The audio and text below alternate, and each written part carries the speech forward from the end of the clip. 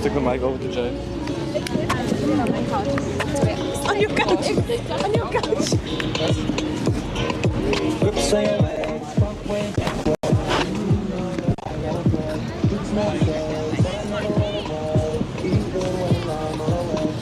Thank you. Right, do you want me to do it now? There we go. Okay, sound test. Yeah, just checking. Where do you want the microphone? Okay. Right, with the sound test. Just coming through. Just let me keep talking. Is that okay? Can you hear me all right? I must practice my first lines. Good morning and welcome to World Sports Betting Newlands for this all-important clash between the World Sports Betting Western Province team, women's team, and the DP World Lions women. And it is an important encounter. Number 2 plays number 3 on the log today. Is that enough?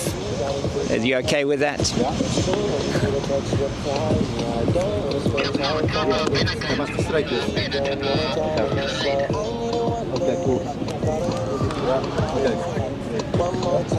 What do you need? What do you need doing here?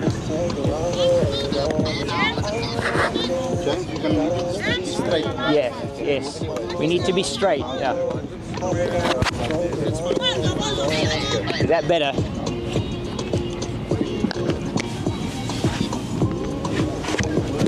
We've still got 10 minutes, guys. Yeah.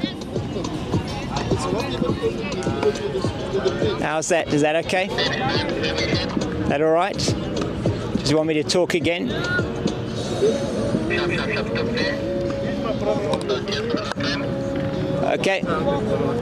Okay, sound. So welcome here to World Sports Betting Newlands for this all-important Hollywoodbets Pro50 clash between the home team, World Sports Betting Western Province, and the DP World Lions. And it is number 2 versus number 3 on the log. Just the 2 points separating these two teams. So it's going to be an all-important match here today. You happy with that?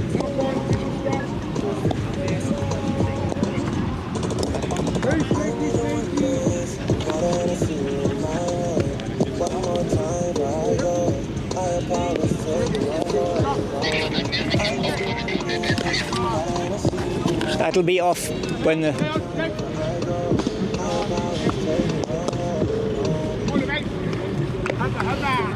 There we go. What? You want it now with the sound, with that music off? No.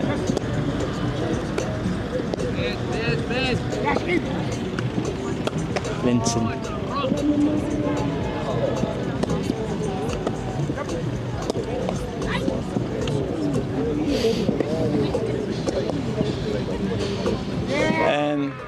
Shoaib, where do you want me? Is that okay?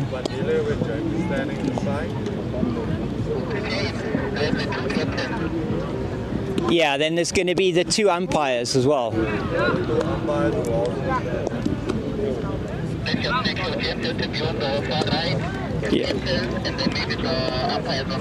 Yeah, that's what we want. Yeah, that's fine. Yeah. Okay, cool.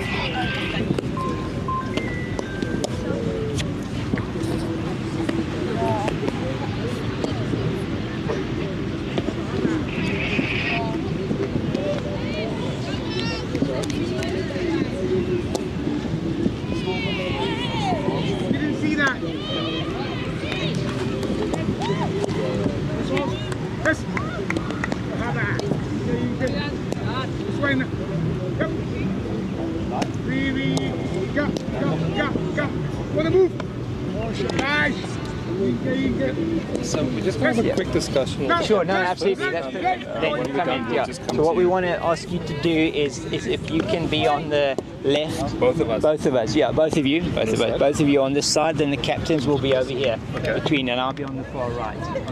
Then you can hand the, you can come across, hand the, give the coin to Leah, she can toss, and then we'll take it from there. Yeah, super, thank you. And,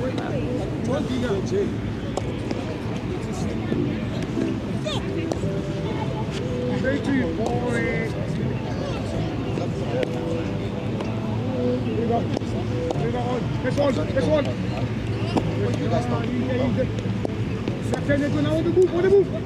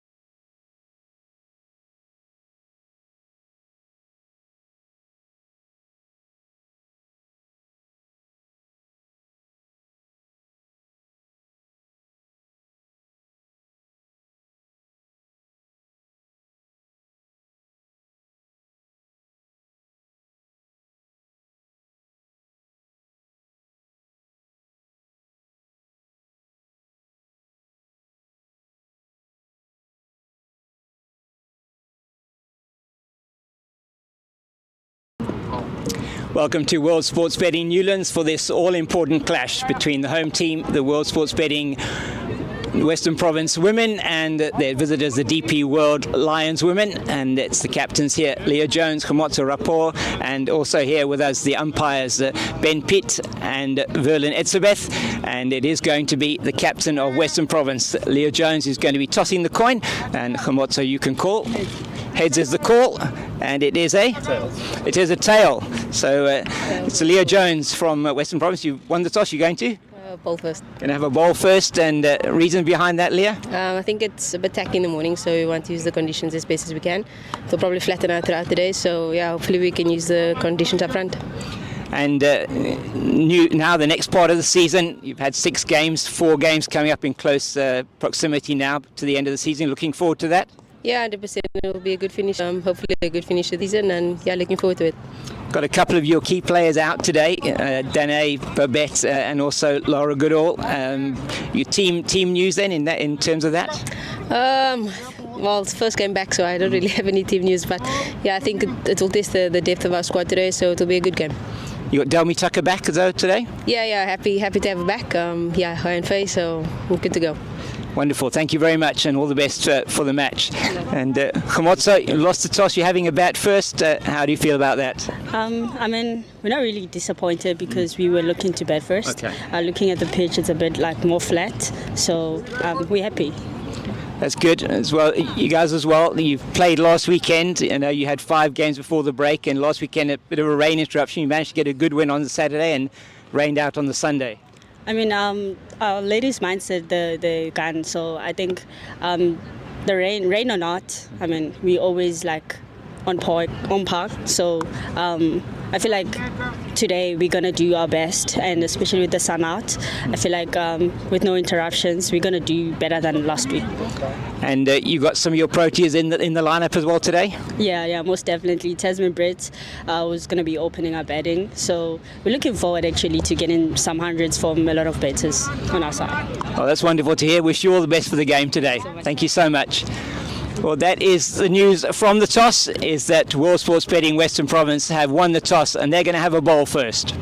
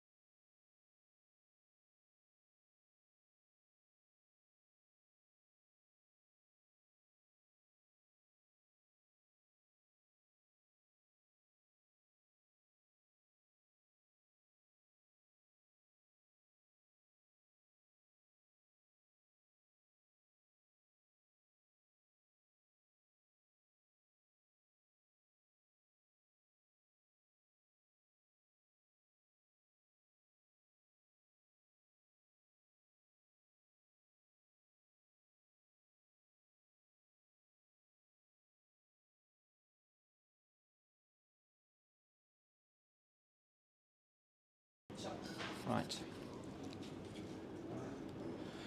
Welcome to World Sports Betting Newlands for this all-important Hollywoodbets Pro50 clash between the home team, World Sports Betting Western Province Women, and the DP World Lions Women. And it is the umpires Pitt and Etzebeth, who are coming out into the middle, and they'll be soon followed by the two batters for the DP World Lions and the Western Province team. It is the World Sports Betting Western Province who won the toss, and they have decided to have a bowl first. Unsurprisingly, that's their normal thing that they do here at Newlands, expecting maybe a little bit of movement early on what looks like a very good batting pitch. I'm James King, and with me today, Ane Havaka. Morning, Ane. Great to have you here with me. Morning, James. It's nice to be back. Yes, commentating with you is always a privilege, and I'm very excited for the exciting game that lies ahead today. Yeah, it should be really exciting news from the toss. There, as I said earlier on, Western Province women winning the toss and deciding to have a ball first, but really the important thing for them, the team news, and they are missing because of injury at the moment or medical reasons. Danae van Niekerk, Laura Goodall and Babette de Leerde. So three of their top batters that are out of action at the moment. So the team news is that Western Province women, just go running through that team lineup. It is Delmi Tucker returning after a long-term injury with after a shoulder operation. Faye Tunnicliffe, Rivka Esau, Sarah Smith, Aluhle Sio, Leah Jones, Yandiswa Mangala, Caitlin Wango, Tatum LaRue, Kayla Reinicke and Gemma Buerta. And for the Lions, it is Sinette Viljoen-Jafta, Kirsty Thompson, Ayabonga Kaka, Sinola Jafta, Tasman Brits, Khomotso Rapo, Karabo Meso, Jenna Evans, Rehalo Bile Mkize, and Raizibe Untazaki and Nkululeko Tabete. And it is the opening batters for the team from Johannesburg that are coming out to the middle, and that is going to be Tasman Brits, and with her is Nonkululeko Tabete. Yes, James, as we know, Tasman Brits is such an incredible batter. We know she's a stalwart for the Proteas ladies, and it's great to have her here in the domestic setup. We know, as I looked at this morning at her stats, this is a 97th game that she's playing for the Pro50, so that is just amazing stats. She's getting close to that 100 games, which is obviously an amazing achievement and milestone. But I think a lot of people really got to know her the last few years as really a stalwart in the Proteas ladies team, and it's a privilege to see what she can do today. Yeah, it is. She certainly has made that opening spot in that Proteas lineup her own, and together with Laura Wolfart. And it is going to be really good to see her batting here today. No doubt the World Sports Betting Western Province will not want to see her out there for too long. But No. It is going to be Nonkululeko Tabete that will be taking first strike. And it is a very strong DP World Lions team. And the Western Province, they have been doing well. A few of their seamers have got 7 wickets. And so they've shared the wickets around. I think their strength really this season, they have had some very good results from a batting point of view, but their bowling is really their strength. And it is going to be Tatum LaRue who's going to be opening from the Kelvin Grove end, and she's going to be bowling to Nonkululeko Tabete. And that one is down the leg side and will immediately be called by umpire Brent Peat, will be called a wide. So just getting her radar a little bit wrong first up. And is Faye Tunnicliffe with the gloves today in the absence of Babette de Leerde. At first slip we have Kayla Reinicke, and down on the boundary to my right at third it is looks like Rivka Esau. And that is a full toss played into the leg side. Aluhle Sio is going to give chase. I don't think she's going to get there, and that gets down to the boundary for 4. So very good start here for the DP World Lions. And Tatum Lou just losing her line and length on that occasion and tickled around the corner very nicely by Tabete for a boundary. It does look like a good batting surface, Ane, I must say. A bit of a sheen to it, a little bit of grass on it. Yes, I definitely think it's a good pitch to bat on today, and I think these first 2 balls definitely gave us a taste of what can be today, as we now see that she leaves the ball, but another wide is signalled.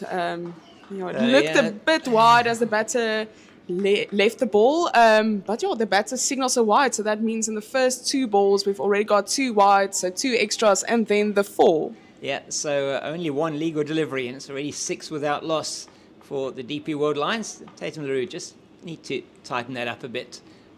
She does very well on this occasion. It's played straight to the captain at extra cover, and there is no run. So first dot ball, Tatum LaRue will feel a lot happier about that. So just going through that field in a bit more detail. It's, so I said, it's Esau at third. You've got Delmy Tucker at backward point. Sarah Smith is in the covers at cover. Leah Jones at extra cover. And it's LaRue in again. Well, that's a very good delivery. And she plays and misses outside the off stump. And then we've got a mid-off, mid-on. That's Caitlin Weingart at mid-on. Gemma Buerta at mid-wicket. And then Aluhle Sio is down here in front of us at fine leg. It's Yandiswa Mangala, who often does duty at backward point. She's in there at mid-off. And she'll certainly be looking forward to batting on this strip a little bit later. So 2 of the ladies who were involved in that Under-19 World Cup, we'll talk a bit about that now. Much better here from Tatum LaRue, getting her line and length exactly where she would normally be expecting to bowl on that occasion. Yes, I think somebody like Tatum LaRue is such an experienced bowler. Again, looking at her stats as well, this is a 95th game and also a milestone just around the corner, but that just says the amount of experience she has. So obviously those first few balls weren't up to her standard, but she came back very nicely in this last 3 balls. And that slightly over pitch played into the covers where it's fielded by Sarah Smith, and there is no run. So don't have the roving camera as yet, so I will be trying to describe the action that you can't see to you. But just to talk a bit about Kayla Reinecker and Gemma Buerta. They are the 2 players in this World Sports Betting Western Province lineup that were part of that SA Under-19 team at the World Cup. That's again just strays a bit onto the leg side. Buerta will do the fielding from mid-wicket, and it's a single to end the over, and it is 7 without loss after the first over, and no doubt will be Caitlin Weingart to open the attack from the Weinberg end. And Yes, James, you just mentioned the Under-19 World Cup with the women, and wow, what an amazing achievement that was. Obviously, unfortunately coming second, but it was absolutely amazing. I think the whole Reinecker has inspired a nation. The amount of passion she played with, you could see how much the last meant to her, but it's beautiful to see that every time she goes out there, she represents a club or a country or province with pride. And I think for us as South Africans, we just want to say thank you to that team. It's lovely to see our women's sport is growing and how well they are doing. So for us, it was already a big achievement that they made the final, and I think these girls can be so proud of what they achieved. yeah, it was a fantastic performance from that entire team. We do have in the DP World Lions lineup just the 1 player of the 3 that were from the DP World Lions, just Karabo Meso in the lineup, but with Viljoen-Jafta also in that team, is not keeping wicket today, Karabo. She'll be in there for her batting. But Diara Ramlakan and Faye Cowling, also from the DP World Lions, also playing incredibly well in that tournament. Faye Cowling, such an asset to that team. It's Weingart away from us now. And she's a little bit into the leg side. And it is the keeper that goes and picks up. They only take the single. So this field setting for Caitlin Weingart is such that she cannot actually bowl anything straight. She has to be outside the off stump. She's only got she's got a 7-2 offside leg side field, and so you can't see that from where you are. You can just see the 1 slip. She has a fielder at third, and she's got a ring field on the offside. She's got a backward point, almost a gully, a point. And that one again is quite straight, hit firmly by Brits, her first delivery through to Mangala at mid-on, and there is no run. So just to go through that, there's it's not really a gully. It's Delmy Tucker is almost at a shortish backward point. Then there's a point, there's a cover, there's an extra cover, and there's a mid-off. So Caitlin Weingart needs to keep this outside the off stump, and she does so on this occasion. And that's through to Smith at cover, and there is no run. So Yeah, so the last two balls going for dots as Tasman Brits just looks to settle.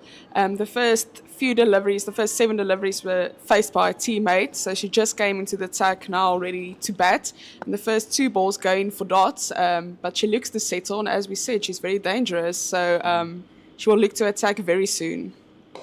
once again outside the line of the off stump, which is exactly where she wants to be, and just played out into the covers once again. And I'm wondering how long it might be before Tasman or Nonkululeko Tabete decides that with Caitlin Weingart that they might want to move across a little bit onto the offside to make that delivery that she is going to bowl outside the off stump more into a leg side delivery or straighter delivery. That one she floats up, it's beautifully played, and it's half stopped by Tatum LaRue, and it is going to be 2. Tasman's turning for the third, but she is sent back by Nonkululeko Tabete, and they get through for 2. So she's off the mark. Tasman Brits, a lovely push into the offside, and good piece of fielding there from Tatum LaRue. Unfortunately, just couldn't stop it and from going through for 2, but she did manage to prevent a boundary as the extra cover. That is Rivka Isor. She moves around a little bit straighter. Again on the line of middle and off stump, and that is a good line to bowl. And that's been a good over from Caitlin Weingart. Just the 3 off that, and it's at 10 without loss after 2 overs. Yeah, so the first few balls really looking, at the moment it looks like Tasman Brits is going to just wait for the right ball to punish. At the moment she's just settling herself in, but as we know of somebody like her, she loves to attack when she's batting. Tasman Brits is known for on big occasions to go for the shots that she likes. So at the moment just settling in, it is obviously 50 overs, no need to play any shot that you would regret later on. But at the moment, she's still settling in, but we can expect a few big shots from her soon. I definitely think so. Yeah, just left alone. And Tabeta as Tatum LaRue getting into her work now. That's a much better line from her. She does have the protection of a fielder down here at fine leg. It is Lutlesio, who came through and playing for Western Province.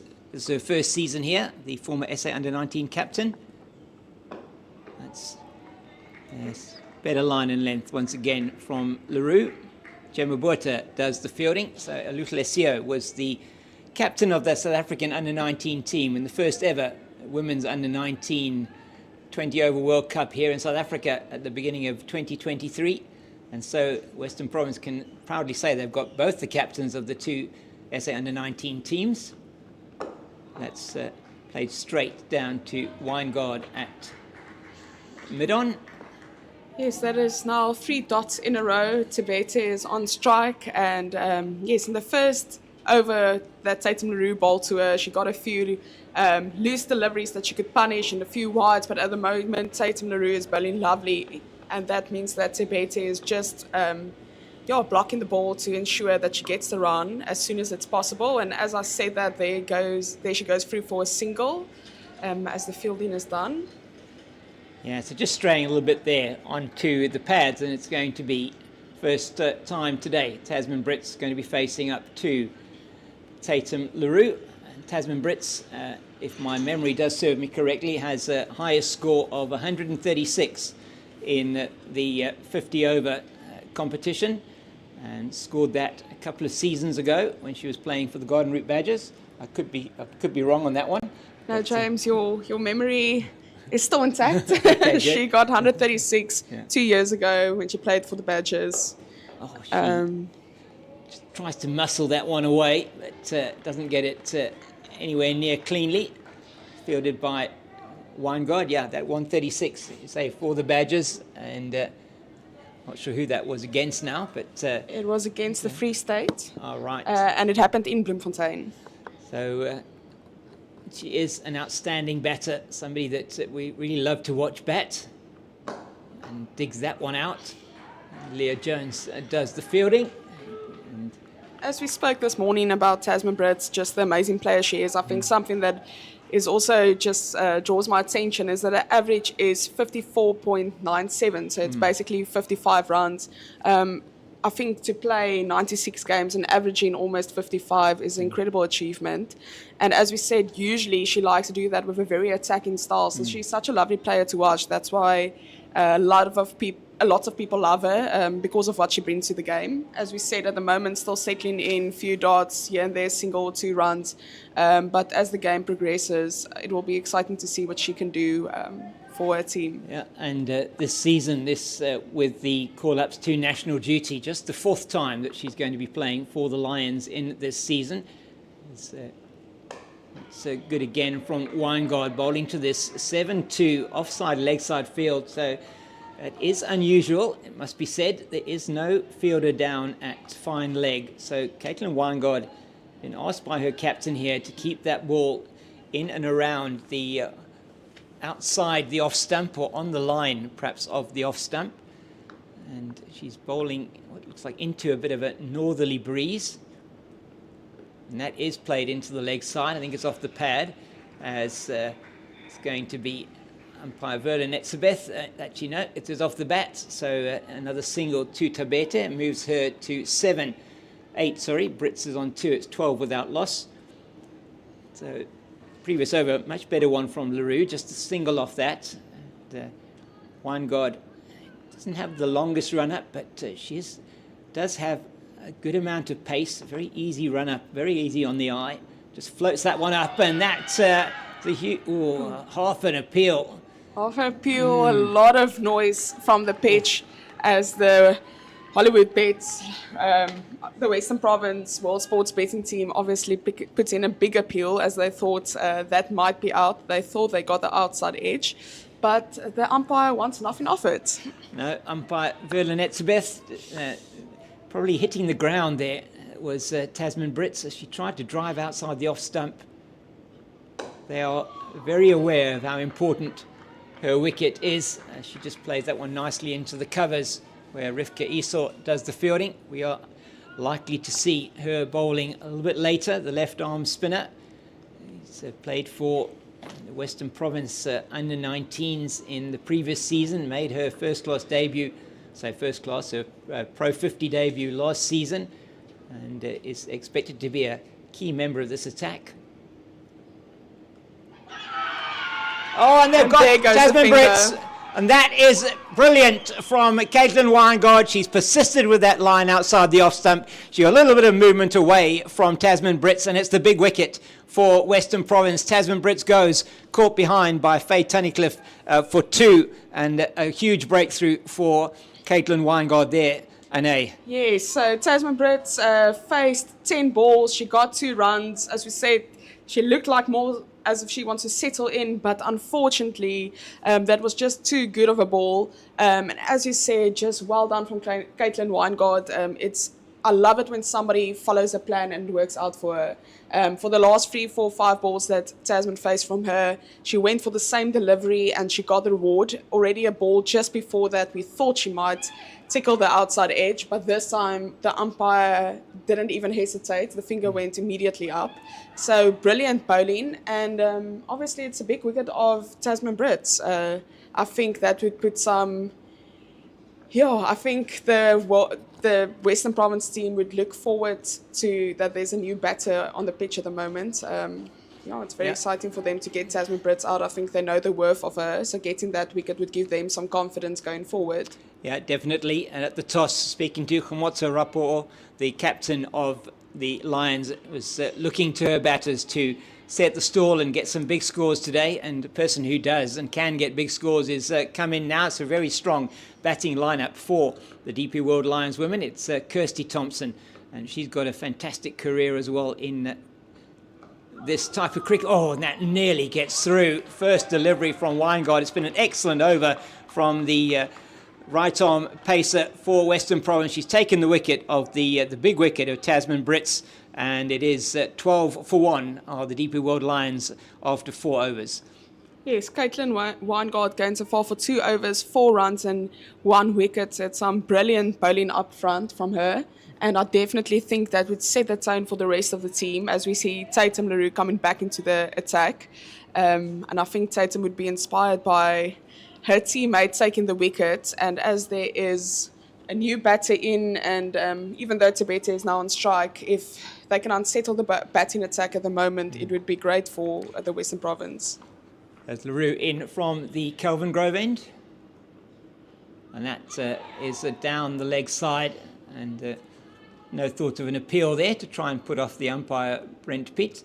And so just losing her radar a little bit there again, LaRue. But just in that previous over, what was so good was that, as you said, Weingart was getting that ball in that channel outside the off stump, but she was actually drawing Brits out more and more, and drew it into playing the false shot. That's much better from LaRue, and just defended by Tabete. Yes, Tatum LaRue, just as you said, it's just a dot for this ball. Unfortunately, the first ball went for a wide and looked very similar to the first wide that she bowled in her first over. So she's not quite getting the line and the length that she wants at the moment. Still a bit too wide, but in the first over and at the moment, she followed it up with a few good balls after the wide. So that is obviously, as I said, an experienced bowler can do that.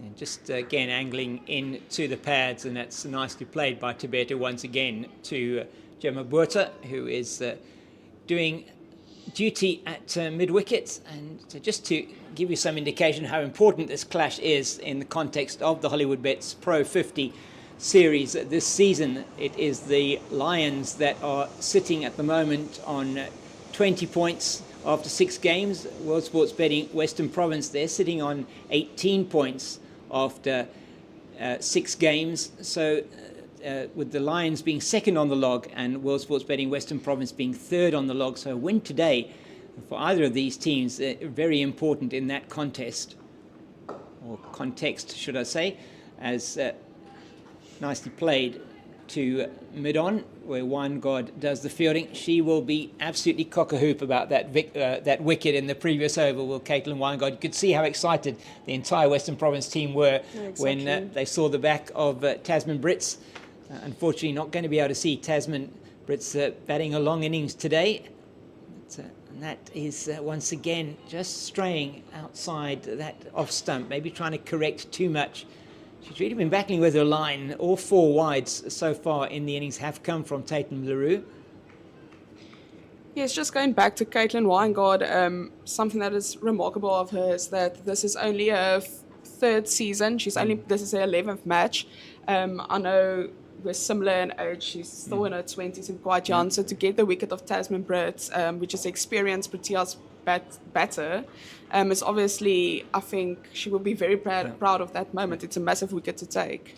Yes, so in the Hollywoodbets Pro50 so far this season, Caitlin Weingart is equal on the number of wickets taken. In fact, she's gone ahead now of her teammates. I think Leah Jones was also on 7 wickets, Tatum LaRue also on 7. So it's been quite an effort, quite a coordinated effort from the bowlers from World Sports Betting Western Province. That's a lovely shot. It's over-pitched from LaRue, and it's played through the covers beautifully by Kirsty Thompson for her first boundary, and pierces the field down to the boundary in front of the North Pavilion, which is just to the northern side of the Oaks here at this beautiful ground here at World Sports Betting Newlands.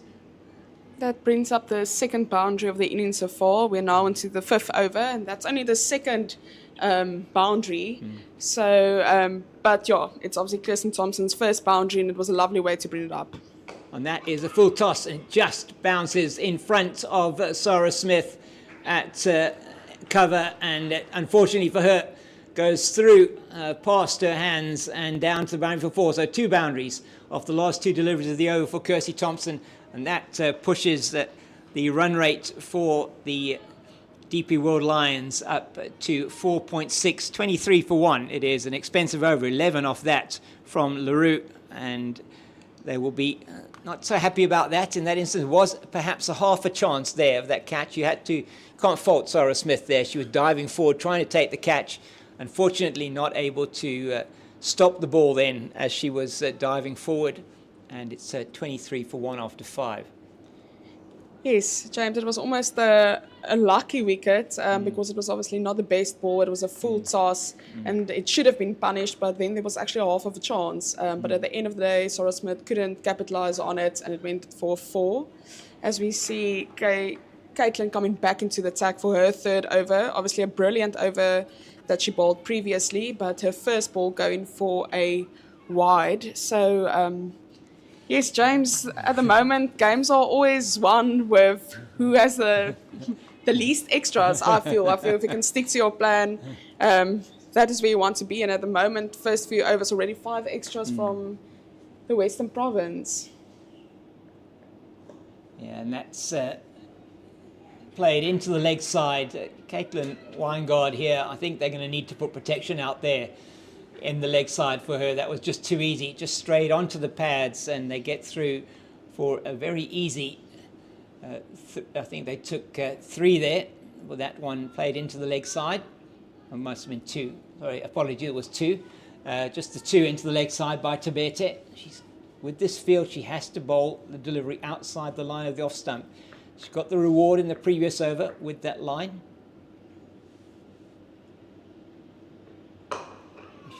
Almost floats that one up a little bit to Tabete into the covers. It's fielded by Esau. There's no run.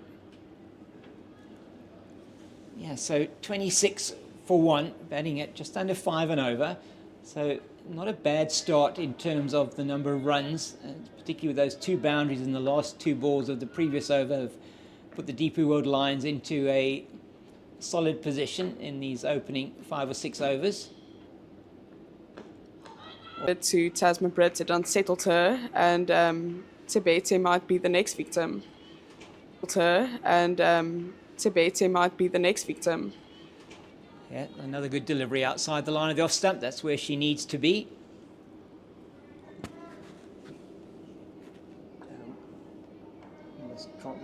We mustn't talk when they're bowling. When they're actually bowling, we're not going to talk over. Try not to.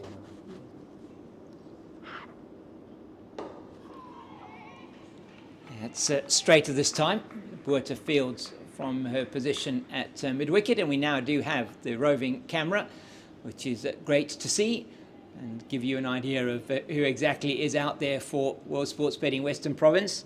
Just still looking at this field, there's a slip, there's like a shortish backward point, third a point cover, an extra cover and a mid-off, 7-2 offside leg side field, very interesting field.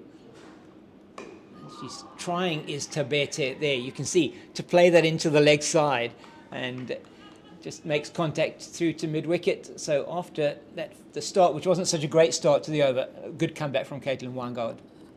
Yes, as we looked, as she finished her third over, she got 7, so she's so far for 7 runs and still the 1 wicket, the big one of Tasman Brits. So, yeah, not a great start to her third over, but she finished it very nicely, and she, yeah, she's going very well at the moment, and I think the team would be very proud of her. Yeah, it's important for Western Province here to just keep their disciplines, and Tatum LaRue is going to continue from the Kelvin Grove end. And the breeze today, a little bit different here at Newlands. Not much of a breeze, but what breeze there is actually coming from the north and the northwest. Often we have a southeaster here, but today not much of a breeze out there.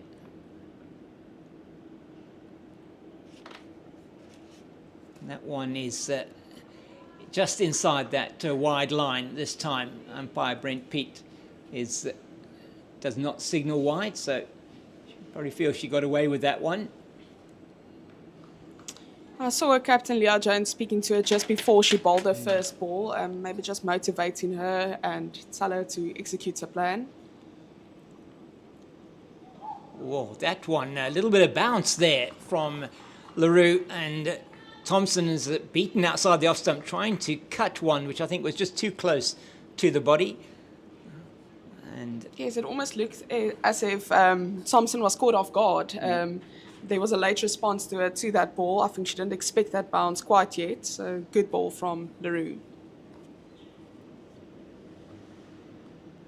just guides that down to a slip where Kayla Reinecker does the fielding. Kayla Reinecker, as we were talking about earlier on, captain of that South African under-19 women's team that went to the World Cup in Malaysia, got to the final, and I think what a fantastic achievement it was by that team, and was fantastically led by Kayla.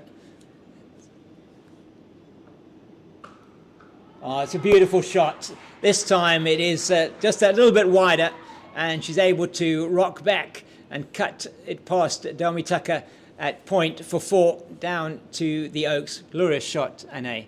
Yes, that is her third boundary of her innings so far. So that brings her to 12 runs. So all 3 so far has been on boundaries as she cleared the ropes for 4. Yeah, so brilliant batting so far from her to keep the runs flowing. It looks like her attacking batting at the moment.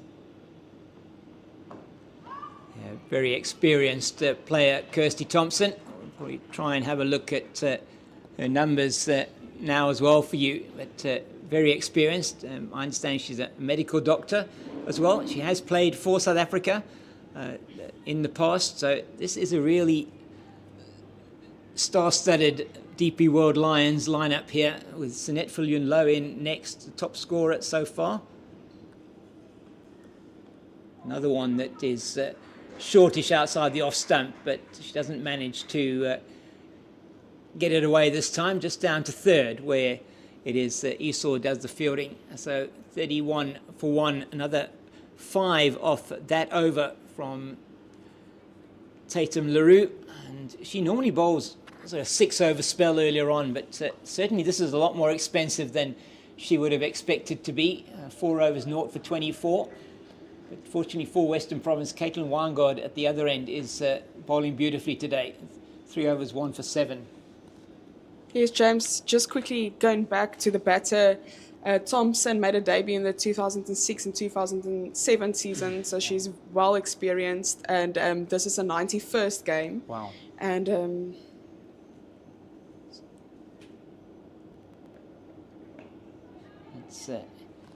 down the leg side again, she actually gets away with that one, does Weingard, just onto the pads of Thompson.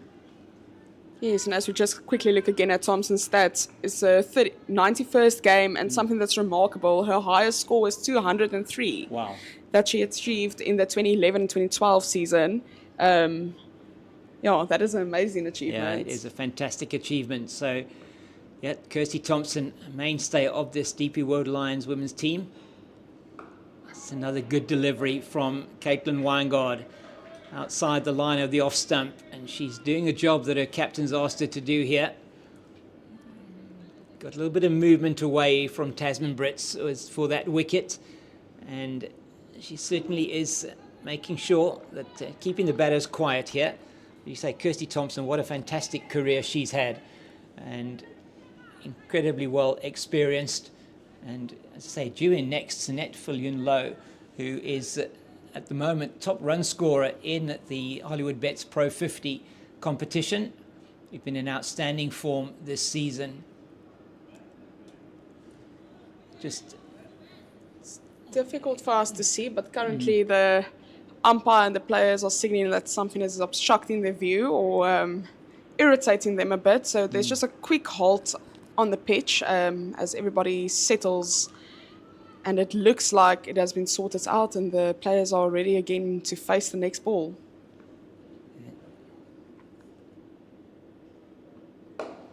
another good delivery from Weingard. It's played straight back down to the bowler. She's really been bowling well, Caitlin Weingard, in this spell. It's been outstanding from her into her 4th over, 1 for 7. And she's been keeping Western Province in the game here at the moment. Not allowed the DP World Lions batters to get ahead of the game. Oh, and that one is I don't know if it was tickled off the pad, but it's outstanding work done behind the stumps there by Faye Tunnicliffe. And Faye Tunnicliffe, who is back in the national picture, wonderful for her as well, was in the camp, as was Delmi Tucker over this last week. That was held up in Tshwane.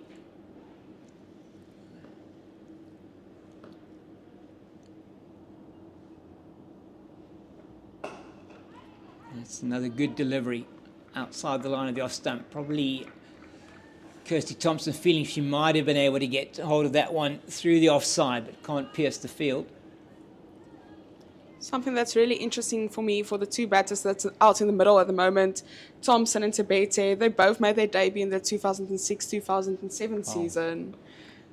So they both come a long way and know each other for quite a while. A ton of experience out there at the moment.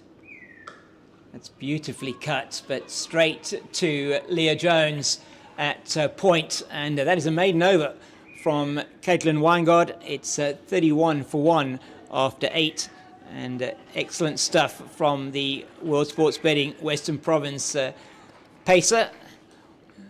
I've been impressed with her today, Anne. Caitlin, she's been on the money. Yes, James, and you made such an important comment early on. Unfortunately, LaRue doesn't seem to get a form quite yet, but with Caitlin Weingard at the moment just steadying the innings with her bowling, it's obviously a very nice balance to work off, and that means it's also nice for, as I said, for Caitlin with her young age to step up. She took a big wicket in Tasman Brits, and she just kept it cool, kept bowling the line and length that she wanted to bowl. So yeah, that has been really wonderful to see. We also now see that there might be a bowling change. We won't see LaRue coming into service again this over, as Jones is warming up, last few stretches, and she's going to come into the bowling attack now for her first over. That's nicely bowled outside the line of the off stump, and well played as well by Tabete. And Leah Jones been in good form as well this season, and she's taken, I think, 7 wickets in the season so far. In the Hollywoodbets Pro50 is one of the better averages as well in the season, and she is one of the top wicket takers for Western Province of all time. Actually, I think number 5 on the list in the Hollywoodbets Pro50. And its equivalents over the years. Just 22 years old, the captain of Western Province. And you talk about Caitlin Weingard. She was a non-travelling reserve for that South African under-19 team in the 2023 under-19 Women's World Cup that was held here in South Africa. So has played a couple of games for the SA under-19 team as well in the lead up to that tournament. And Jones is on the money with her first couple of deliveries, and it's the captain leads from the front here from a bowling point of view. Yes, I think Tatum bowled well, but unfortunately she wasn't up to standards, I think, to her standards today, and I think it was a good decision for Leah Jones to bring herself into the attack to make the change, and so far she's been going for a few dots. Once again, a good delivery, and Jones does have the ability to move that ball away from the right hander as well. And we'll just try and get a closer view on whether there is any movement. They do play with, as far as I'm aware, 2 balls here as well for the women's game. And it's interesting, I mean, they always say, and we'll talk about that after this ball.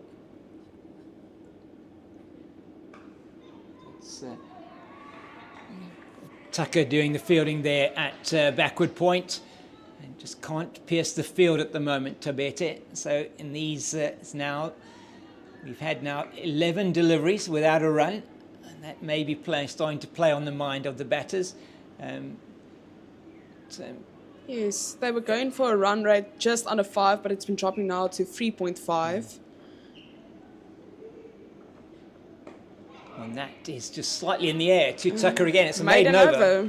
So second maiden over in a row, and Leah Jones, the captain, has done a trick there for them. So they say, that batters win you matches, but bowlers win you tournaments. That's a phrase that we've heard reasonably often, and certainly with tournaments we've had going through, and the SA20 having just finished here in South Africa, and back into the domestic action. And this Western Province bowling attack they spread those wickets out pretty evenly amongst them. There's a few bowlers that are right up there, and the top wicket takers of the Hollywoodbets Pro50. And for the Lions, we'll talk about that now.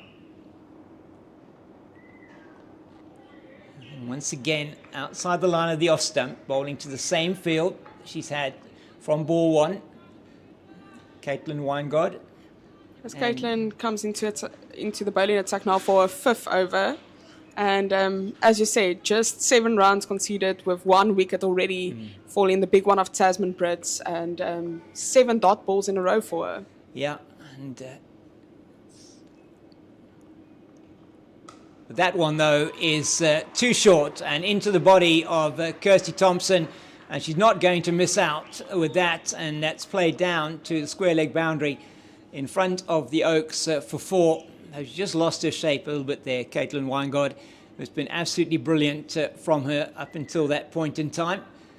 As you said, it was she's bowled the maiden before that, and I think there were 5 deliveries that she bowled before that were dot balls after she went for a wide and a 2 off her other over. So it's been almost 2 overs that she hasn't been scored off. She's going to have to make sure she keeps that outside that line of the off stump. And she does this time. It's a much better delivery. So it's great following up with that ball after the boundary that she conceded. The previous ball was just a bit too straight and it was punished. And we were all we were wondering how she was going to respond to that boundary. Obviously, if you've bowled so well, you don't want to lose form, but that was a brilliant ball to follow it up with. She still has 3 balls left for this over. Let's see how she can bowl. Yes, that's another good delivery, well played by Thompson. A lot of chatter out there. Very happy with this opening spell from Caitlin Weingard, our World Sports Betting Western Province, and I don't think it will be too long before she's replaced at this end as well, no doubt, with spin. There's 3 spin options in that Western Province lineup. That's guided down to Sio at 3rd. First time that I think the ball is, or maybe second time it's gone down to the 3rd boundary off Weingard. So it takes the total to 36 for 1, and we're in the last over of the power play here. So the World Sports Betting Western Province, they'll be happy that they've pegged it back, as you said, and at one stage they were batting at about 4.9 to the over. Big wicket of Tasman Brits in the power play.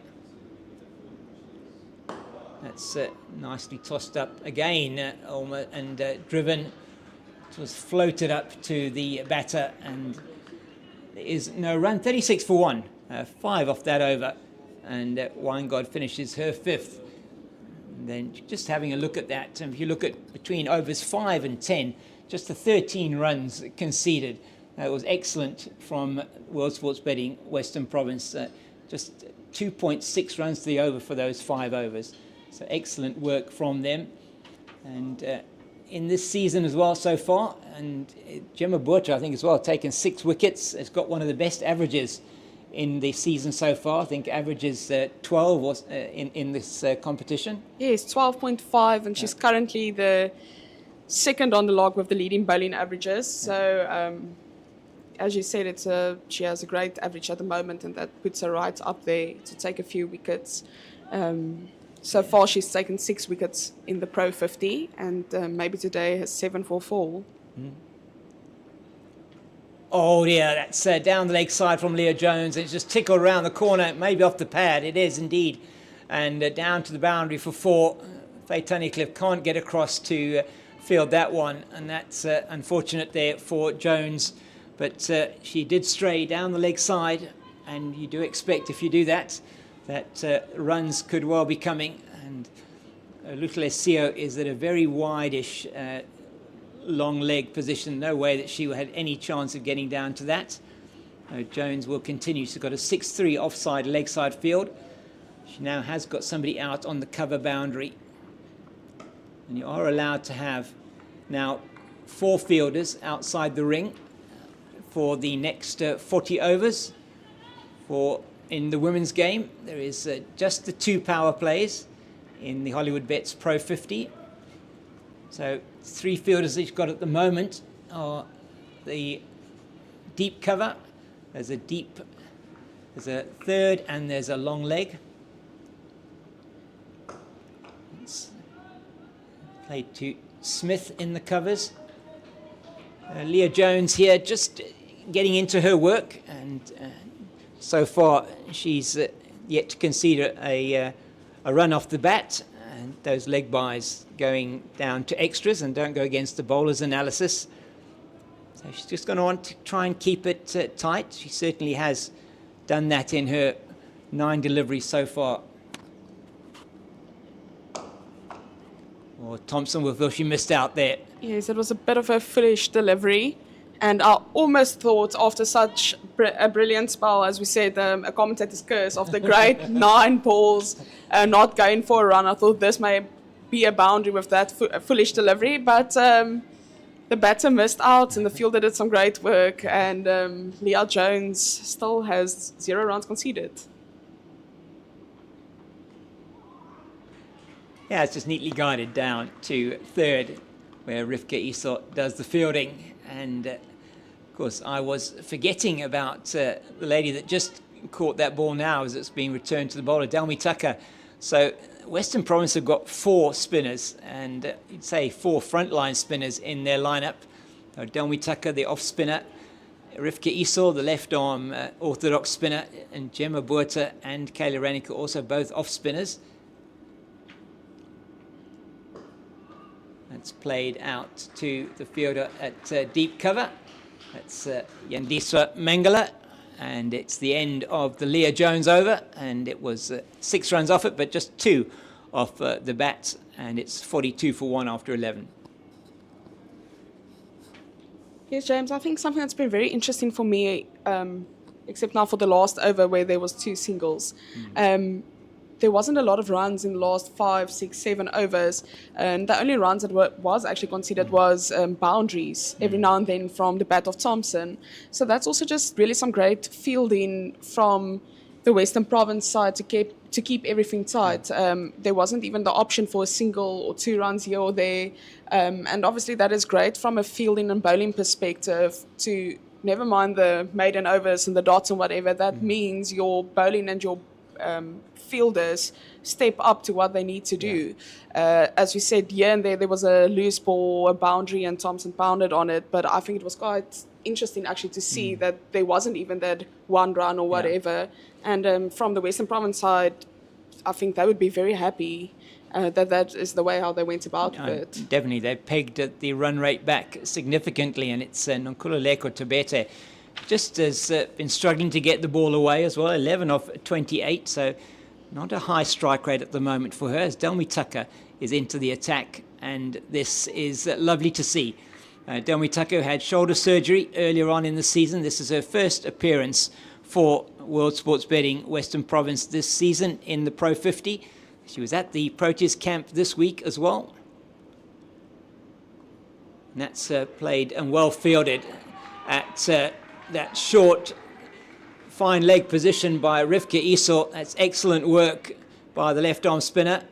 It's going off to her left-hand side, her stronger side, but she stopped that well. It was well connected by Tebete. That's driven out all the way along the many pitches here on the square. We're playing today on the last pitch on the far right-hand side as we're looking at it of the square here at Newlands. So that ball, if you hit that through the offside at the moment, you've got all those hard squares that the ball's going to go across, which means it could race away. Lutlesio doing the work on that boundary there at the moment. And Faye Tunnicliffe just directing traffic as we have 3 fielders in the deep on the leg side for Thompson, and that is hit her in front, and umpire Big appeal. says, umpire, it's the best unmoved there. That was a big appeal. I don't know if they were that convinced, though, maybe going down the leg side, but worth a shout. So Tucker into her work straight away. It's a little bit short, but she doesn't capitalise, Thompson. So it's exactly what you want from your premier right-arm off-break bowler. Oh, and she comes forward, and well bowled by Tucker once again. Well played by Thompson in the end. It's just a single off that over. 43 for the loss of 1 after 12. Yes, James, as you said, it's great to have Dalmi Tucker again playing some cricket after the injury that she had to face.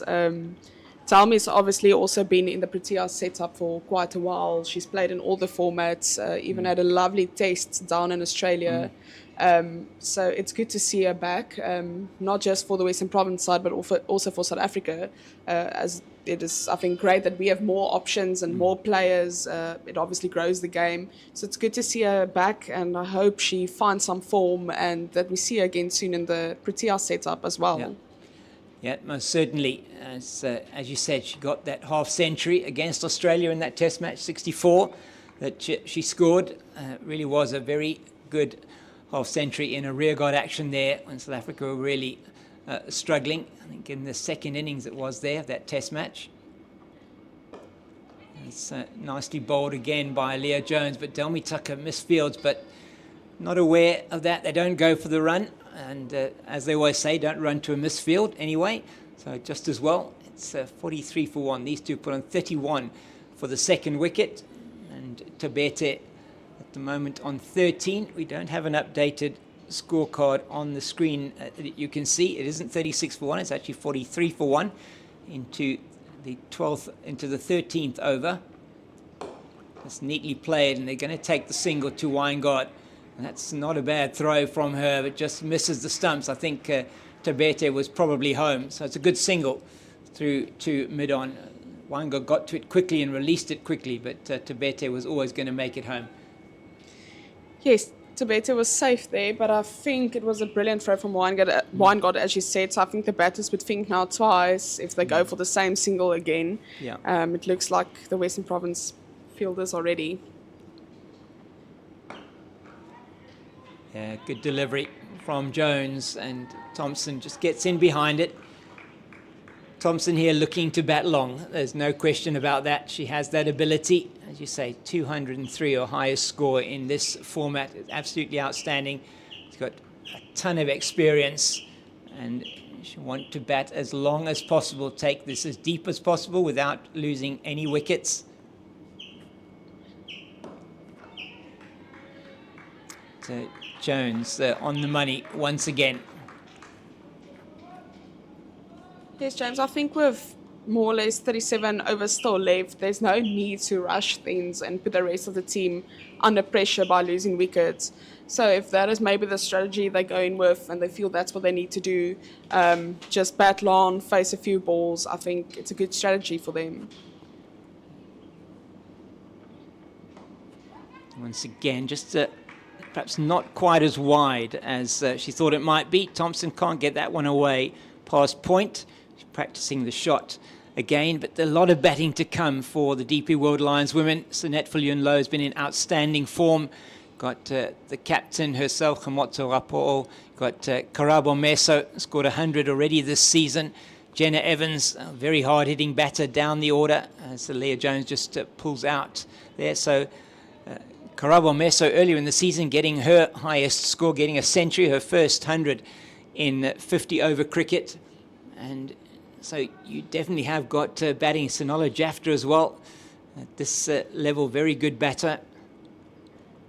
Oh, and that is an edge. It's a genuine edge. Goes down to third where Esau does the fielding, and they get through for the single.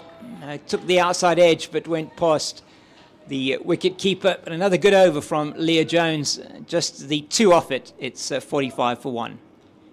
Yes, I think the wicketkeeper was never Chilean contest with that ball that went for the edge. But if there was maybe a slip, I think it would have been a different story. I definitely think there would have been a chance there to take the wicket, but unfortunately no slip and it went for a few runs. Yeah, so now Tucker in once again now to Thompson. Just trying to get our scoreboard updated for you. That's a good delivery from Delmi Tucker outside the off stump.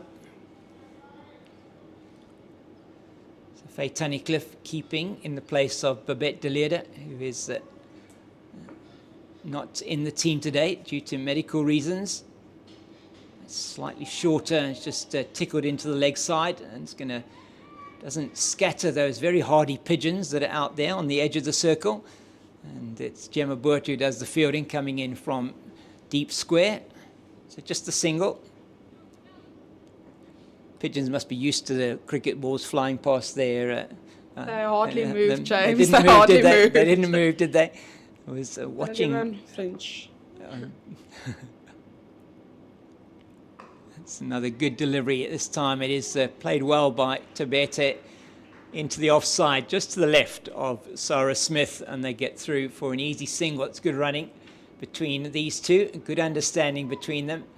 And yesterday I was watching the South African game against Afghanistan in the Champions Trophy. As we look at the reverse sweep, and it's not...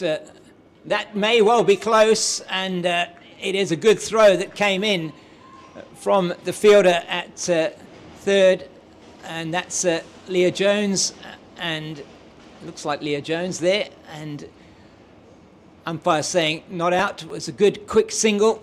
Tabete coming through. She was the one who should have called, because it was behind the wickets on the offside. Jones effecting a very good pick up and throw, but she was safely home. Tabete looked close to me. Very close. Good throw, good work also by Faye. Clear catch, and she went for the stumps. And that's tickled into the leg side, down to Esau at short, fine leg.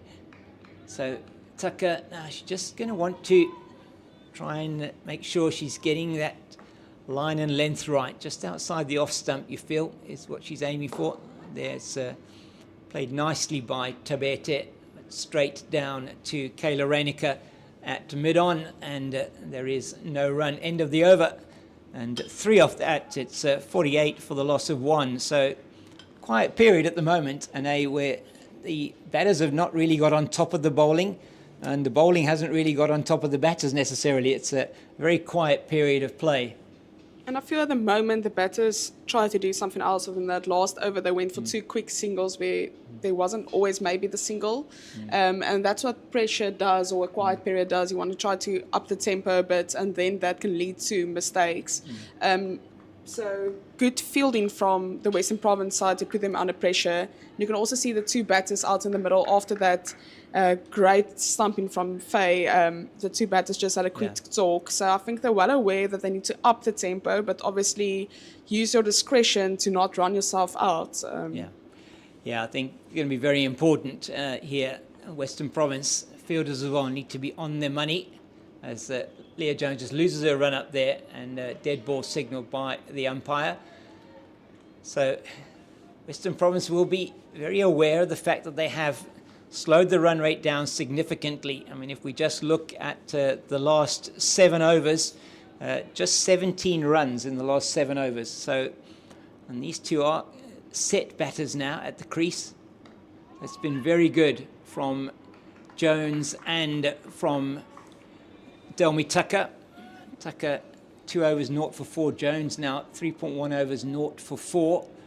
And before that was Caitlin Weingard, 5 overs 1 for 12, with the very important wicket of Tasman Brits, caught behind by Faye Tunnicliffe when the score was on 12. She just scored 2.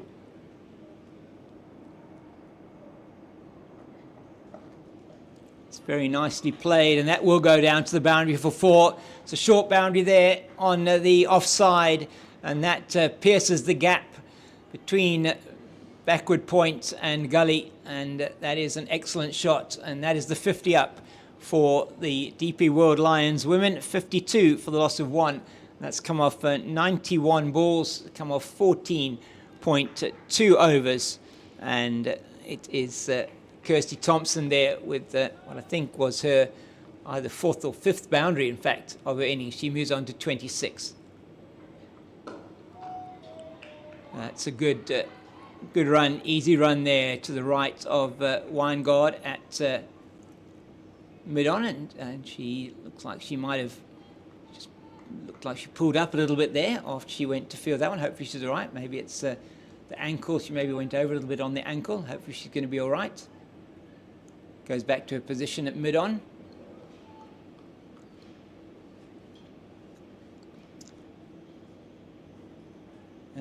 So it seems like she's okay. She's just checking in with the captain there. So 53 for 1. It's Tebete on strike. Tunnicliffe has come up to the stumps now. I think it's a good move there to prevent the batters perhaps going out of their crease, trying to go down the wicket and make something of the delivery from Leah Jones. So it was the first boundary scored there off Jones's bowling. Yes, there was 3 fielders that chased that ball, but it was such a great boundary that there was no hesitation that it was going to go for 4. This one's into the leg side, but Sio will do the fielding, and it's just a single down to long leg.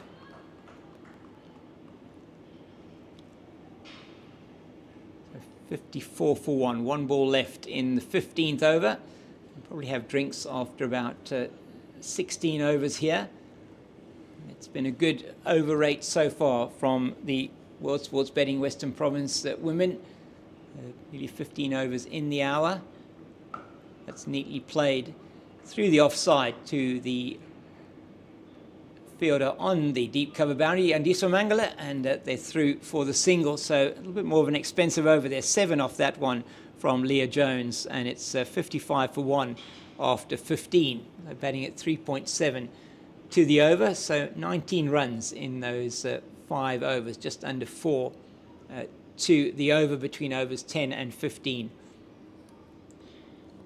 Yes, the 19 runs in this last 5 overs isn't that significant, but in the previous 5 overs it was 13 runs that they went for, so it still looks like there's a slight shift in momentum. I would emphasize the whole slight, yeah, there's a slight change coming about.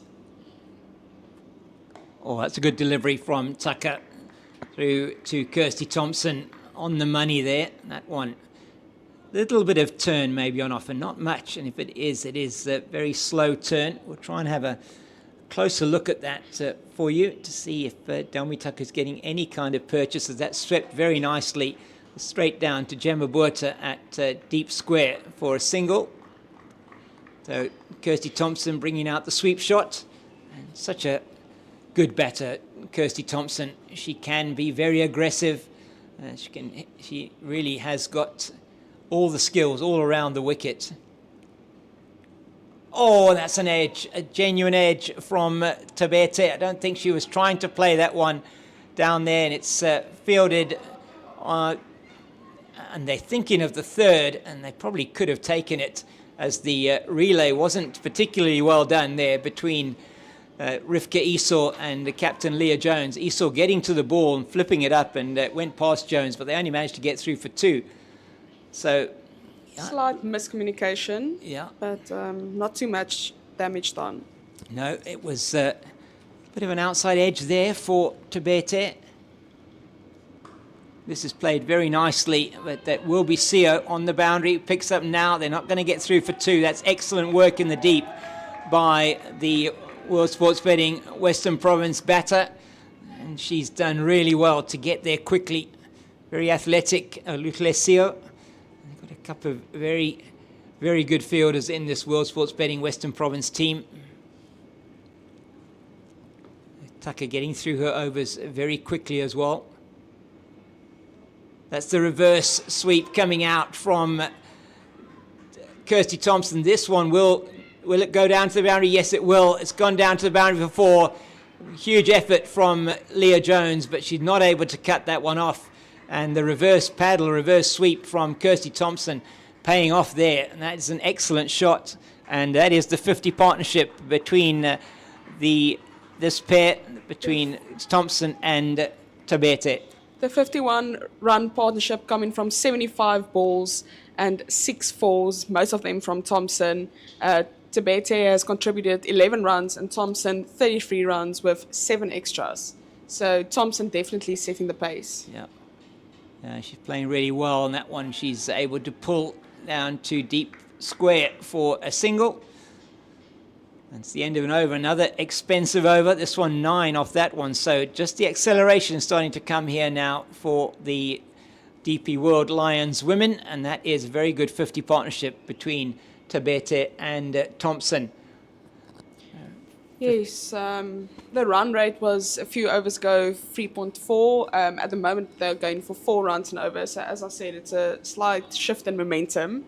You can see that they maybe thought maybe now it's the right time to capitalize a bit, to up the tempo, but go for a few singles. And that's what they've been doing. They've been looking for the boundary, but there's also a bit more intent with running the singles. Yeah, and they'll know that a total somewhere in the 220s, 230s, or even 250, which is possible for them to get, you would think, if they continue going at this rate and don't lose wickets, is probably 99% of the time is a winning total here at World Sports Betting Newlands.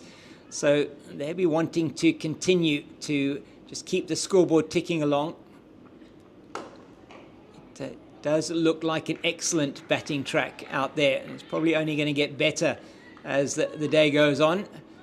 But it was early on that World Sports Betting Western Province women got the big breakthrough when the score was 12. It was the wicket of Tasman Brits caught behind by Faye Tunnicliffe off the bowling of Caitlin Weingart. Weingart excellent in her opening spell. And Jones has been equally economical. It's just in the last couple of overs that we've seen the DP World Lions women start to accelerate a little bit more.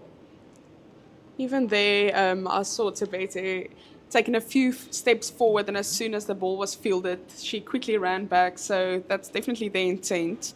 They just need to pierce the gaps at the moment. Oh, and that one, she is trying to pierce the gap there, is Kirsty Thompson, but gets the inside edge onto the pad, just bobbles out into the offside. Now, a lot of encouragement out there from the World Sports Betting Western Province team to their captain, looking for another breakthrough.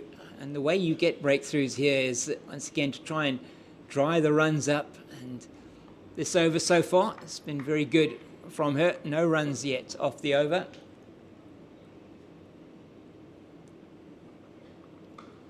And there will remain no runs off the over. So Jones just pulling it back here, Anne.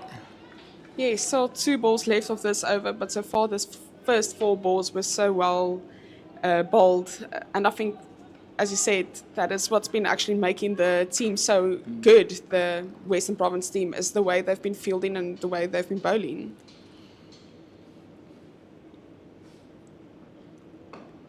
Another very good delivery on the line of sort of off stump and just defends. Something that's definitely that I saw definitely today is the fact that every time it looks like the DP World Lions wants to accelerate a bit and get a few runs, the Western Province team brings it back so nicely. It's every time there's a few runs or a few boundaries, the next few balls are then dot balls, whatever. And it just loses a run up again there. We've seen that a couple of times from Captain Leah Jones, and it was Leah Jones who won the toss this morning and had absolutely no hesitation in saying they're going to have a bowl first. And that is a normal thing for World Sports Betting Western Province. They certainly decide to chase more often than not. And that is a brilliant catch And that is the breakthrough that World Sports Betting Western Province have been looking for, and that is an outstanding piece of work. A great grab on her follow through from the captain, Leah Jones, and that is excitement there for the team from World Sports Betting Western Province, as we are now going to take a drink with that particular wicket. So it is the big wicket of Kirsty Thompson, caught and bowled Jones for 34 off 51 balls with 6 fours, and a great breakthrough there for World Sports Betting Western Province. I think it was something that was quite funny to me, as it looked like she was going to court the ball. It is as if both teams and everybody that's here in the stands held their breath for a few seconds. Did she caught it? Did she drop it? And it's as if she assured them she got it caught, and the umpire signaled that it's out, and you just heard how everybody was bursting with how proud they are of that catch. But there was like a few seconds where everybody was, did she caught it, did she drop it? But brilliant catch from Leah Jones. So well done with the fielding and the bowling, being rewarded for how well she's been bowling for her 5 overs. We'll take a bit of a break. We'll be back with you in a couple of minutes when it will be the match to continue after the drinks break.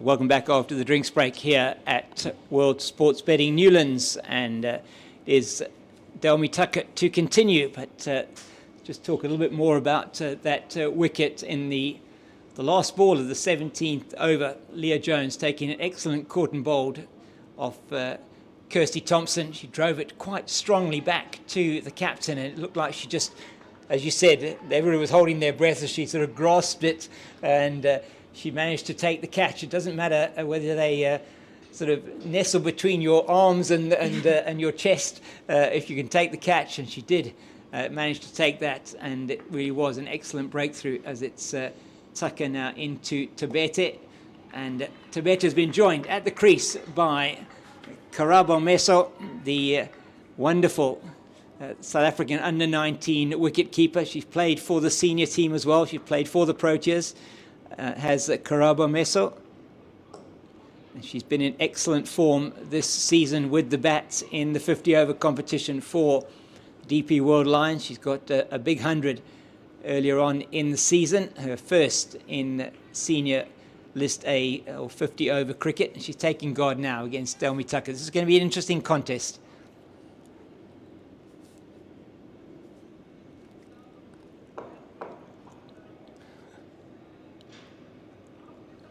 That's played into the leg side. 2 bounces before it gets to Gemma Buerta out there on the deep square boundary. So it made a nice sound off the bat, that did, but just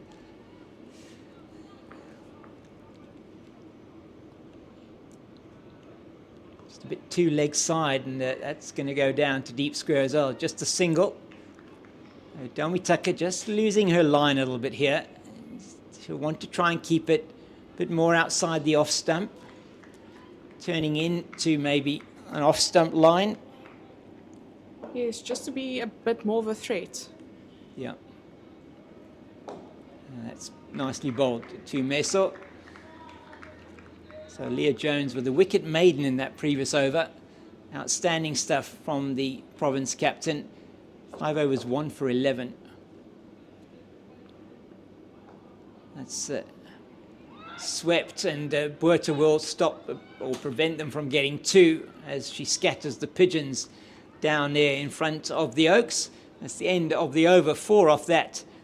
Just the 4 singles as it's 68 for 2 at the end of 18. So batting just under the 4 runs to the over. And that wicket of Kirsty Thompson, very important for the World Sports Betting Western Province ladies team, as it is going to be Leah Jones to continue, and why not?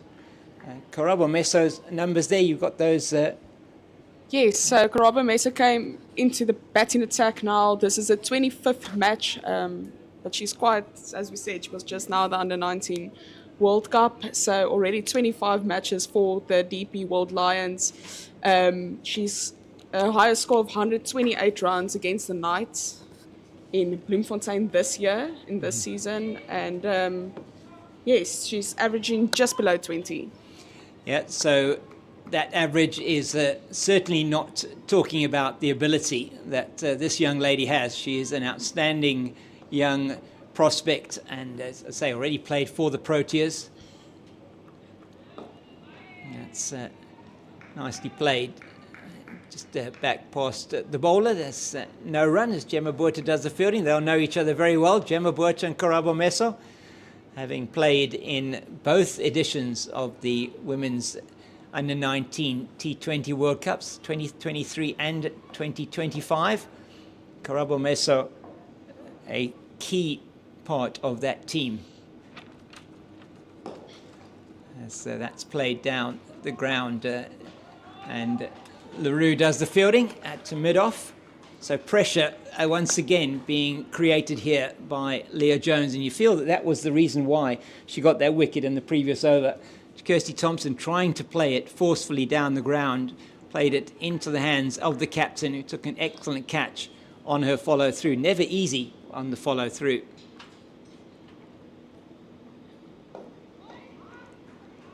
Into the pads once again. Buerta does the fielding. So in that Under-19 World Cup, and it was, if my memory again serves me correctly, that the 3 players that were selected for actually I think 4 players from South Africa selected in that ICC team of the tournament. We'll talk a bit about that now. That's very nicely played. Oh no, it's misfielded by Mangala. I don't know if Sarah Smith's going to cut it off. Yes, she is. She gets there, picks up, and there again, that is going to be, it could be a close one here. No, the throw isn't strong enough from Tatum LaRue, and they get through for 3. So there, Yandiswa Mangala, such a good fielder normally. That one went straight through her. She'll be unhappy about that. And they go through for 3. So Kayla Reneker being selected, in fact, as the captain of the team of the tournament, because of her incredible captaincy that she displayed. Gemma Buerta was in to open the innings.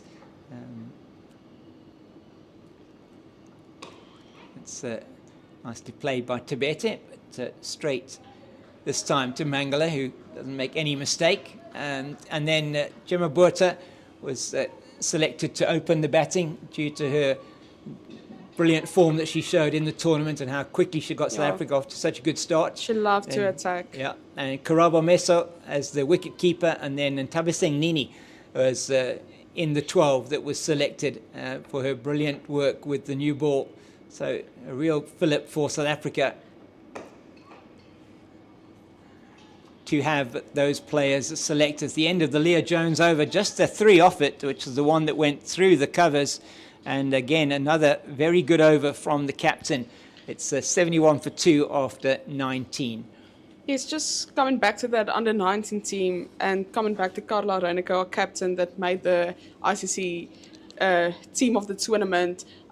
I think she was selected as captain for that team, but also something that I just admire from her as a captain is just the passion she brings to the game.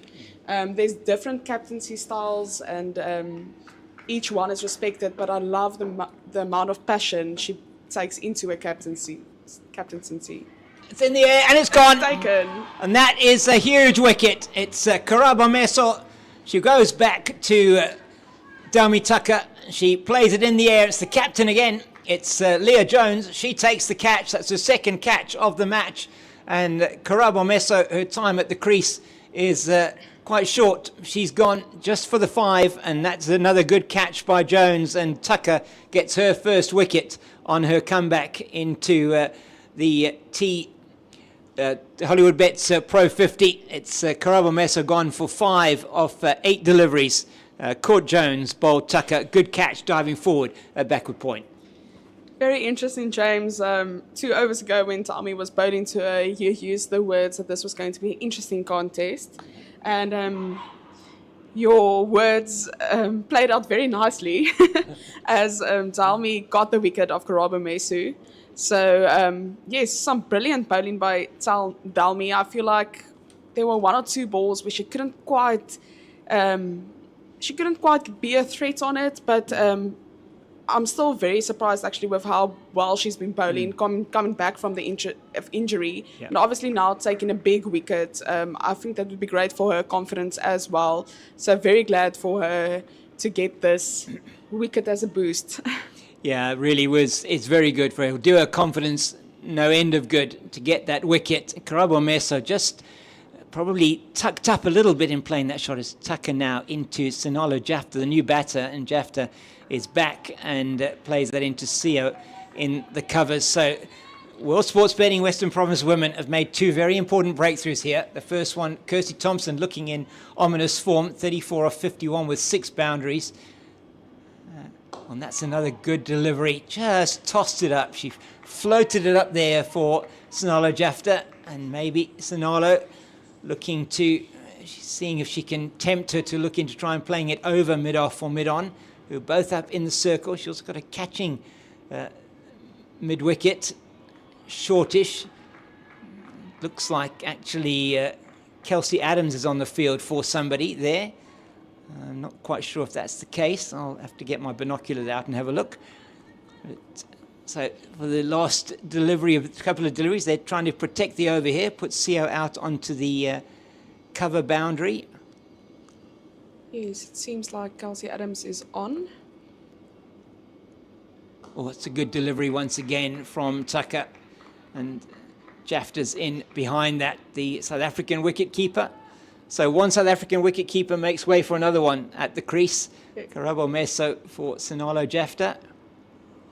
It is wide this time from Tucker. She won't be happy with that, but it doesn't cost more than a single.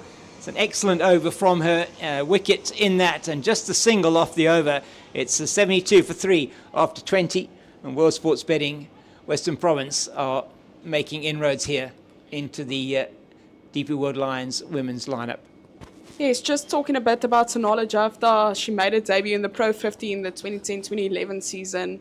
But again, as James just said, a prettier player that usually is a wicket-keeper for South Africa. She's also been a regular in our team, so a lot of people will know her name. And it's nice to see after the camp that they had last week, she's back in action for her local team.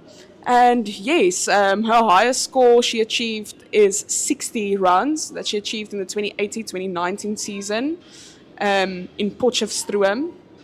And yeah, this is also her 76 games. So bringing a lot of experience in the Pro50 itself, but also as a Proteas player, definitely adding some weight to the team. So a lot of those, number of those games in 50 over List A cricket would have been for South Africa as well. So very experienced player, Viljoen-Jafta. She's on strike now, and it is going to be Kayla Reinicker we're going to see for the first time, the under-19 captain, bowling her off breaks, and she's also had a good season so far as Kayla Reinicker. And I think more so in the Hollywoodbets Pro20, but in the Pro50 as well. Played a number of games for World Sports Betting Western Province. So it feels quite tight on that offside.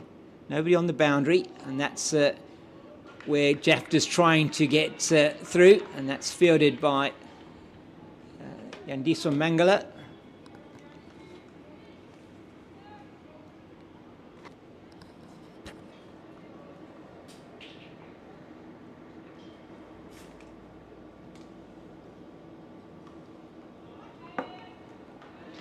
Yes, cut away nicely, but unfortunately the fielder is there in Dalmi Tucker.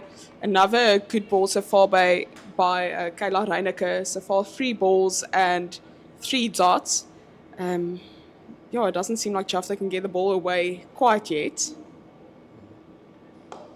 Oh. And as I said, that she hits a brilliant shot for 4. No fielder in sight, and that was a beautiful 4. Yes, gloriously played over cover, and that was the situation. As we said, there was nobody on the boundary on the offside. That might change now, though I don't know if it is going to. Could do, and it is Caitlin Weingard who's off the field. We saw her pull up a little bit when she went to field a ball earlier on. We hope it's not too serious, because they certainly need her to come back in and bowl later on in the piece here. 5 overs, 1 for 12 so far. Hope there's no danger there. It's a beautiful shot, though. That was from Viljoen-Jafta. Oh, and that she's just behind it, and they should be able to get through for an easy single. And that was an outside edge, though, going back to Reineke. She'll feel she's got an opportunity here, Kayla Reineke. Has conceded 5 off her over so far. And now she's going to be bowling to Nonkululeko Tabete for the first time. Tabete has been there since the beginning. 21 she has, of 46 deliveries. She's been the mainstay of this batting lineup. Oh, and that's beautifully played by Tabete. That's going to go down to the boundary for 4, and that was fully intended to go there. Just opened the face and takes it down to the boundary for 4. Excellent over for the DP World Lions. 9 off it. Those 2 boundaries really assisting them. And it's 81 for 3. Reineke, 9 off her first over. She'll not be happy with that. No, Kayla Reineke started off very well. The first 3 balls going for dots, and then the last 3 balls going for 9 runs. So not the way she would have wanted to end. But as we see now, Dalmi Tucker is back into the attack. Obviously, 2 overs ago, she got the great wicket of Karabo Mesu, so that would give us some confidence into this over to maybe look for the breakthrough, especially against Viljoen-Jafta, another Proteas player. Yeah, good work done there at short fine by Rivka Isal. Just stopping that one there as it was turned around the corner by Jafta. Jafta on strike. She's on 6. A beautiful boundary with the previous over. She goes over the top, and she succeeds again with getting it over the fielder at that short position there. But it is fielded by Yandiso Mangala coming around from deep mid-wicket. So they just get through for the single. They're trying to go over the top of mid-on. There's a definite option for Viljoen-Jafta. And that's just played around the corner. They're going to have to be quick, and they are. It's not a great throw from Esau coming in from short, fine leg. And Viljoen-Jafta's making things happen here. That was a very good run that she caught her through for there. She was running to the danger end. She knew immediately that she would be able to get there. Oh, that one outside the off stump. She's trying to guide it down into the vacant third area and makes no contact. Could so easily have taken the edge. So Dalmi Tucker won't mind her doing that. Playing against the spin. If there is anything on offer, they're going to go through a quick single here as Kelsey Adams does the fielding. So it's good intent from Jafta. She's come to the crease. She's been very positive right from the first ball. She's looking to take the quick singles, looking to rotate the strike where she can. And when the ball is there to hit, she's been hitting it. Well, good ball from Tucker once again. And it's a good over from Tucker. Just the 3 off that. 84 for 2 now, for 3, sorry, after 22 overs. So just short of that 4 runs and over And World Sports Betting Western Province women will be looking to try and get another breakthrough here. As after 1 over only, I think Kayla Reinecker has been taken off. And it's going to be Tatum LaRue that's going to be coming on. Is it? No, sorry, I'm wrong. Thought Tatum LaRue was going to be coming. It's going to be Kayla Reinecker to continue. She's just having a bit of a chat there with her captain. But she's back at And the Delmi Tucker. umpire, Yeah. giving her cap to him and her glasses. And if I know Kayla Reinecker, then she'll be up for this challenge here against Nkululeko Tabete and Viljoen-Jafta. And I think what's she's done here is a good decision here. What she's done to try and prevent Tabete from playing that dab shot down into the offside, and Viljoen-Jafta as well. She brought a slip in place here. So interesting fielding change. She's gone with a 5-4 offside leg side field now. There's nobody fine on the leg side, so that may be where Jafta would look to try and attack her.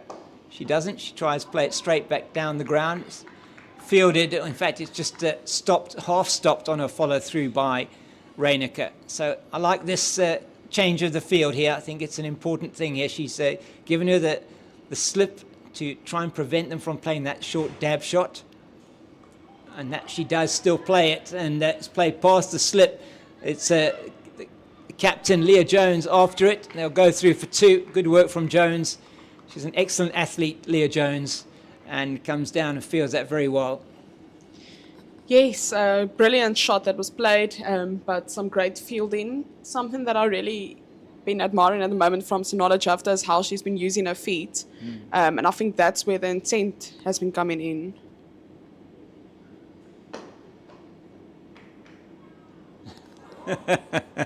Kayla Reinecker.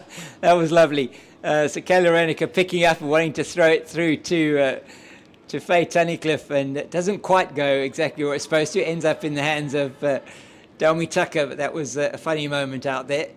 So she's into Jafta once again.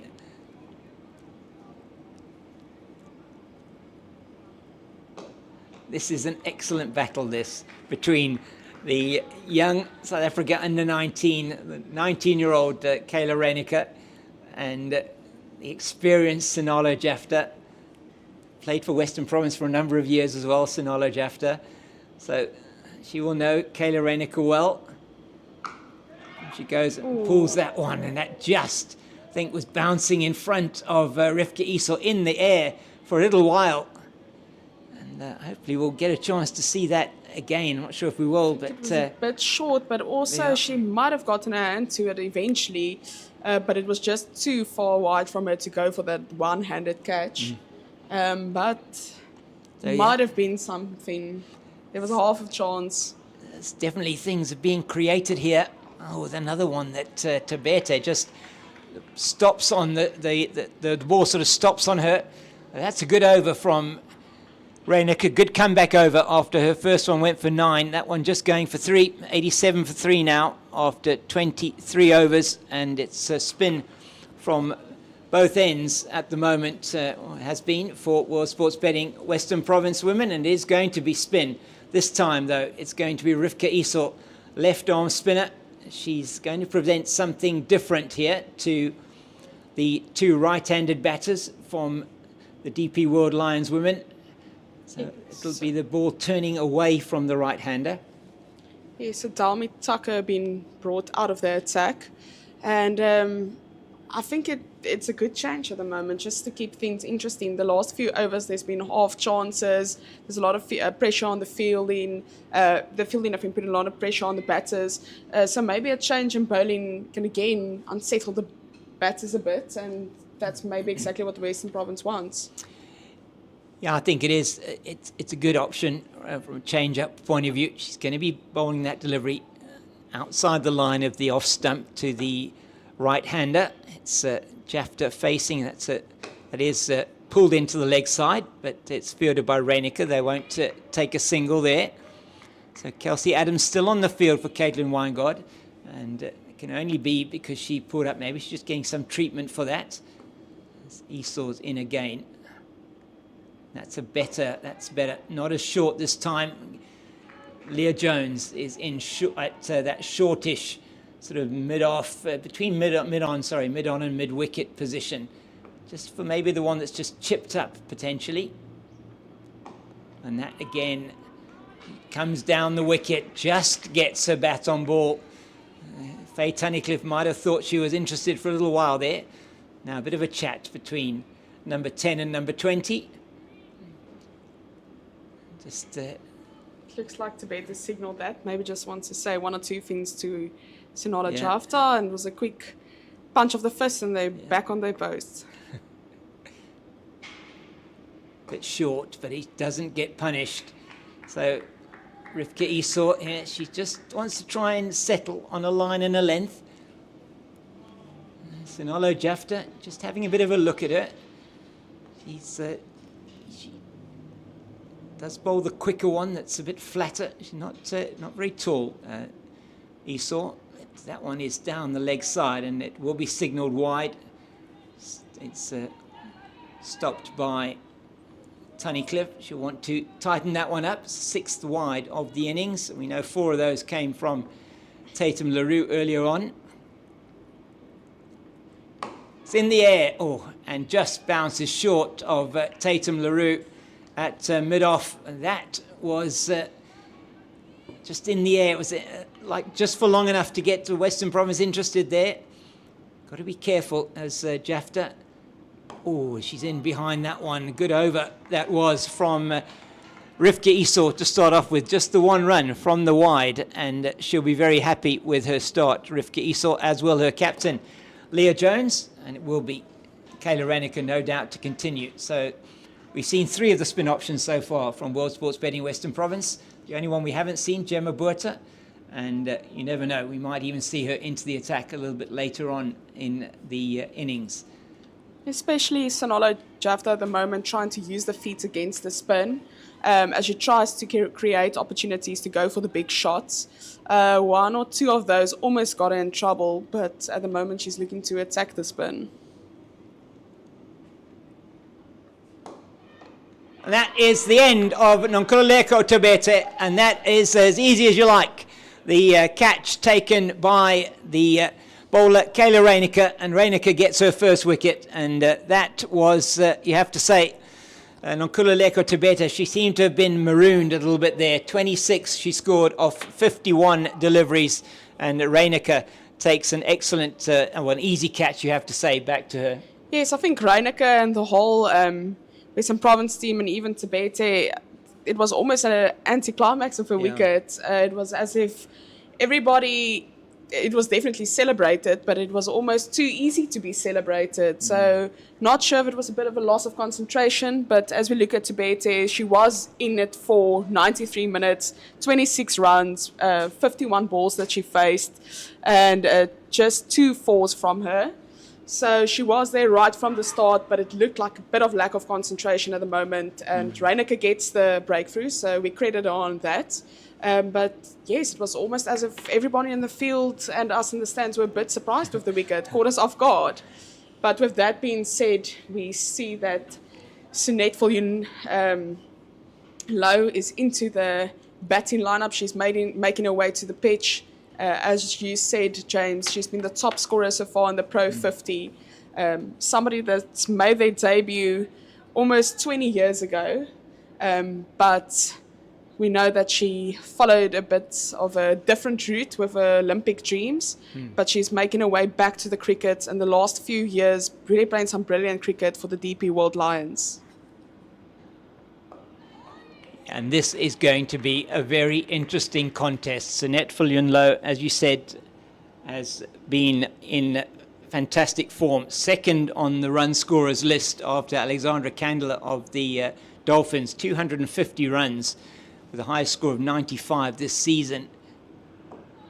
And she's come in with just over 25 overs still to bat. So plenty of time in the innings for her to make her mark, and she really has been the premier batter for the DP World Lions women this season.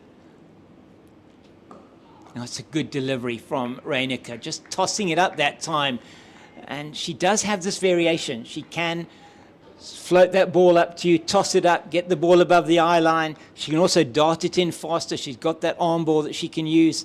So she varies her pace very nicely. That one is the quicker one. And Viljoen-Jafta is just in behind it. So Kayla Reinicke, after the first over, went for 9. It's been an excellent comeback from her. Just one ball left in this, her third over. And Gemma Boert has been moved down to long on, just trying to defend the over here. Not that Viljoen-Jafta would be going over the top. I'm not sure she would in her first over. And that's again very nicely bowled and defended. It's a wicket maiden for Kayla Reinicke, and that is very good from her. Comeback has been outstanding. First over went for 9, second over 3, and it's a maiden in her third. It's 88 for the loss of 4 after 25. So going at 3.5 and over are the DP World Lions women, and you've got some numbers for us there from Sunette Viljoen-Jafta. Yes, as I said, Sunette Viljoen-Jafta has been around from 2004 to 2005. She's played 36. This is her 37th ODI match, and she has a higher score of 160 that she got in the 2021-2022 season. As we look there, as I go for a quick single from Viljoen-Jafta. Just quickly back on Sunette Viljoen-Jafta. So 160 3 years ago.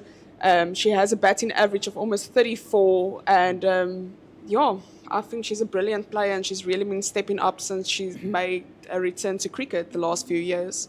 Yeah, outstanding player, and she really has been a stalwart for this Lions team the last number of years, as Rivka Isol just defended back down the pitch.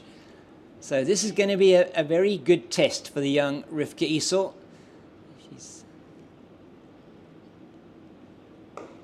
It's nicely bowled, very nicely bowled. She bowled that one from a lot closer to the wicket, it looked like. She's running in between umpire Verlin Etzebeth and the wickets. Short, and she missed out there, did Sunette Viljoen-Jafta. Just plays it down to Boert at deep square. And she's off the mark. She's off the mark for 1 run. It looks like she was just settling against the spin, getting her body behind it, getting her feet and her bat behind it and blocking a few balls, but I think she will be glad to be off the mark. Well, that's a full toss, and it's going to be just a single as Tatum LaRue comes around from mid-off and does the fielding and drops the towel. I think that's in the back of her trousers there. She's just sorting that one out quickly. So it'll be Viljoen-Jafta on strike again. Yes, that's a better delivery from Isol. And the end of the over, she gets through her overs very quickly. 3 off that. It's 91 for 4 after 26. And Isol now just the 2 overs, 0 for 4. Yes, obviously very interesting with Sunette Viljoen-Jafta and with Tasman Brits, both of them representing our country in javelin. Yeah. So they, I think, have something a bit more to talk about during team breaks than just cricket. Obviously, we know not one of them planning a return to that sport. No. But it's nice to see some women that's been representing our country in different sporting codes, but also making having great achievements on the cricket field as well. Yeah. It's Jafta on strike now to Reinicke. It's a quicker one from her, and she just tucks it to Boert at mid-wicket. Yes, so Tasman Brits suffering that terrible, I think it was a motor vehicle accident that prevented her from going to the Olympics. And but what a career she's made for herself in cricket. A fantastic servant of South African cricket. Oh, it's... Now, they've taken the slip away, and they did have the slip in there. Kelsey Adams does... it's Isol chases that one down. They'll get through for 2. So very nicely played by Jafta. I think that was intentional. I'm not sure why they've actually now... They did have the slip in place to try and prevent that shot being played. So now they've still got the... now got a 4-5 offside leg side field for Jafta. That is on the leg side and will be signalled wide. Just straying down the leg side. A faster delivery from Kayla Reinecker. And now she's changing around now. They're going to be bringing a fielder into a short third position. She's coming around the wicket to Jafta. So it's a bit of a change of line. She's going to try and just straighten this one to the right-hander from outside the off stump, potentially, and just on the line of middle and off, bringing her field around slightly. Tucker coming around to more a conventional point. Let's see how this works for her. And that is outside the off stump. It's played straight to Mangala at cover. There's no run. So change of line. You often see this now from the off spinners, that they come around the wicket to the right-handers. Does perhaps help to make it more difficult to play that shot. That's in the air, and it's played beautifully over the mid-wicket down to the boundary for 4. She used her feet, as you said, Anae. She's been using her feet nicely. She did on this occasion as well. And that is a welcome boundary for the DP World Lions women. They moved to 98 for 4. It's been an expensive over so far from Kayla Reinecker. Yes, James, and what I liked about that shot is she used the feet, yes, as I've said numerous times, but that was a low-risk shot. Some of the others was landing a bit in the air and the fielders were a bit too late, or it was just safe. But this was a brilliant shot that was well-timed, low-risk. There was no fielder inside. So I think that's great intention with getting the boundary. Yeah, it was a very good shot from Jafta here. She's in again, is Reinecker. Tosses that one up, and and that could have been could have been a mix-up there had Gemma Burta been able to get to stop that one. She tried desperately to get there, she couldn't, and they go through for the single. It's always difficult when you're diving on the square. It's very hard out there. It's going to be Sinet Viljoen-Jafta to face the last ball of this Kayla Reinecker over. It's gone for 8 already. So wicket maiden in her previous over. This one's gone for 8. She want to end it well. It's tossed up nicely. Oh no, and that is really poor fielding, you have to say, in the covers. That should not have been a run, and it ends up being 4. And it looks like Andisa Mangala has just overrun that, and it went past her. That really will not please Western Province women at all, as the 100 comes up now after 27 overs. So 103 of 169 balls, and that is after 27 overs. And that is a quicker second 50 then, coming up off just 78 deliveries. The first 50 coming off 91 deliveries. It's 103 for 4. Yes, unfortunately, poor fielding with that last ball as it went through for a 4. And the ball before that, both batters were for a few seconds at the same end. Yeah. So a bit of slipping with the fielding, but hopefully the team stays motivated. Oh, that's nicely played into the covers. And Delmi Tucker gets a hand on it, but they can't prevent the single. So Western Province, they're just going to need to tighten up a little bit here. Fielding has just over the last little while, it's been not been what they would want. They have got DP World Lions women 104 for 4. Another wicket here will be very important for World Sports Betting Western Province. These two batters at the crease have certainly got the ability to take the game away from you quite quickly, particularly Sinet Viljoen-Jafta. We've already seen what Viljoen-Jafta's been doing, using her feet really well. She's looking very good out there at the moment. Oh, that's an excellent delivery from Esau. A little bit of drift, a little bit of dip, and Sinet Viljoen-Jafta just managing to get the bat down on it in time. So they have a bit of a chat in the middle here. I'm not surprised with the chat. I see that Viljoen-Jafta has been signaling a few things to Sinet Viljoen-Jafta. 2 balls ago, she showed her to calm down, stay calm, making big hand gestures to show her that, and now calling for the quick speech. Yeah, such a character Viljoen-Jafta. That is short, but it's played straight to Delmi Tucker. There's no run. So can Rivka Esau finish this over well, or will Sinette Viljoen be able to find a way through? We know she's such an important batter for this DP World Lions team. She manages to get something on that down the leg side. Would have been wide if she hadn't have got the bat on it. She did get the bat on it, but not to great effect. So they get through for the single. So just 2 off the over so far from Esau. Jafta on strike. This is, as I say, a fascinating contest between this young spin bowler and this experienced Proteas batter. She plays that beautifully into the leg side. Gemma Buerta will cut it off though. They come back for the second and they'll make it quite easily. So reasonable over there. You have to say both teams probably be reasonably happy with that.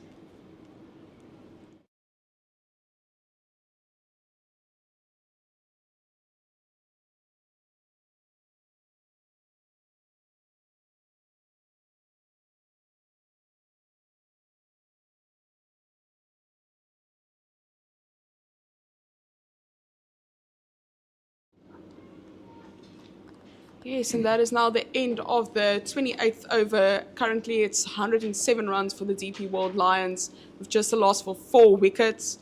It looks like the physio is making a run onto the field.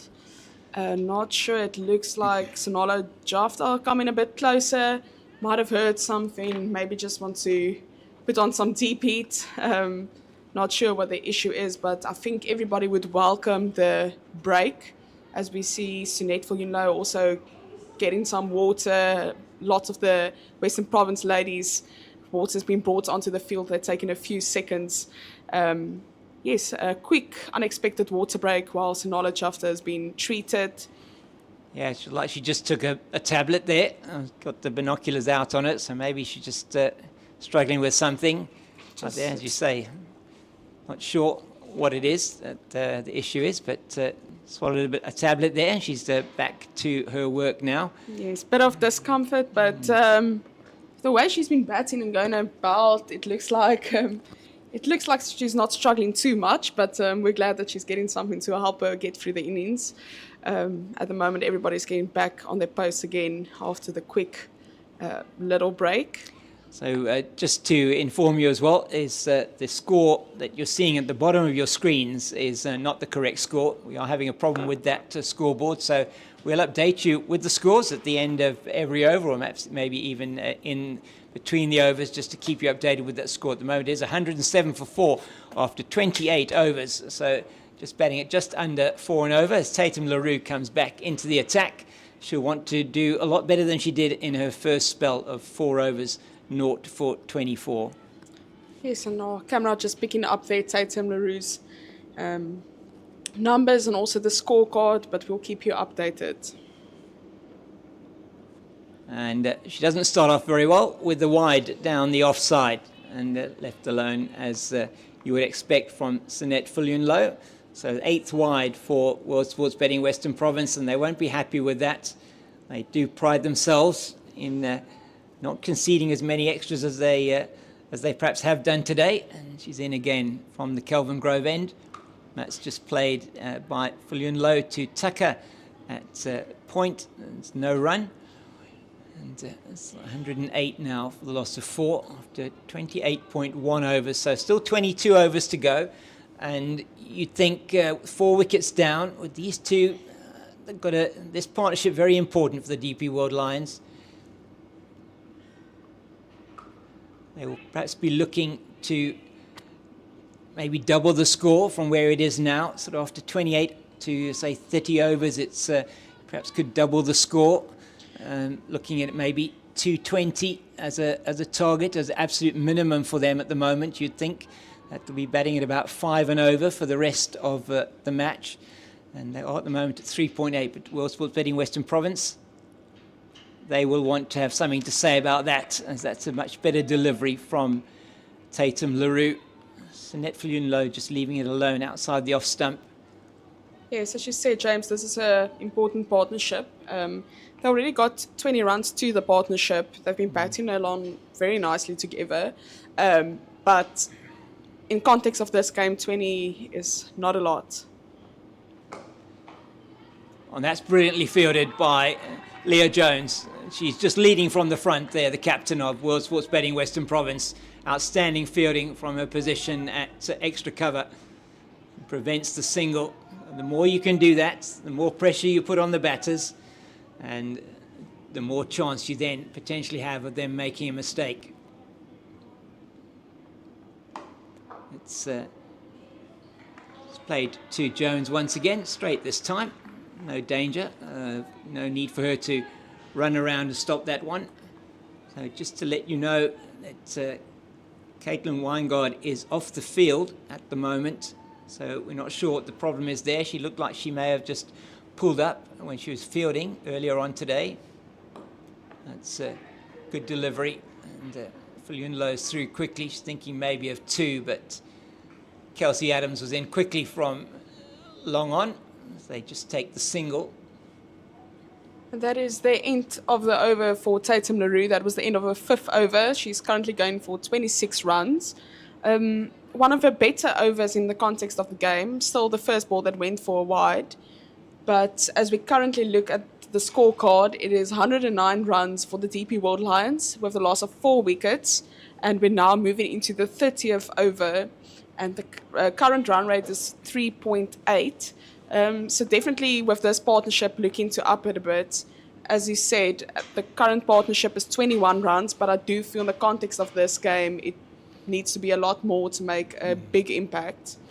Yeah, Rivka Esau continues. She's bowled 3 overs, 0 for 8. Now 3.1 overs, 0 for 8. The left arm spinner, a young lady who played for and matriculated at the end of last year, end of the previous year, and is contracted to Western Province this year.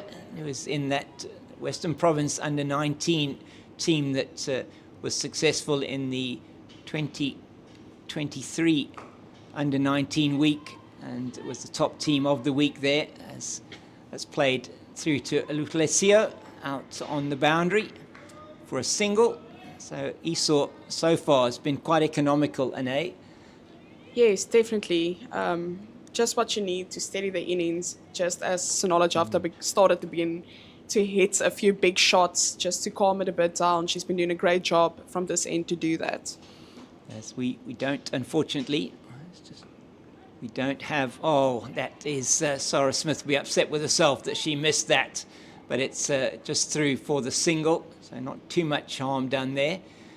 We don't have the number of balls that the batters have faced, so we unfortunately won't be able to give you that information until we perhaps can get the scorecard up and running again. It's 2 balls left in the Esau over.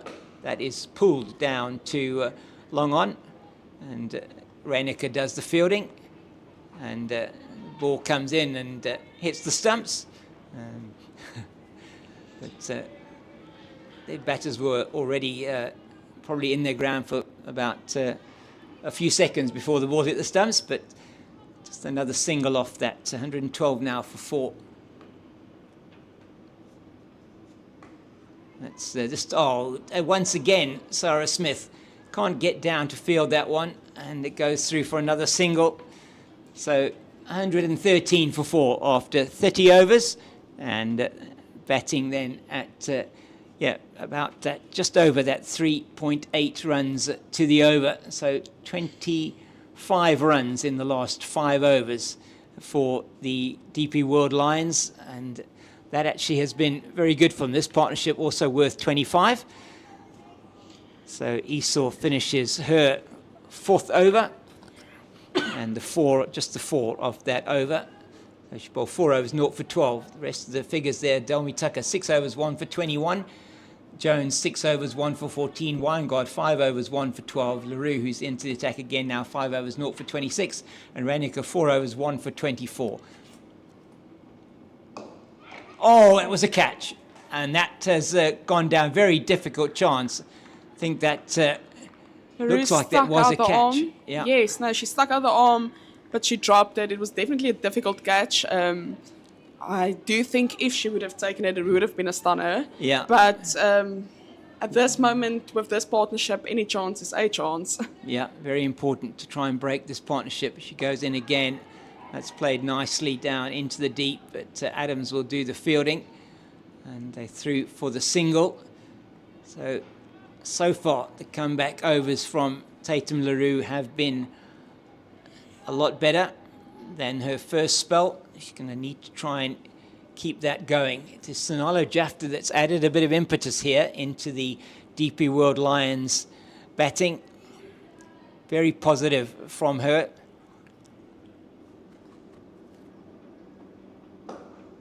That's played to Buerta at mid-off, and they threw for the single. So 2 runs off the over so far. It's 115 for the loss of 4 of the DP World Lions women after being put into bat this morning by World Sports Betting Western Province captain Leah Jones. Well, that's in the air for a little while. It's out to the cover sweeper. That's Jandiswa Mangala. And they go through for a single. So just coming in singles at the moment. And keeping that strike ticking over, which is important. Yes, Anne. although they are just getting singles at the moment, we know the importance of just rotating the strike. So far they've been doing what they should be doing. Good delivery from LaRue this time. Just drops the bat on it. It's Viljoen low. Yes, Viljoen Low has been in, as you said, we unfortunately can't see the amount of balls, but she has been in for a few overs now, and even though she's got 10 rounds, it doesn't seem like she's entirely settled. So it will be a few important overs for her coming up. Yeah, it's just tickled into the leg side, and it's picked up by Reinecker. They threw for the single. It's the end of another LaRue over, and that one just going for 4 runs. So I think Western Province will be happy with that at this stage of the innings. 117 for 4 are the DP World Lions women. As you can see there on the screen, just the scoreboard giving you the update of exactly what's happening there. Well, thanks to our cameraman, Shoaib there, who's giving us that view. I really appreciate that, and all the work done by the team here from Pitch Vision. And just a reminder, you're on the CSA YouTube channel. Those of you that are watching, really good to have you with us. We're watching the Hollywoodbets Pro50 match between the World Sports Betting Western Province and the DP World Lions. It's another good delivery from Esau. Just into her 5th over, 4.1 overs, 0 for 12 so far. Just steadying the innings with her brilliant batting so far. It's another very good delivery. And Viljoen Low is just taking some time now. She's getting herself in. She's had a good look at the bowling. This partnership into its eighth over now. That's in the air. Oh, and that's up. Oh, and Tatum LaRue puts it down. That was a chance, a big chance there to get the wicket of Sunette Viljoen Low. It was over Tatum LaRue's head, but she should have taken that. Yes, definitely. Firstly, she should have gotten herself in position, but even in the position she was in, there was definitely a very good chance to still get the catch. That's nicely played into the offside by Jafta, but CO does some excellent fielding on the boundary. Yes, a bit disappointed with the field in the last few overs. Yeah. And I feel in context with this partnership, of how big this partnership can be, this is where you need to execute and be more disciplined. And that was definitely a catch. I think it was so long in the air. Oh, and that's down the leg side now, and that's been swept for 4.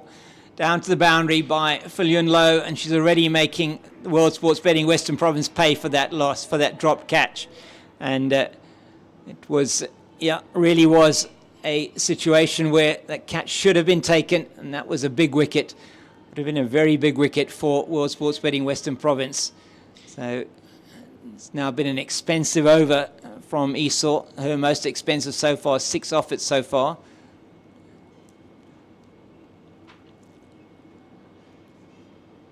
That one's down the leg side once That's again, and this wide. time that's a wide.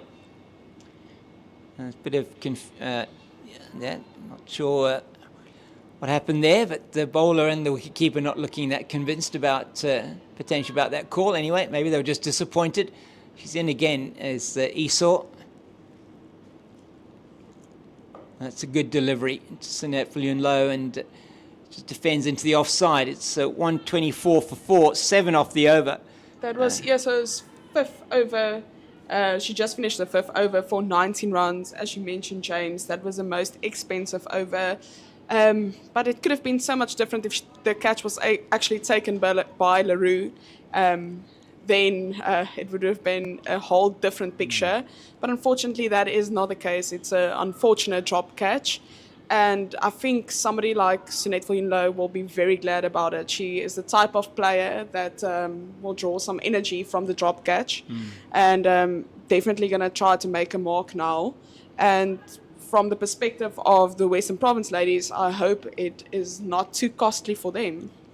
Yeah, it certainly could prove to be a costly drop catch, that, and she'd try and parry it up almost, did Tatum LaRue, but it went down behind her. She couldn't recover it. So there's Delmy Tucker coming back into the attack, replacing LaRue from the Kelvin Grove end. That's a good delivery, and perhaps just a little bit leg-sided where she wanted, but Esau does the fielding, coming in from a short fine position. So we haven't seen Gemma Buerta yet today. I wonder if we are going to see her. I'm not sure. It's Tucker in again. It's over the top of the fielder at extra cover, but it's not hit as cleanly as Jafta would have liked, and goes through for the single. Yes, and Delmy Tucker is now coming in from the other end that she's been making a mark in the previous 6 overs. And she's kept it reasonably tight for the first 3 deliveries of this over. 125 for 4 in the middle of the 33rd. We'll be taking a drinks break, I'm sure, pretty soon here as well. And this, the overs between the last drinks break and this one now seem to have gone through very quickly. I must say this, the match is moving on very quickly here. And lots of action. Yeah. It's neatly played, and she's a bit slow getting off the mark, but Kayla Ranniker can't pick up cleanly at mid-wicket. And so they're through for the single. Sunette Viljoen called Sonola Jafta through quickly. She was a little bit on her heels, Jafta, but she gets through easily for the single in the end. She's on 29, Viljoen on 17. This partnership worth 38, very important. And that's another good delivery from Tucker. It's a good comeback over from Delmy Tucker. Just the 2 off it. It's 126 for 4 after 33 overs. And we've had now just over 2 hours of this innings. And the over rate's been good from World Sports Betting Western Province. And I think we might... we're going to see a change of bowling. We are going to see a change of bowling. And it's that lady I was speaking about just Yes, early on, James. Gemma Buerta. Is going to be coming into the attack, yes. 4th spinner to come in, and she's coming into the attack now.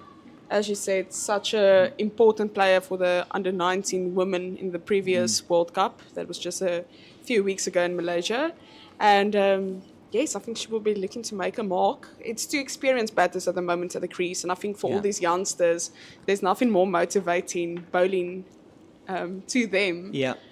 So let's see what she can do. So Gemma Buerta coming in. This is now her 1st over. Just quickly looking at some of her statistics.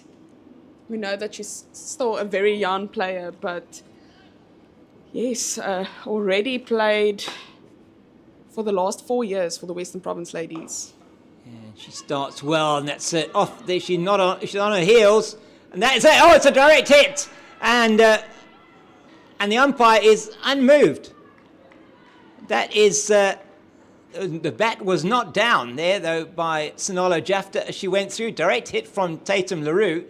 Umpire Brent Pitt is completely unmoved at the square leg side there, and he just now comes and sorts the wickets out. And Faye Tunnicliffe there Sort of playfully asking for the third umpire, but you don't have here. Yeah. To send it up.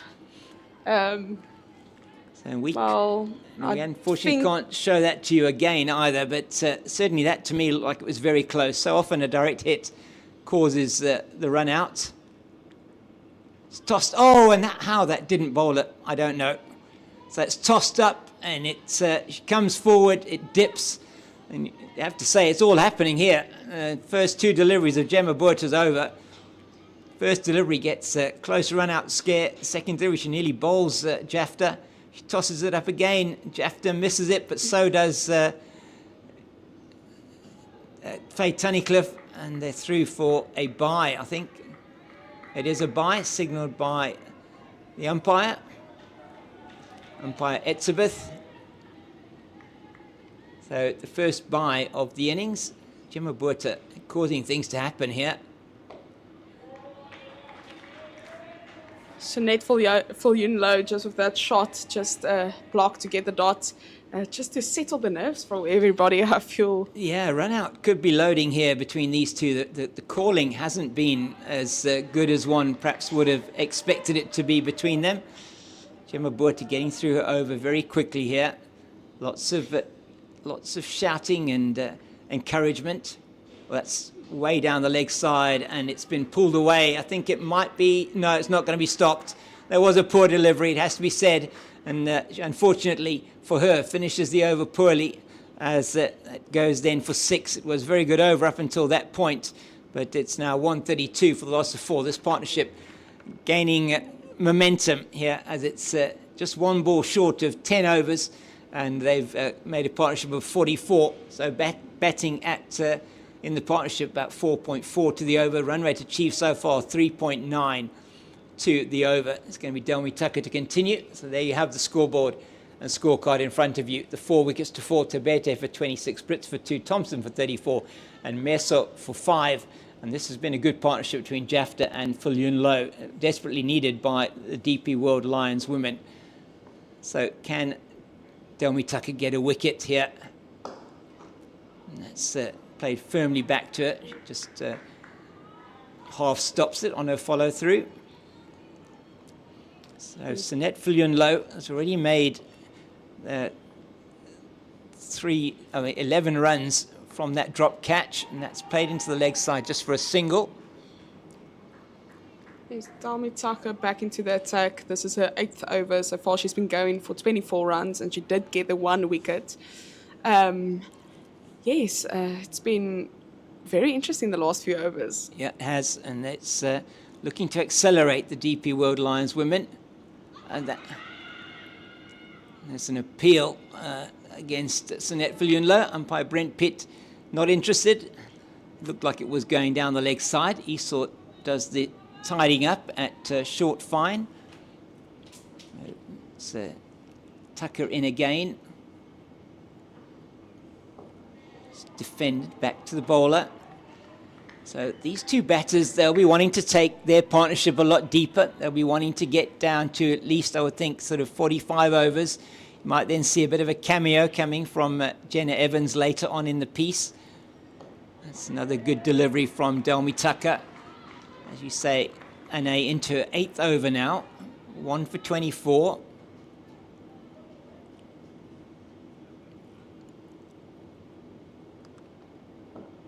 Very economical as well, and that's a very good end to her 8th over. 8 overs, 1 for 24. It's 133 for 4 after 35. Just the 1 off that over, just a single to Viljoen-Jafta, and that will be drinks. The last 5 overs, 20 runs were scored. It's a bit less than the previous 5 that went for 25 runs. But I think the big thing is in this last 15 overs, there wasn't a fall of a wicket. So in that sense, the DP World Lions would be very happy how they've played this last 15 overs. No wickets, lots of runs, a lot of excitement, and I think everybody would welcome the drinks break.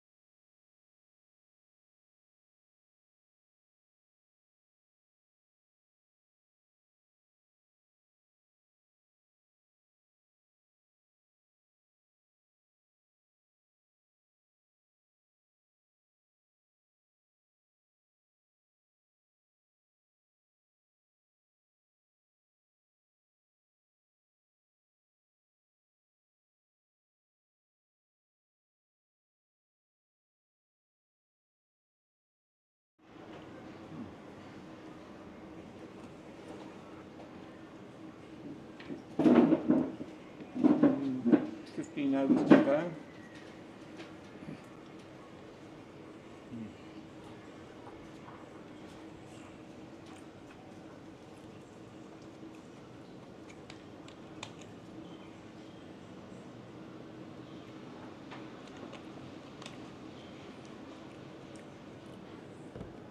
Where's that game?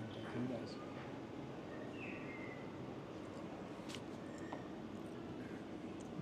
Okay, are we ready? Oh, no. No.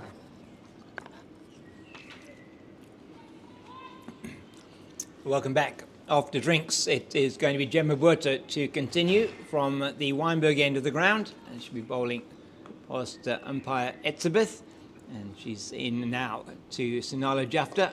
Plays that one nicely into the covers, and Lutlesio will do the fielding on the boundary, as she has done through most of this game. And we have our score back with us on the bottom of the screen. Let's hope that will continue. We'll try and keep you updated if it doesn't come through. And that is, was that a chance? May well have been. The reaction, difficult to tell. Difficult one. Is by Faye Tunnicliffe's reaction, you have to think that that was another chance off Sinet Viljoen-Low. Difficult though sometimes for the wicket keeper. If they are, that was absolutely hammered. Lovely down. sound from the bat. But straight to Kelsey Adams, who's holding her hand now, because that really was hit hard by Sinet Viljoen-Low. So I think the message may have been at drinks that I want to try and accelerate a little bit here.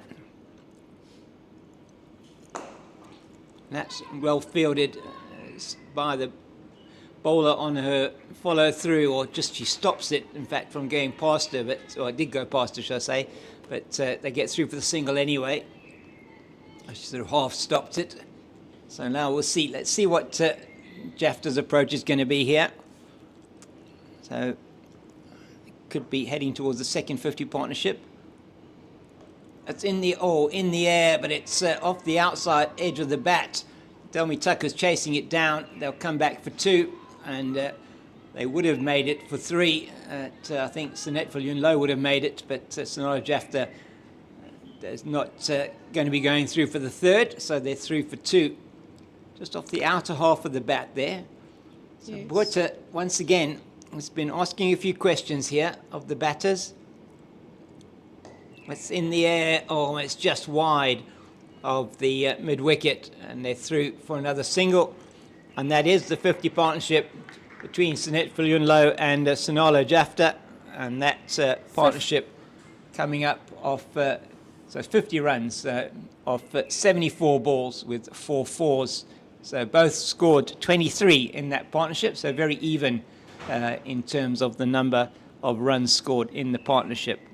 Yes, in the beginning, Viljoen-Jafta setting the pace, getting the runs, and it took a while for Sinette Viljoen-Jafta to get into it. But as soon as that she was dropped from, as soon as LaRue dropped her, she's been up in the pace a bit, and she's definitely now trying to look to make a big change in this last few overs, the 14 overs that's left of the day.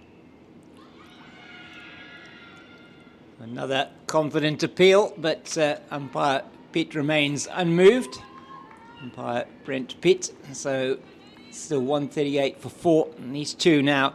This partnership is 12 overs that it's been going exactly, and that's in the air, and it's wide of the fielder at that short extra cover position, and it goes down to the wideish mid-off boundary for 4.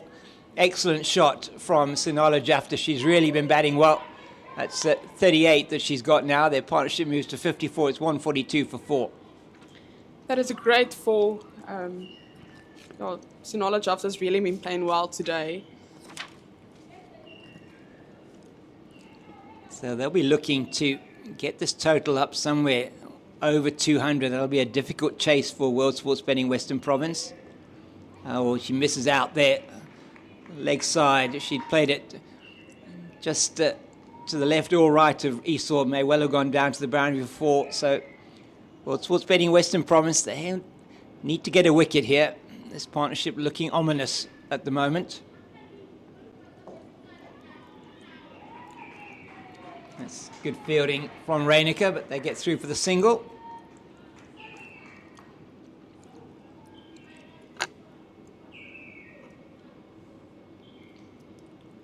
Last 2 balls from Delmi from this over. She's going to finish her 9th over soon.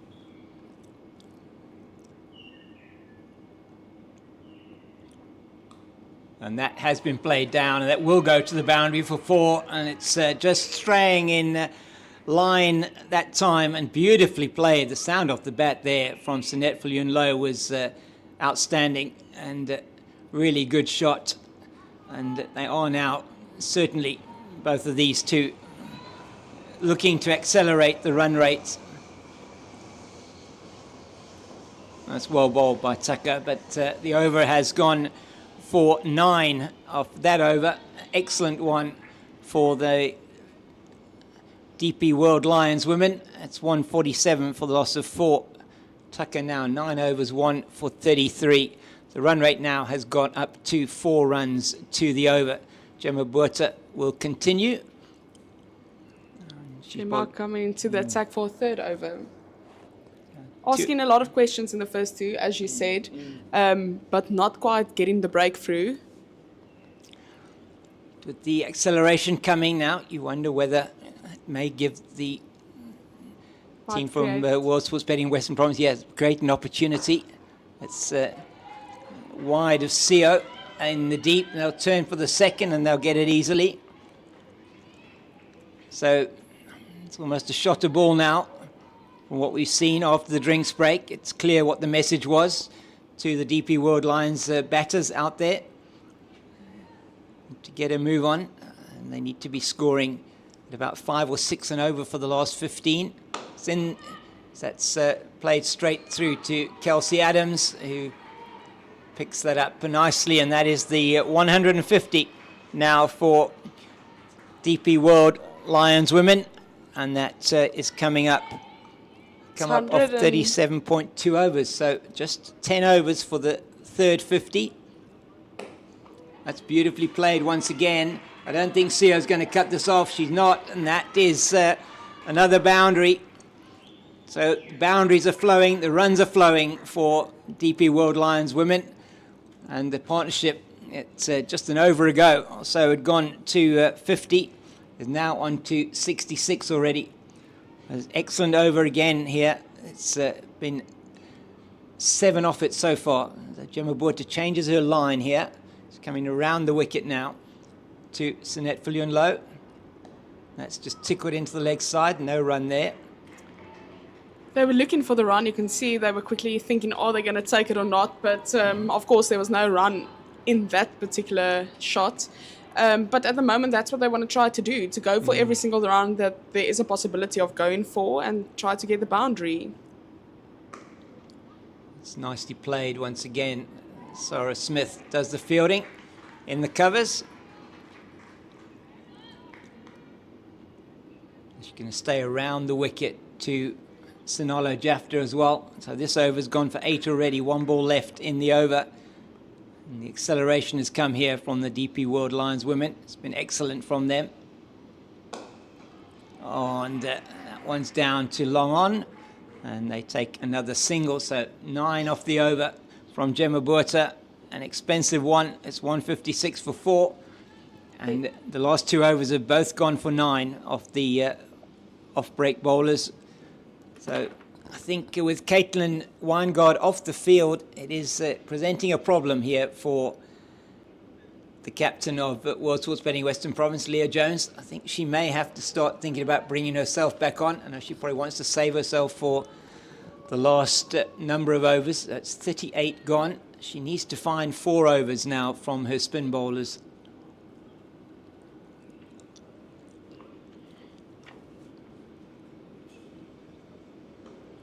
Oh, that was, she nearly got through. There did Tucker as Jafta came down the wicket once again. So breakthrough now is going to be very important for World Sports Betting Western Province. The DP World Lions women are doing exceptionally well.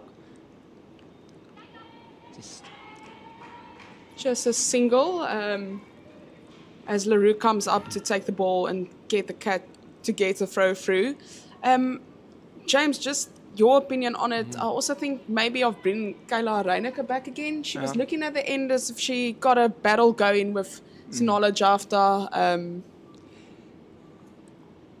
As you said, with Caitlin Weingard currently unavailable. I think we may see Reineke again. She does have that change of pace, which could be quite useful, as they did take another very quick single, which has been excellent. And these two really have done very well in their partnership in terms of the running. And this partnership now worth 70. If you consider that the DP World Lions women were 88 for 4 after 24 overs, and 70 now they put on between these two in 14 overs and 2 balls. So they've been batting at about 5 and over. And that's down the leg side from Delmi Tucker. Another wide to the extras. That is now 10 wides, 4 leg byes and 1 bye. But definitely the 10 wides has been very costly. That's in the air and is not going to be taken. And that was a desperate attempt down there by Kelsey Adams. I think it is on the boundary. It is Kelsey Adams. She comes in and tries to catch. There would have been an outstanding catch had she taken it. But unfortunately for World Sports Betting Western Province, another one goes down. This time it's played past Rivka Esau, but Tatum LaRue comes around and she is going to get there quickly, and it would have been a suicidal second run. And Viljoen-Jafta just gets back into her ground. Yes, I think she was a bit more desperate than it led to be. But luckily she realized there wasn't a second run in it, and she turned around and made her ground. Good work from Tatum LaRue on the boundary. It's another good shot though from Sinette Viljoen low, and it ends the over with a dot, so that over went for 5. It's a 161 for the loss of 4, and Delmi Tucker's finished her spell back into the team after a long injury layoff and an operation for her shoulder, and she's taken 1 wicket for 38 in her 10 overs. It has been good from Delmi Tucker on her return. No maidens, say 1 for 38, 3 fours in that bowling effort of hers. So it is Boerter to continue. 39 overs gone now, 161 for 4, run rate up at about 4.1. So I think they'll be targeting at least 6 and over off the last 11 overs. That'll take them to 227. That's played. Oh no, Kayla Reinecker. It's unusual for her to misfield that, and they only get through for the single, which they were going for anyway. So the misfield doesn't cost them a run. There was definitely a second run Yeah. in it. I was a bit surprised. It almost looked as if Viljoen-Jafta wasn't aware that there was a second run, even though Sunette did call it. So a bit of miscommunication there between the batters. Tosses it up again. This time there's not going to be a single, and Reinecker does the fielding. So something is certainly going to give at some stage here. What is it going to be? They've been really attacking the DP World Lions batters. That's played very firmly down to Reinecker. She does well to get her body behind that. That hurt. And she stops that one. That hit her, I think, in amidships there. Yes, with the full toss, it was decently striked, and I think it was great fielding, but as you said, it hurts. Well, that's well bowled by Boerter. Western Province fielding hasn't been at its best today. It will be something they will certainly be talking about during the next week. Oh, and that is well played by Sinette Viljoen low, just a single. Great soft hands by her. Yes, and at the moment there is an area out there where there's no fielders, so I definitely think there was some great intention by her to use her soft hands and to tickle the ball down, but just rotating the strike. That one again will not be a single down to Reinecker, and that's been a good over under the circumstances of where this has been going in the last number of overs, and it is just the 3 off it from Boerter. It's 40 overs gone, 164 for the loss of 4. And so they're batting at exactly 4.1 to the over, and the last 5 overs have brought 31 runs. So batting at 6 and over, and that's exactly where they would want to be, you would think. And I think it is going to be the captain who's going to bring herself back on. And this is not a surprise.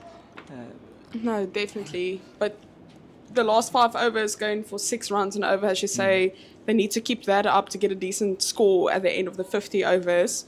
But it's been a wonderful partnership to witness. The 76 runs that these two batters have put up has been absolutely brilliant. And I just feel sometimes, especially as soon as they started going, the fielders of the Western Province have just not been up to standard. It feels like they're not aware of their surroundings. There was a few times where there could have been a run out, etc.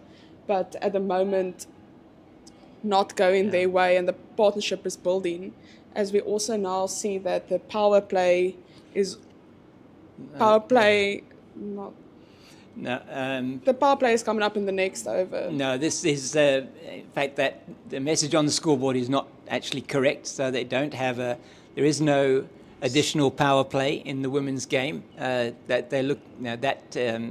Isn't actually correct. So not in the 40 to 50. So only 4 fielders still allowed outside the circle, and they've now the field that Leah Jones has put in place for herself, as she doesn't have a fine leg at all. She's going to have to keep this ball outside the line of the off stump, and or on or about off stump. Anything down the leg side could go there, which is where this one has gone. A square leg, Gemma Boerter comes around, and they go through for 2. So that went exactly where there are no fielders, down to fine leg. So it's through for 2.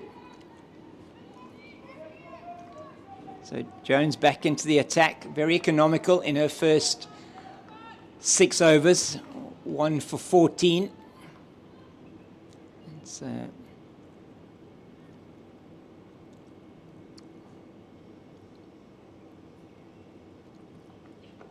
well, it's a very good delivery. Very good from Jones in the block hole, and well played by Sinette Viljoen-Jafta. Could easily have let that one go through. It's a very important phase of the game here. The 2 batters set at the crease. Jafta on 46, Viljoen-Jafta on 38. Just over 9 overs left. It's where the action needs to happen. Jafta looking at a career best here, potentially. That's beautifully played by Sinette Viljoen-Jafta. It's going to go down to the boundary for 4. That was really, really soft hands and found the gap on the offside and went down to the boundary for 4. So it was excellent work from her. It's, just looking at Jafta's personal best, I think you said it was 60. Yes, it was 60 in Potchefstroom, and it happened 7 years ago. Right, so she's on 46 not out, Jafta, but it's Sinette Viljoen-Jafta on strike. She's on 42, and she'll stay on 42. That's played to Reinicke at mid-wicket.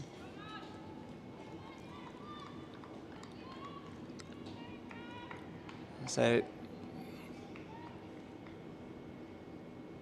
it's an important spell here for Leah Jones. Can she make the breakthrough that they desperately need? World Sports Betting Western Province. Oh, that's well bowled. And she has a go at that outside the off stump, does Sinette Viljoen-Jafta. A little bit of late swing. So it's very well taken behind by Faye Tunnicliffe. Yes, and you can see Leah Jones there with, I won't call it an appeal, but you can definitely see she was very proud of the ball that she bowled, and she was a bit disappointed didn't find an edge. But I definitely think she must just keep searching. That was a brilliant ball. It's that one's beautifully played by Sinette Viljoen-Jafta down to the boundary at deep square for 4. She picked it up, picked the line up and the length up early. Played it down to the boundary for 4. She's in excellent form this season. She moves to 46 and total 174 for 4. So up until that time, it actually wasn't a bad over from Leah Jones necessarily. Just went for 6. That one went for 10 in the end. So an expensive comeback over from Leah Jones. And 7 overs now, 1 for 24. She had bowled 6 overs, 1 for 14. And Gemma Botha will continue from the Wynberg end. And just some news elsewhere in the country, in the other Hollywoodbets Pro50 games that are taking place. And the KwaZulu-Natal Coastal women who are on top of the log there, 134 all out against the Free State women. She's bowled her. She's bowled her. And Gemma Botha has got the breakthrough. And I think that was the commentator's curse, actually, Definitely. on Viljoen-Jafta. Here I'm talking about her getting to her career best score, and she goes and she comes down the wicket, plays all around that one, and she's gone for an excellent 46, which scored off just 65 balls. It was brilliant. Just 3 fours, but she definitely made things happen. She was 78 minutes at the crease. She definitely settled things when there were wickets falling around her, and then she got in to just bring up a brilliant partnership with Sinette Viljoen-Jafta. And I think it's a commentator's curse looking at career best figures, but to be honest, there's nothing worse going out on 46. I think that she deserved the 50. The way she was playing, it was lovely to see the way she used the feet, etc. It was brilliant batting. And as we can hear at the stadium, how her teammates have just applauded her as she walked off. It was a loud cheer and a lot of clap, and it's well-deserved for her. She definitely played brilliant. It was a well-deserved partnership, but even more so, I was just very impressed with how she went about running around, looking for the shots and making boundaries happen where she could. Really was very good from these two batters and putting on together a partnership there that was worth 86 is what I make it for the 5th wicket. And Viljoen-Jafta, who has to go. And the first ball of the 42nd over, Gemma Buerta gets the wicket. It's the breakthrough, and it's Jenna Evans coming in. And we know that Jenna is a very good striker of the cricket ball. And that's well bowled outside the off stump. Oohs and ahs from the Western Province women as Evans just doesn't get bat on that. So thing that a wicket does is normally it just slows down the run rate. It's 5 down now, 41.2 overs bowled. Evans, she's a good hitter of the cricket ball. She's has a very good strike rate normally. Plays that one nicely into the leg side. She's going to run hard, but they're only going to be one. Yes, good work from Mangala in the deep. Jenna Evans has a lovely strike rate, but also an average of just over the 30 runs with a career best of 104. Yeah. So let's just look at this ball. Yeah. Evans, an excellent batter to have coming in at number 7. Shows you the depth of this DP World Lions women's batting lineup. 175 for 5. It's already a good score. That's a full toss, but it'll be played to Mangala in the deep, and they go through for a single. Yeah, so Jenna Evans has a career base, as I said, of 104 that she brought up last year against the Titans in Johannesburg. Also a relatively young player. This is a 25th match in the Pro50. That's nicely played once again by Evans to Tatum LaRue in the deep, and they go through for a single. It's the end of a successful over for Gemma Buerta. Just the 3 runs off it. It's 177 for the loss of 5, and very important wicket in that over of Viljoen-Jafta. It's Sunette Viljoen-Low on 47, Jenna Evans on 2 not out, and Sunette Viljoen-Low, as you see there, she has actually moved now to the top of the run scoring stakes, as it is was the Alexandra Candler not only making, I think, 33 today. So Sunette Viljoen-Low has moved to the top of the run scoring there. And so we just look at other scores from around the country. In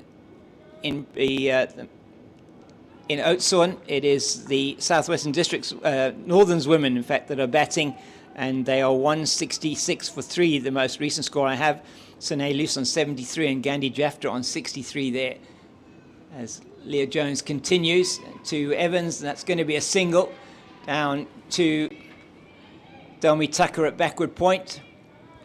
The batters were first hesitant in taking that single, but there was definitely a single in it, and just because they lost the wicket doesn't mean they must lose momentum. So I hope Sunette Viljoen-Low told Evans what to do, taking the role as a senior batter. I saw that they had a bit of a chat, and obviously then for Sunette Viljoen-Low just to keep her cool until she's over the line for her own 50. Yeah, Viljoen-Low on strike. She's got 47. Plays that straight back, and Jenna Evans is going for the single, but it's not there. And, Sarah Smith comes around and fields after Jones just knocks that one on. Viljoen-Low turned down the opportunity for the run. Wisely so, I think. You don't run off a misfield. Already seen a couple of misunderstandings happen between the batters. It's nicely played, but straight to Tucker at backward point, and there's no run. So, yeah, better over this so far from the captain. Brought herself back on, and first over went for 10 in the return. She had bowled 6 overs, 1 for 14. That's nicely played down the ground. Just be the single as Adams comes in. Kelsey Adams on the field for Caitlin Weingard, who went off the field after pulling up when she went to field a delivery from her position at mid-on. We hope that that isn't a serious injury, but she has not come back on to bowl, and she will probably bat if needed.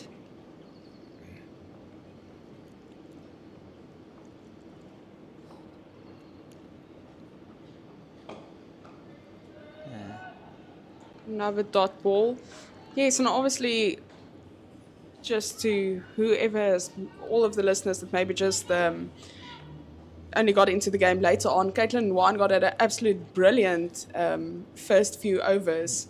She made a big difference when she started bowling, especially with LaRue, as she steadied the ship and got a wicket. Yeah, it's a good over from Jones. It comes to an end. It's just a 2 off that over from her.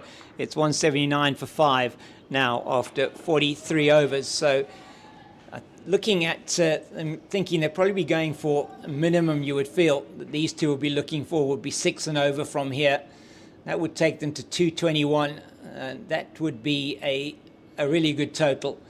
221 is more often than not a winning total here at World Sports Betting Newlands, and would be a big chase for the ladies from the World Sport Betting Western Province team to get there. It's been a good batting performance overall from the DP World Lions women, and Tabete 26, Thompson 34, Jafta a very good 46, Viljoen-Jafta looking at yet another 50 here. She's on strike, and Gemma Botha will continue. Botha success in her last over with the wicket of Sinalo Jafta, and Sunette Viljoen-Jafta just 2 away from yet another 50 as Botha goes into her now. Straight to Jones at shortish mid-on position. Lovely sound from the bat, but the fielder was there to make sure that it doesn't go for any runs. Oh, it's well bowled by Botha. You can see the disappointment on Botha's face. Obviously, getting a wicket now when somebody's on 48 would be cherry on top for her, but no edge. Well, that's a poor delivery, and that's going to go down to the boundary for 4. There's nothing that Tatum LaRue can do about that. Full toss on the leg stump, and it is the 50, the first of the innings. 52. It is not out now for Sunette Viljoen-Jafta, and just a reminder that she was dropped by Tatum LaRue when she was on 11. Wasn't an easy chance, but it should have been taken. She was at mid-on, sorry. No, she was at mid-off. I do apologise. And it went above her head, and she got 2 hands to it, popped it up in the air, and she could not recover to take it on the rebound. And that's excellent from Sunette Viljoen-Jafta now, 52 of 70 deliveries. She nearly gets it through for another boundary there. Yes, as you said, James, 52 from 70 deliveries and 8 fours. Absolute brilliant batter. Oh, she doesn't get hold of that one. It's into the ground and back to Botha.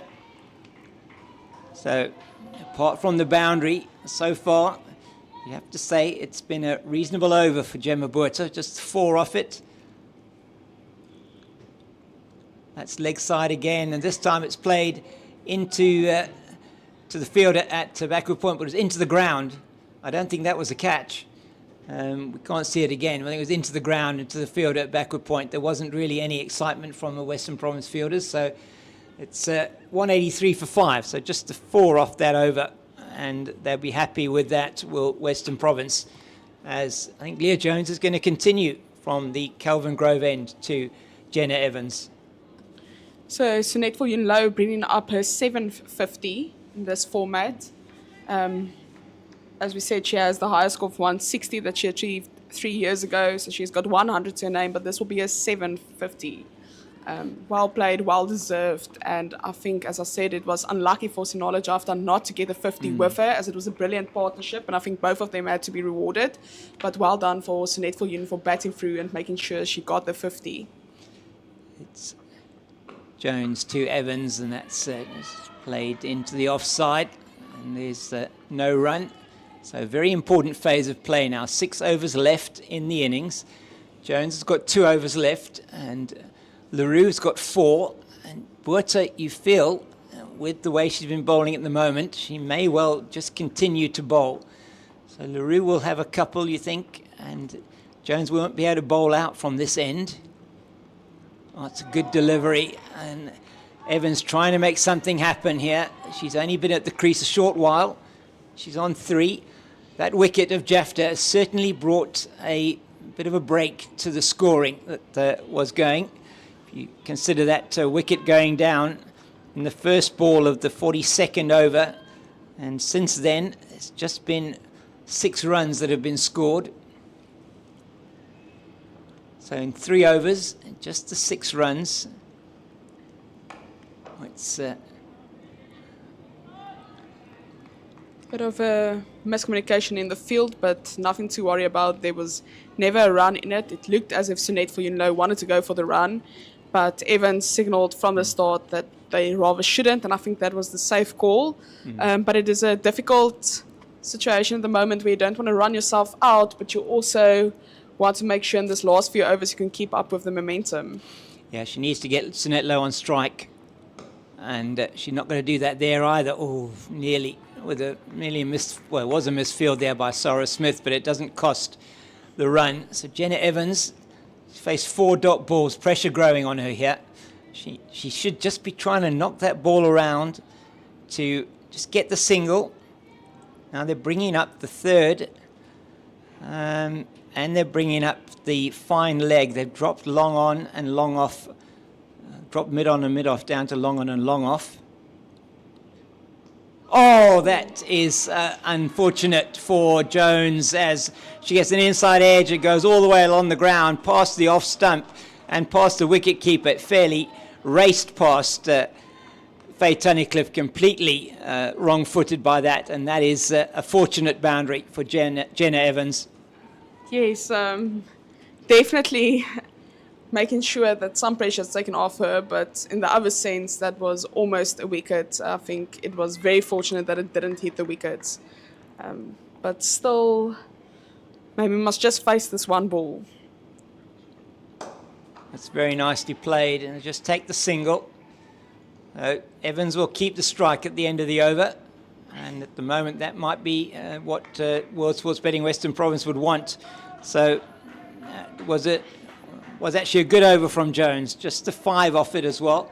She would hope for more. As we look at that score, it's 24 in the last 5 overs, so it's just under the 5 runs and over, and that, I think, World Sports Betting Western Province will be happy with that, considering the situation they were in. That partnership was growing between Jafta and Sunette Viljoen-Jafta. In the end, it was worth 86, and very good runs for them, and they scored those in exactly 20 overs. So they batted at 4.3 to the over in that, in 17 overs. So they batted at approximately 5 and over as Reyneke comes back into the attack, replacing Buerta from the Weinberg end. That's a good delivery. It'd be another dot ball. That brings up the question always in the previous over with the last ball, if Evans should have gone for the run or should she just have blocked it so that Sunette Viljoen-Jafta was back on strike? And that is in the air a little bit, and they're going to go through just for the single. Oh, it is a bit of a misfield, but Ndiswa Mangala, who's normally such an excellent fielder, has really not been on the money today, unfortunately for her. A couple of misfields, a couple that went through her for 4, and she'll be upset about that. Until fielders on the boundary now, will just be very aware of what they need to do. As it's Reyneke into Sunette Viljoen-Jafta. That's squeezed into the leg side, down to LaRue just for the single. She's got a good arm, Tatum LaRue. Okay, so 2 off the first 3 balls of the over. So something's going to give here at some stage. Evans is not going to hold back. Just changing the line. They changed the field here to have a fielder in at a short 3rd position as the pigeons fly across the field. It's in the leg side, and that's been played into the gap between Yeah, deep backward square and deep mid-wicket, and the DP World Lions women are very happy with that, and that wasn't a great delivery from Kayla Reinecker. You have to say, it was short, into the body, and Jenna Evans made full use of that and played it down to the boundary for 4. So what was a reasonably good over so far. As now she's gone for 6 already, 2 balls to go. That's a good delivery this time. Coming down the wicket, Evans. Just getting the dot after that boundary. Yeah, if she gets out of this over with just 6 conceded, she probably won't be unhappy, Reinecker. Last delivery now of the over. It's in the air and straight down the ground to Buerta at long on. So just a single, so 7 off the over. 195 for the loss of 5. So 4 overs to go. Yes, and as sorry, James, and as we saw now with that last single that Evans took, that means that she's back on strike now in this 47th over. So Sunette Viljoen-Jafta, after that 50, hasn't been getting much time with the ball to put some bat to it. And at the moment, I think it's a bit of frustrating, obviously, for Sunette Viljoen-Jafta and probably for the DP World Lions. But yes, very interesting. After that 50, she's been kept quiet. Yeah, and Jenna Evans just with a couple of boundaries, so she is batting it close to a runner ball, but she's and they're going to go through for a quick single here. That hits. She was going to be safe anyway, I think, Evans. So that's what they needed to do. She needed, as you said, Anne, she needed to get Sunette Viljoen-Jafta on strike. We know how powerful the hitter Sunette Viljoen-Jafta is. She's got the opportunity here to really get the DP World Lions in the last 4 overs. They're going to want to bat it more than 5 and over. You'd feel 6 and over is the absolute minimum, and maybe 7 or 8 and over would be what they'd be looking for. If they could get 230 here on this pitch, it'd be a very difficult chase for World Sports Betting Western Province. That's well played. It's straight down to Kelsey Adams at long on. So just a single. Leah Jones has actually come back well after she was hit for that 10 in the 41st over. She come back well. Yes, and she had to step up with Caitlin Weingart getting injured. Yeah. And she's going to finish the 10 over soon. And that's oh no, that is really poor fielding, you have to say. Once again from Western Province, Sarah Smith there, letting one through. That should not have been a run, and maybe the spin on the ball, a little bit of on the spin on the ball that confused her, but went straight through her hands. And Western Province are not going to be happy with the ground fielding today. It has, by their standards, been really poor. That is absolutely thrashed down the ground. Oh my word! And Kelsey Adams lets that one through as well, and that is again. The fielding has really been of not the greatest quality. It's only really been the captain that we've seen fielding exceptionally well, and the 200 now comes up for the DP World Lions women, and that 200 coming off 290 balls and up in the after 46.4 overs. So the last 50 coming off just 7 overs at 7 runs to the over, and that's a wide. That's not going to help the situation either. So that is the pressure of bad or poor fielding. Is as soon as there's poor fielding, that puts automatic pressure on the bowler. Yeah. There was a few times here today where after the ball went for a boundary or misfield, that the next ball from the bowler went for a wide. Yeah. And that's a good delivery, and they go through for the single. Here's a direct hit, and umpire Etzebeth is asked the question, but he's. It will be not out, is the call. Evans looking like she was dragging her bat in there, or sliding it in, should I say. And they go through for the single. It was a leg by. It's 204 for the loss of 5. So this is turning into a really good final stretch here for the DP World Lions women. And 9 off the over from Leah Jones, her last, and it's 204 for 5 after 47. 3 overs to go. And Leo Jones has finished with her spell, 40 runs off that spell, 10 overs, 1 for 40. It was a good spell from Jones, probably just spoilt a little bit. So 2 maidens in the spell from her, 10 overs, 2 maidens, 1 for 40. And it's going to be Kayla Reinecker with the 48th over of the innings to Sinette Viljoen-Jafta, and 204 for 5. This is a good total from the DP World Lions women. Sinette Viljoen-Jafta, she's been the glue that's pretty much held them together with Viljoen-Jafta. 88 for 4 it was when she came to the crease. It's in the air, into the leg side. It is going to go to the boundary as well, and desperate diving attempt by Yandiswa Mangala, but she can't pull it back, and that's she just gets a hand on it and it goes over the boundary for 4. So once again, the fielding, which is normally so good, is just letting World Sports Betting Western Province down here. And she got to it, she just wasn't able to get it.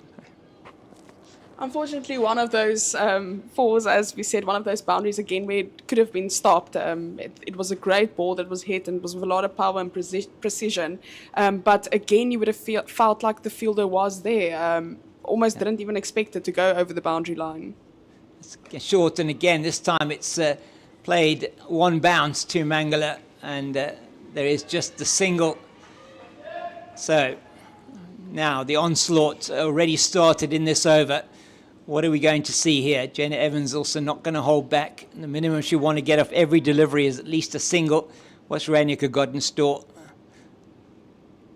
Floats it up, fields it brilliantly off her own bowling. That could be a run out. No, it's not going to be.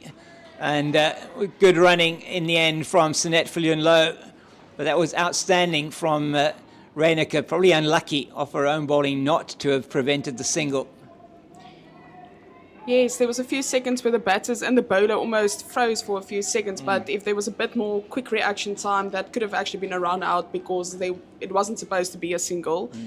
But good work from Reinecker to still get a hand behind the ball.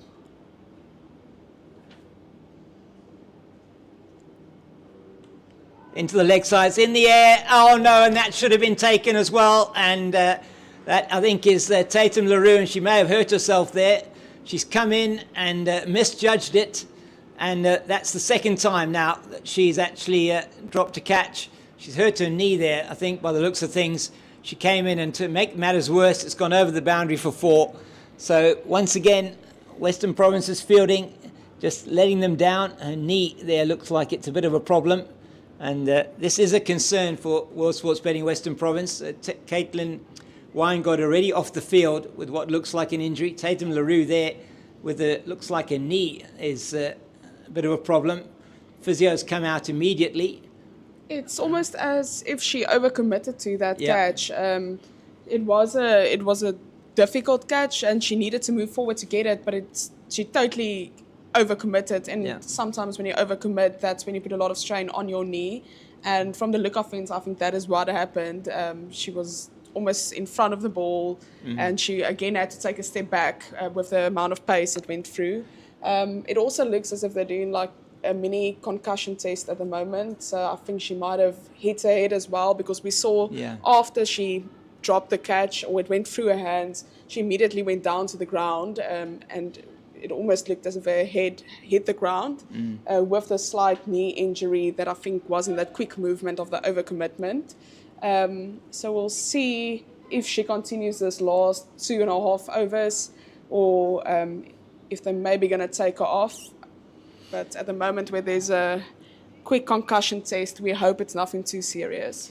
No, and players all getting a little bit of a drink while that's happening. No doubt a little bit of regrouping taking place there. So that should have been another wicket. It should have been the end of Sinette Viljoen-Jafta again, and it's the same person that's put her down, unfortunately, this time. Tatum LaRue having a bit of a nightmare in the field when it comes to catching today. She had one as well off her own bowling that she, unfortunately, was not able to take with her left hand, just sticking out her hand, and it just didn't stick. So that must have maybe even the ball might have hitter there, but she came in almost that she'd come in too quickly, and then had to take it with the hands cupped upwards, and unfortunately just knocked it on over the boundary. So this has been an expensive over. It's 10 off the over so far. Just 4 balls have been bowled. So Viljoen-Jafta has moved to 68 off what will be, I think we've only got it on 64 here on the scorecard we see in front of us, but as far as we know, she's on 68. She's in again now, Kayla Reinecker, to Viljoen-Jafta, and that's played down to Mangala. Comes in and fields. So you have to say probably 2 boundaries in this over, which perhaps shouldn't have been boundaries, and a catch that went down again. So World Sports Betting Western Province, they won't be happy with their display in the field today. They're going to have to bat well. That's tossed up, and that's it's played down the ground. It's 2 singles to end the over. 12 off that. It's 216 for the loss of 5. But they got 2. Oh dear. I wasn't watching the field. It was almost as if it was going to be a definite single. So another misfield. That's disastrous for World Sports Betting Western Province. A misfield there from the captain, Leah Jones, led to another quick single. So that made it 2 runs on that last ball. And James, just my perspective on the fielding, it felt to me like the first 10, 15 overs, if the fielding was really absolutely great. We were really on the money with the throws. We kept it tight. There was a big dry period of runs where we kept them to maiden overs, etc. was bowled. But as soon as the pressure came on from Viljoen-Jafta and then eventually from the partnership from her and Viljoen-Jafta, it's as if the team didn't know how to respond to that, and that led to mistakes, which is obviously a bit concerning, because as soon as pressure builds, that's when you show character to actually then field better and put them under pressure. But from the DP World Lions perspective, they completely switched it around. They got some momentum and they put the pressure on the Western Province ladies, and the ladies of the Western Province didn't know exactly how to respond to that. No, it was a key point in the game, you have to say. It was probably when Sunette Viljoen-Jafta was dropped, when she was on 11, dropped by LaRue. The score was 118 for 4 after 32.2 overs. And had that been 118 for 5 then, you just sense that World Sports Betting Western Province were in the ascendancy then, potentially. She just swings that down to long on, and it's Kelsey Adams that does the fielding. As it's Tatum LaRue back into the attack, and she will bowl the last over from the Kelvin Grove end of the ground, and not sure what who we'll see from the Weinberg end. May well still be Kayla Reinecker. Last over, I think she was a bit unfortunate that it went for 13. It's a good delivery, and they're going to go through for the single. On that, had that hit, Jenna Evans was absolutely nowhere near it. Then they can come back for 2 because it wasn't backed up properly. And they might, there was almost a third run in it. Yeah, there was a comedy of errors there. And that wasn't backed up very well. Once again, Sarah Smith not backing that throw up that came in to the wickets. And Jenna Evans would have been run out had that been a direct hit from, I think it was Kayla Reinecker. Not good fielding in the backing up from World Sports Betting Western Province, and they get through for 2. And that's just bunted into the leg side, and once again it's Gemma Burta this time that has a shy at the stumps. So can DP World Lions women finish this really well? They're on 221, and that I think we said 7 overs ago. Yes. If they got a runner ball, they would be getting to 221. They've done better than that. That's beautifully played down the ground, but it should be fielded, and is, by Adams. Just a single. Obviously, also great to see Tatum LaRue back bowling her last over, because in the previous over, where it looked like she had a slight injury scare in her knee and the concussion test, but clearly she seems fine, and that is great for the team.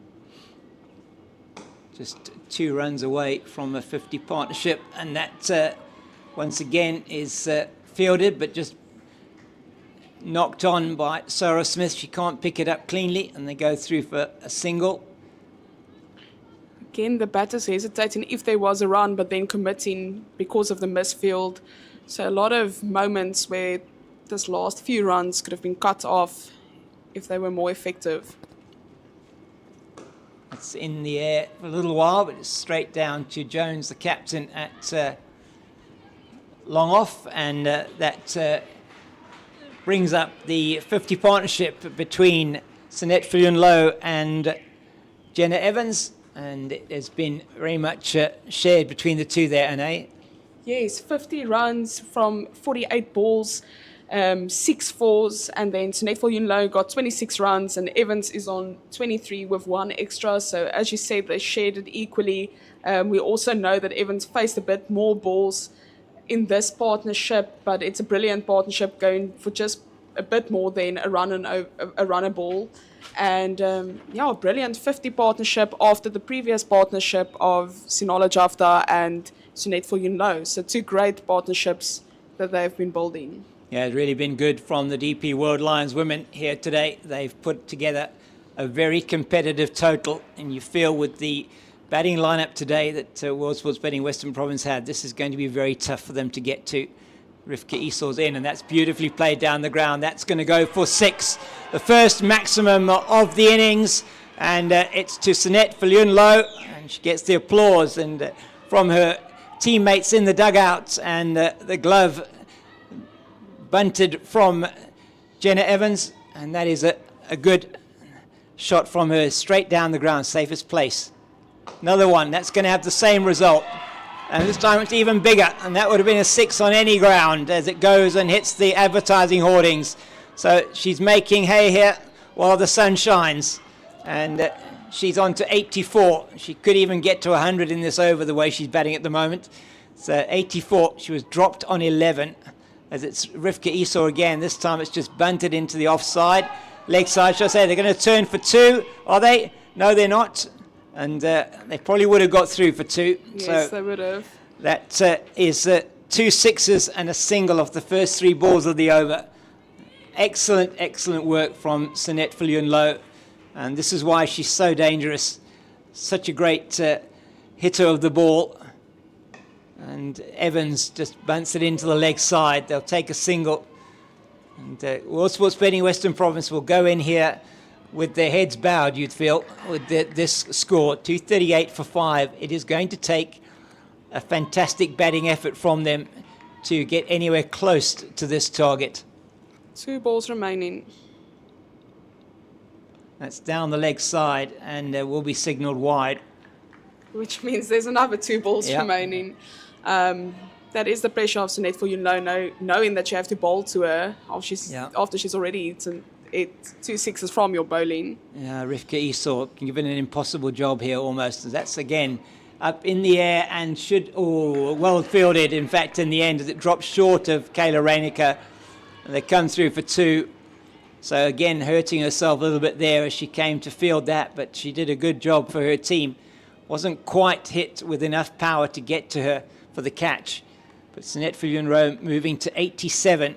The acceleration from her here has been outstanding. This partnership now 67. Last ball, and that's going to be a catch, is it? Yes, it's taken on the boundary. And the safe hands of Kayla Reinecker. And that is the end of a very good innings from Sinette Viljoen-Jafta off the last ball of the match. Their innings, it's 241. It ends for 6. 17 off the over from Esor. And she gets the wicket of Sinette Viljoen-Jafta, caught by Reinecker, bowled by Esor for 87 of 89 balls. What an innings. And 11 fours and 2 sixes. It was an incredible innings. At the last ball of the innings, she was finally caught. But there was numerous chances for the Western Province ladies to get her out. Yeah. But if you don't take your chances, that is what is going to happen. And it's just lovely to see how her team is embracing her. Everybody's on the boundary, giving her high fives. Everybody's laughing and giving hugs and celebrating it. And it's lovely to see in a team culture like that, how everybody celebrates each other's achievements.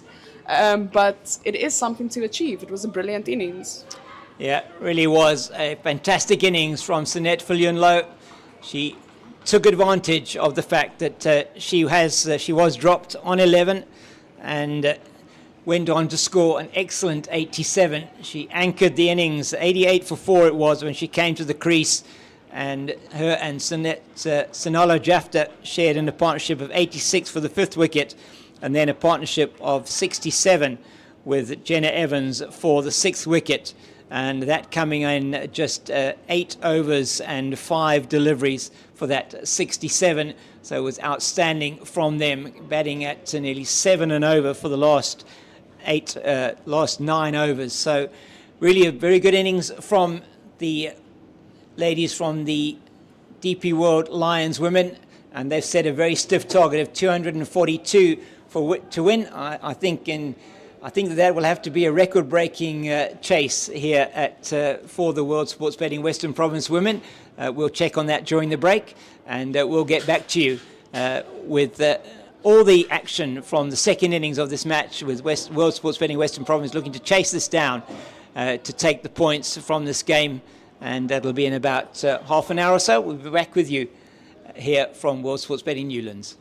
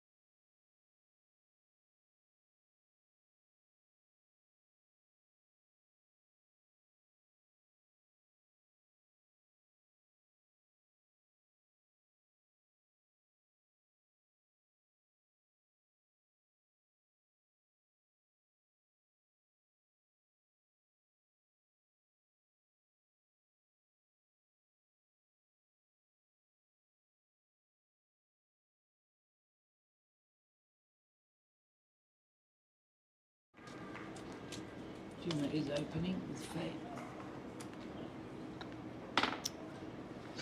Welcome back to World Sports Betting Newlands, where it is going to be the innings of World Sports Betting Western Province in pursuit of 242 to win this Hollywoodbets Pro50 match. Here, the umpires are out in the middle, umpires Etzebeth and Pitt, and the opening batters for World Sports Betting Western Province making their way out, as is the team. From the DP World Lions, they put on an excellent 241 for the loss of 6 in that 50 overs, with fantastic contributions down the order from Sinette Viljoen-Jafta, 87 of 89 out of the last ball of the innings, 46 of 65 balls from Viljoen-Jafta, 34 of 51 by Kirsty Thompson, 26 of 51 by Nonkululeko Tabete, and 25 of 27 by Jenna Evans, and set them up and for what will be, if World Sports Betting Western Province are going to chase us down, a record-breaking chase for a team batting second here and winning at World Sports Betting Newlands. In fact, in matches played in Cape Town for the World Sports Betting Western Province team and against them. And I'm James King. With me here, Ane Havenka. Ane, was a very good batting performance all round there from the Lions. Yes, James. There were times where it was a bit slow and we weren't sure how this game was going to play out. And then the partnership of Viljoen-Jafta and Sinette Viljoen-Jafta that totally turned that innings on its head. And it was brilliant batting by them, very exciting. They looked for quick singles, they rotated the strike, they went for big shots. It was absolutely wonderful to watch. And as you say, a beautiful batting display at the end of the day from them to put up on a massive score. And I think the Western Province ladies would be disappointed that they couldn't restrict them for less runs. The opportunity was certainly there, but we are excited for the game that lies ahead. As Ayabonga Kaka, the Proteas bowler, starts off, and as we had in the first innings with Tatum LaRue, she starts off with a wide. So exactly, I also thought it's now very ironic. It is actually. So just straying outside that off stump, and Faye Tunnicliffe can just leave that one well alone. Tunnicliffe opening with Gemma Buerta today, and is no doubt looking at Gemma Buerta to provide some impetus early on in the innings for them. It would be her normal opening partner, Babette de Leerde, not playing today. We've been informed just out of illness or injury, not playing today. And so this batting lineup certainly of World Sports Betting Western Province, perhaps not as strong as they would have been this season necessarily, with 3 of their key batters missing, Danae van Niekerk, Laura Goodall and Babette de Leerde. But Faye Tunnicliffe, a lot will be on her shoulders, and they'll be looking certainly as World Sports Betting Western Province to pick up wickets early. That's neatly played into the leg side, and the first runs off the bat for WSB Western Province, off the bat of Faye Tunnicliffe, and Gemma Buerta will now be on strike for the third ball of the innings. So it's 2 without loss so far. And Faye just having a quick word with her. Yeah. Gemma bowled brilliantly in the first innings, and let's see what she can do now with the bat. Yeah, she's in behind that one quite nicely, and you know what you're going to get from Ayabonga Kaka. She's going to attack the stumps. She's going to make sure that you play as often as possible, and it'll be very often the case of you miss and I hit. So very, very experienced player, Ayabonga Kaka. We'll have a look at some of those numbers maybe at the end of the over. And that one, she doesn't manage to get hold of it all, looking to play that into the leg side. And it was there to be able to be hit into the leg side. She doesn't manage to make contact. So the field for Buerta, we've got a slip, that's the captain, Komoto Rapport, And then we've got a third, we've got a point, cover, extra cover, mid-off, mid-on, mid-wicket, and a long leg. That's outside the line of the off stump. So the full go at it outside the off stump, which it certainly was there to have that go. She just plays underneath that one, does Gemma Botha. She's just adjusting her pads now. We know that she's not going to hold back. That's what she's been put up the order to do. And that's what she did at the Under-19 Women's World Cup. That was what we said earlier. That's what made sure that she got a place in the ICC's world team because of the way she was batting so positively and attacking. She plays that one nicely into the leg side down to long leg, and that's fielded by Mkhize, and they're through for the single, and it's the end of the first over. It's 3 without loss after 1 in search of that 242 to win. Yes, just looking at Ayabonga Kaka again, as we said previously today, with numerous of the players, one of those players that has been a stalwart at for the Proteas ladies. We have come to know her as a brilliant bowler the last few years, opening the bowling with Marizon Cup. And she's just bowled under 3,000 balls in this format with 76 wickets and career best figures of 4 wickets, 11 runs conceded that she got in this format against the Border in the 2012-2013 season. So she has been around for quite a while, but she is a brilliant player, a brilliant bowler, and again, it's such a wonderful opportunity to witness her here today. Yeah, she is fantastic bowler, you say, did a lot of work there in the Eastern Cape with Mfuneko Ngam at his academy at Fort Hare University, and it's going to be the left armour, Relebohile Mkhize, who's going to be bowling from the Kelvin Grove end, and it is the end the left armers do enjoy the most. There's some success here last year as well, as that's just played nicely back to her by Botha.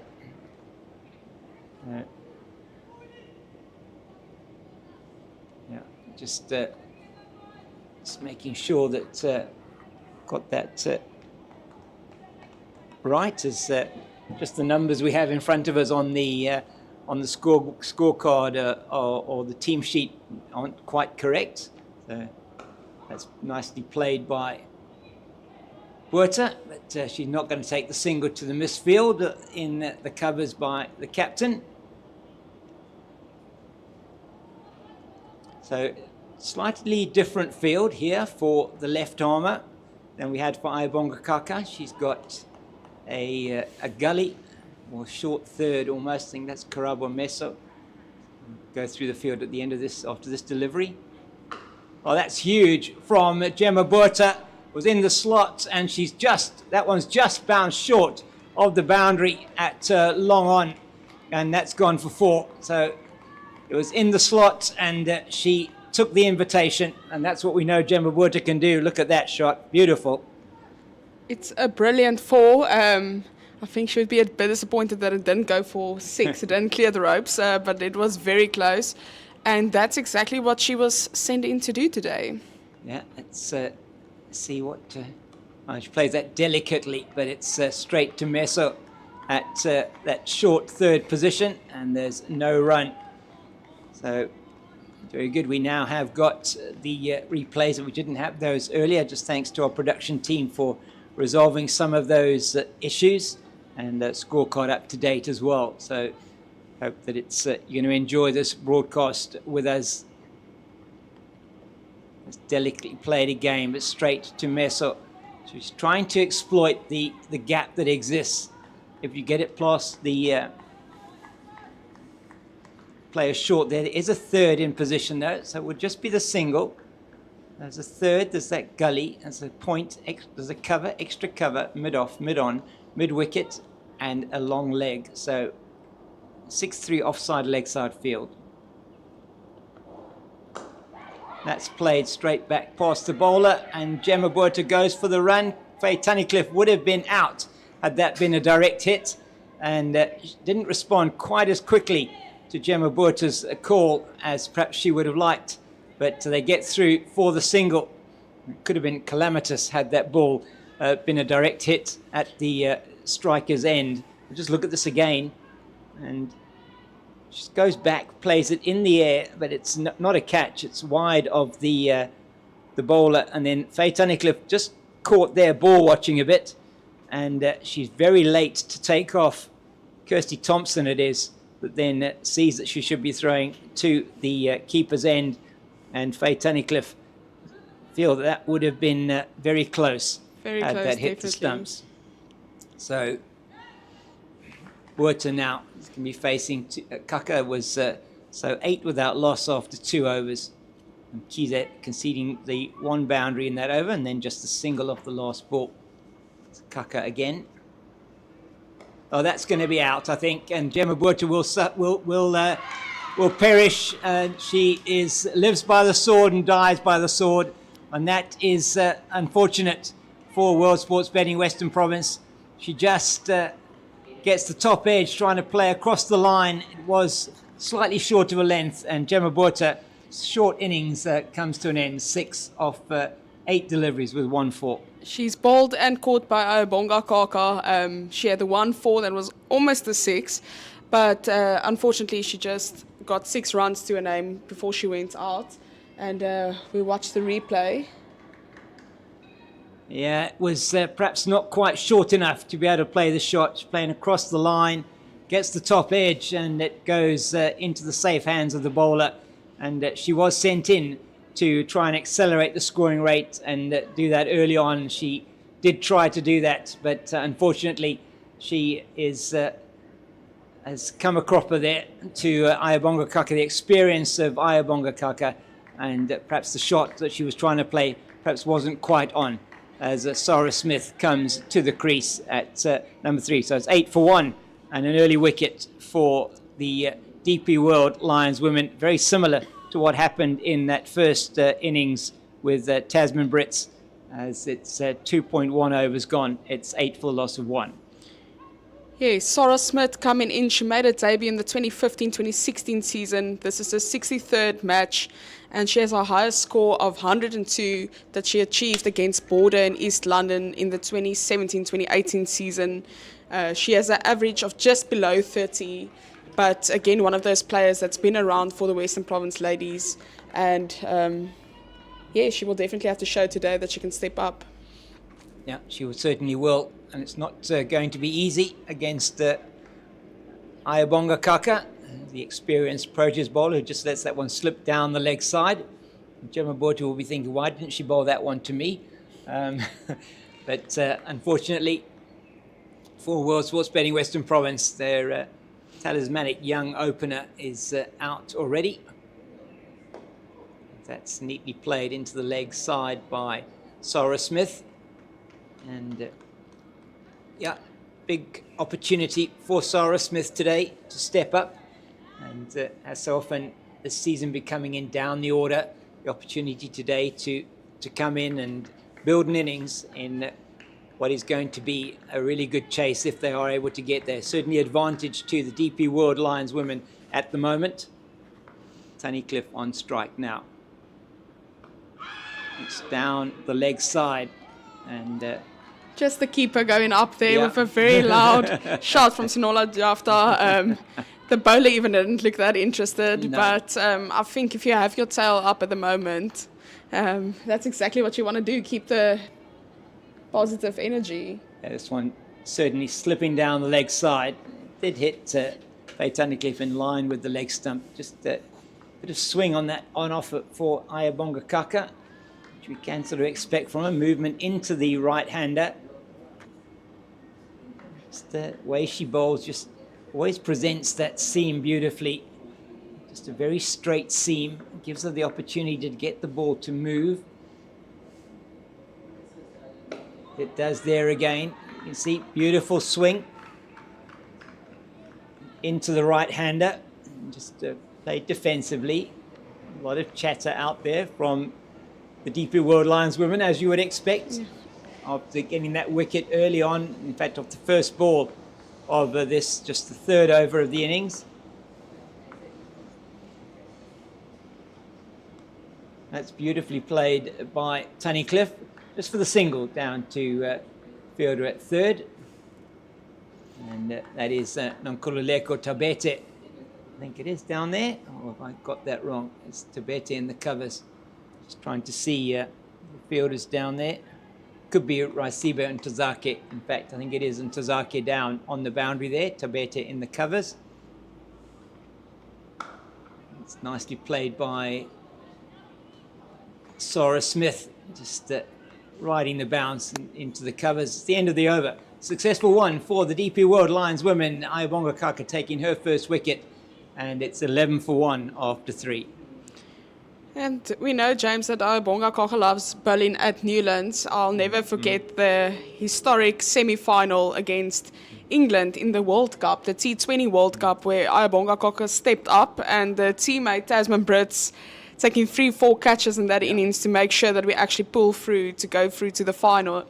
So a lot of experience in this DP World Lions team, and certainly I've played a few times at Newlands, either representing the province or the country. Yeah, it's and last year it was in this return fixture, which was the last game of the season actually for both teams, that I keep getting it wrong.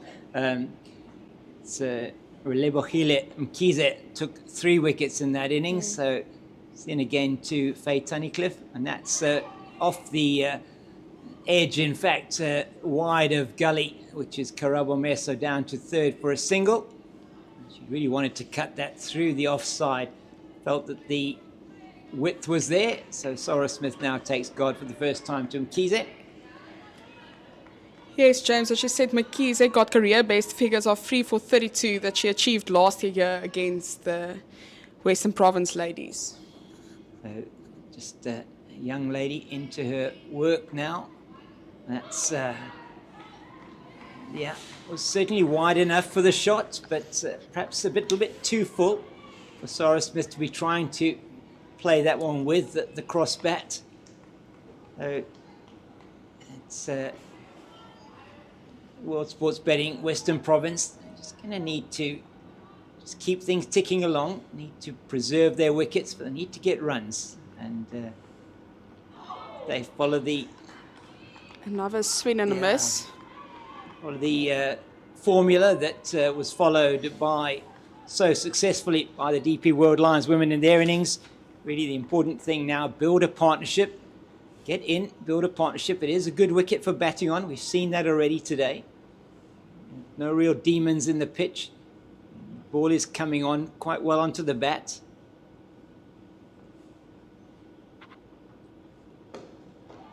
It's nicely bowled by Mkize.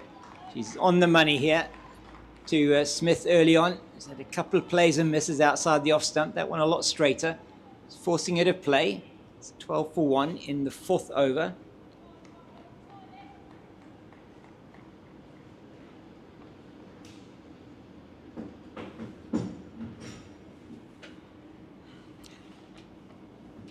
That one she lets go outside the off stump, cleaned up behind by Jafta.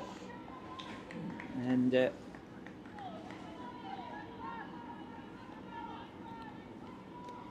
yes, so Mkize is now going to bowl the last ball of the over. She's currently bowling very nicely.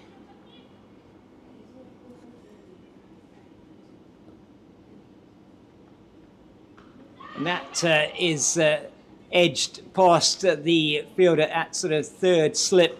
That's Karabo Mesa, was in the air for a while, but it certainly wasn't a chance. But once again, trying to play that cross batter, she does get bat on it, but just the top edge. And down to third for a single, and that scores 16 for the loss of 1 after 4 overs. So batting at just on 4 and over. Rate required up at 5 at the moment, but that at this stage, not too much that they should be worried about. If they can keep wickets in hand, then the opportunity to get those runs will come later on in the piece. Just to give you some information about games happening elsewhere in the Hollywoodbets Pro50, it is the KZN Coastal Women were 134 all out against the Free State Women. Free State Women at the moment 75 for 3. They need 60 to win off 25.5 overs, and South Western Districts Women chasing 251 to win against the Titans. I'll tell you now about that. That's neatly played by Tunnicliffe into the leg side. They are 2 without loss, Southwestern Districts in Oudtshoorn, looking to get 251 to win that game against the Momentum Multiply Titans. And for the Titans, it was Sine Luce. You got 110 not out there to power them to 250 for 5. Outstanding from the Proteas batter. Yes, James, it's just something on that. I think we need to remember that this is the year of the 50 over or the one-day World Cup. So it is very important that some of these Protea ladies or even some of the women that are on the squad but hasn't had that much opportunity yet to make their mark. And it's wonderful with that being said for Sine Lees to get that brilliant score. Yeah, absolutely fantastic for her. What a servant she has been of South African cricket. And Titans cricket, they for over so long, Sinelis, and really still got plenty that she can offer for South African cricket. Of course, the captain of the team that got to the final of the Women's World Cup in 2023 here in Cape Town, as Ayabonga Kaka does Ayabonga Kaka things there, as usual, just bowling on that great line and length. You miss, I hit, or you try to force me. It's not going to be that easy. Getting that movement into the right-hander. So Tunnicliffe just setting out her stall at the moment. That looks very, oh, maybe there was a, maybe just, maybe there was an inside edge or something there, because that certainly the bowler didn't go up for an appeal at all. But good work from Jafta to keep the spirits up, making sure that the Western Province ladies are under pressure and well aware. Can always rely on Sonala Jafta to do that for you. And that's played into the leg side. It's just knocked on by Sinette Viljoen-Jafta, normally so good in the field, and they go through for the single. Good over from Ayabonga Kaka there, just the single off the last ball of the over. And that is Tunnicliffe moving on now to 4. Smith's on 5. Wicket to fall. Gemma Buerta, who was asked to come in at the top of the order to try and accelerate the rate. She had one mighty 4 off Rehalubile Mkhize, and then she was unfortunately out in the next Ayabonga Kaka over, trying to pull her across the line into the leg side. Just got a top edge, went up high in the air, and was caught by the bowler on her follow through. So it is 17 for the loss of 1, chasing 242 to win. So 225 to win, 270 balls left. They need 5 and over from here. It's Faye Tunnicliffe on strike. That's beautifully guided down to 3rd, where Kaka does the fielding, and they take a single.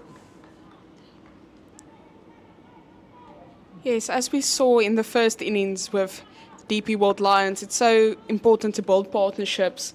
And even though the run rate that they require is a bit high at the moment, it's still very, very early in the game.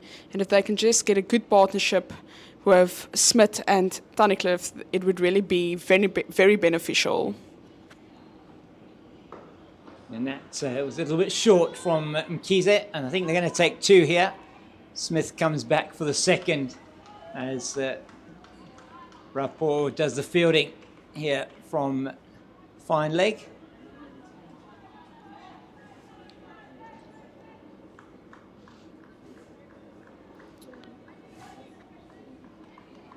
So that one just a little bit straight onto the leg side. Sarah Smith probably just feeling she didn't get enough of that. Looking to play it down to the boundary for 4. That's wide outside the off stump, and just goes through to the keeper, Jafta. So there was Tibete, I apologise, it did the fielding earlier on, just down here at long leg. So what have we got? We got a 3rd slip, almost a 3rd on the boundary, backward point, cover, extra cover, mid off, mid on, mid wicket, and long leg. And that's outside the off stump, played to Tasman Brits at extra cover. There's no run. So just great to have the Proteas players here. Definitely. Playing for their respective teams, and in this DP World Lions lineup, they're missing Shabnam Ishmael as well, who's over with the Mumbai Indians in the WPL, as is Nadine de Klerk from World Sports Betting Western Province. And Sarah Smith had a moment there where she was not concentrating and had walked out of her crease. Had Karabo Meso hit the wickets direct there, Sarah Smith would have been going back run out. So that was very close. Was very, very close. The big leg before wicket appeal. She wasn't sure where the ball had gone. She walked out of her crease. Just got to have game awareness there, Sarah Smith. That's nicely played, and it's going to go through the covers. That'll be 4. They won't cut that off. It goes to boundary in front of the Oaks for 4, and that's the second boundary of the innings for World Sports Betting Western Province. Takes Sarah Smith into double figures. It's 24 for 1 after 6, and that was a welcome boundary. 7 off the over, which was a good one of the best so far for World Sports Betting Western Province. Yes, as Mkhize finished her third over, she's going for 17 runs. There was a slight opportunity there with the 5th ball in the over, but then unfortunately the last ball for the over went for a 4.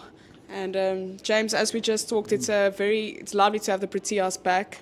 And also for them, firstly to represent their province and their club, but also to, just to get some games again under their belts. As we said, it is the World Cup this year. It's going to be a very interesting World Cup, and just for these girls to get some game time is, it's obviously very beneficial. Yeah.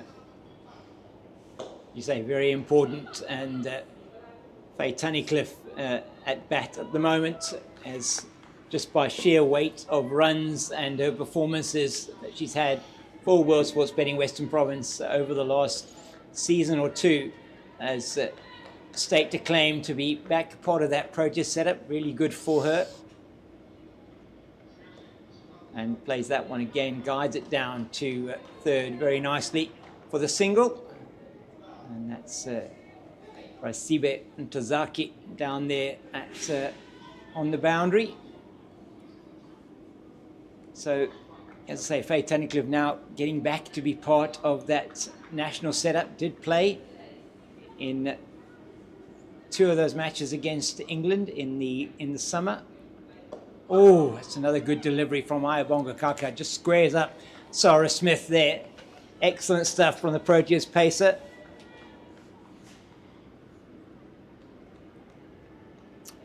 So 4 Proteas players that are current Proteas players in this DP World Lions team. Another very good delivery from Kaka. Just getting that ball to angle in to the right-hander. Just goes about her work. So, she's one of those effortless almost. It looks.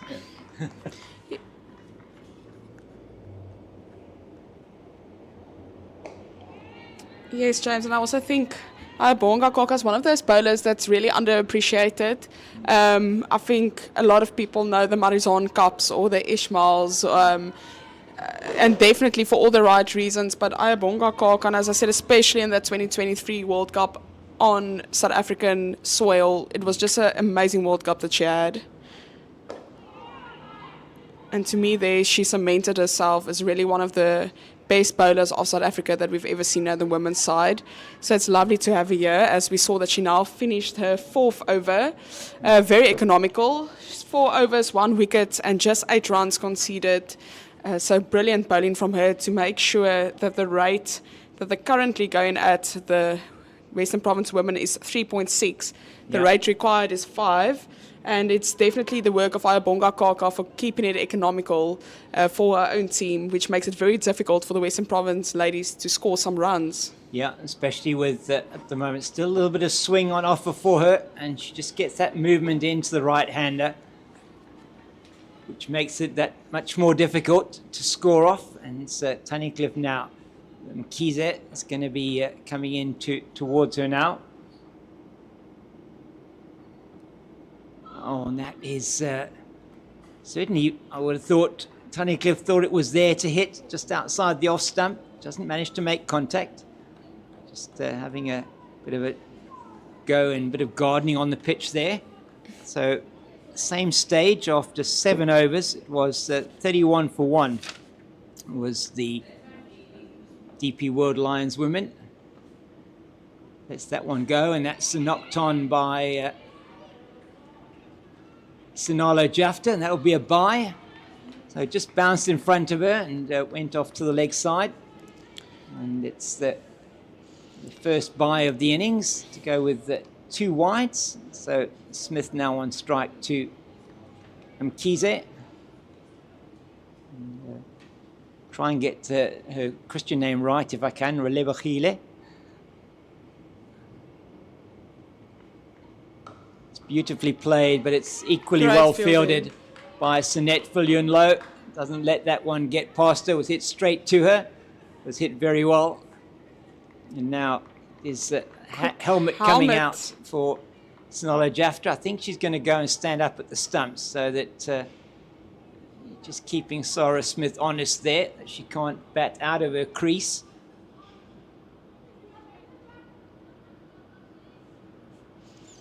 And maybe to quarter off guard a bit. They almost did in 2 overs ago. Yeah. Almost. Yeah. She was out of her crease. That was a accident, but maybe just putting some pressure on her again. It's nicely played by Smith, but it can't go past Tasman Brits. What a brilliant fielder she is. And you're definitely not going to take any chances to Tasman. He's probably one of the best fielders in world cricket. Definitely. Fantastic hands that she's got.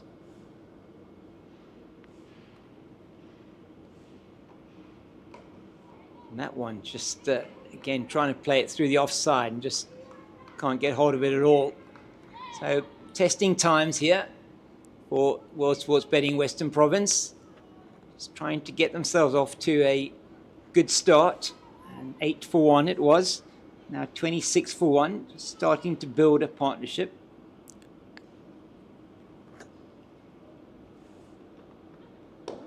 That's nicely played, but it'll be straight to Brits. And at the end of a successful, good over, in fact, from Mkhize, just the one off it. And it is 26 for 1 after 8. Yes, as we see Faye Tunnicliffe on 6 runs and Sarah Smith on 11. So currently the partnership is on 18 runs. Still early days. I think it is very positive that they're building on the partnership. The only problem is, unfortunately, that the run rate currently is a bit low, and then you'll need to up that a bit. It's still early days, so I won't put too much emphasis on that just yet.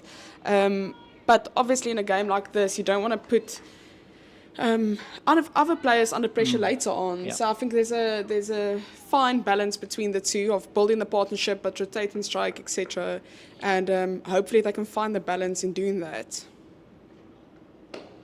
Yeah, 6 of 16 now. That is for. In fact, it's not. We've got the wrong score here on the scorecard in front of us. So this is Tunnicliffe. You say 6, but I think it's off a number of more deliveries than 16. She's facing once again, and that's another good delivery from Ayabonga Kaka. It's fielded there by Jenna Evans.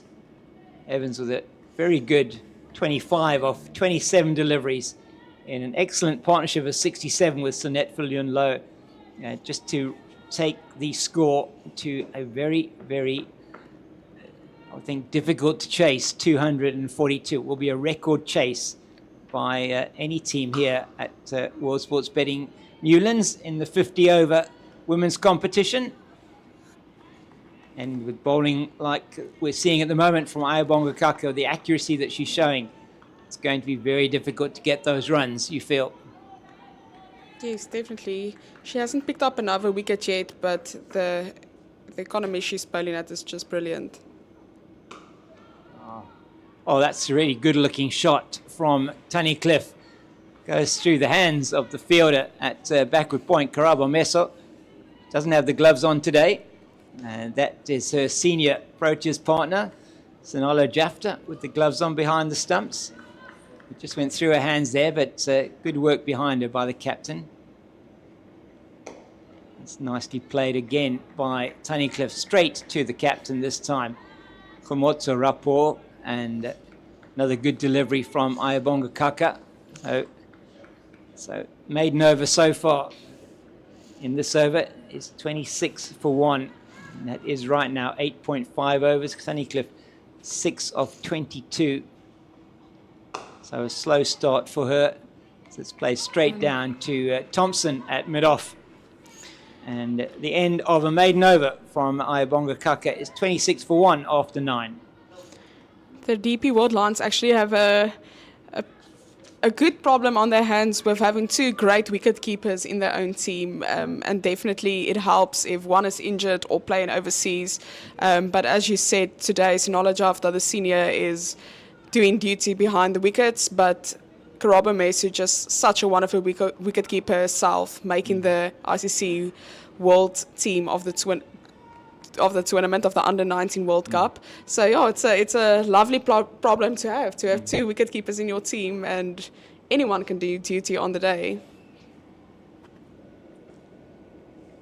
Yeah, and it does mean they also have another wicket keeper in the wings as well, Palesa Mapo, who's another excellent keeper, has also been a servant of the Lions cricket for a number of years and was in their team most occasions on the 50-over competition.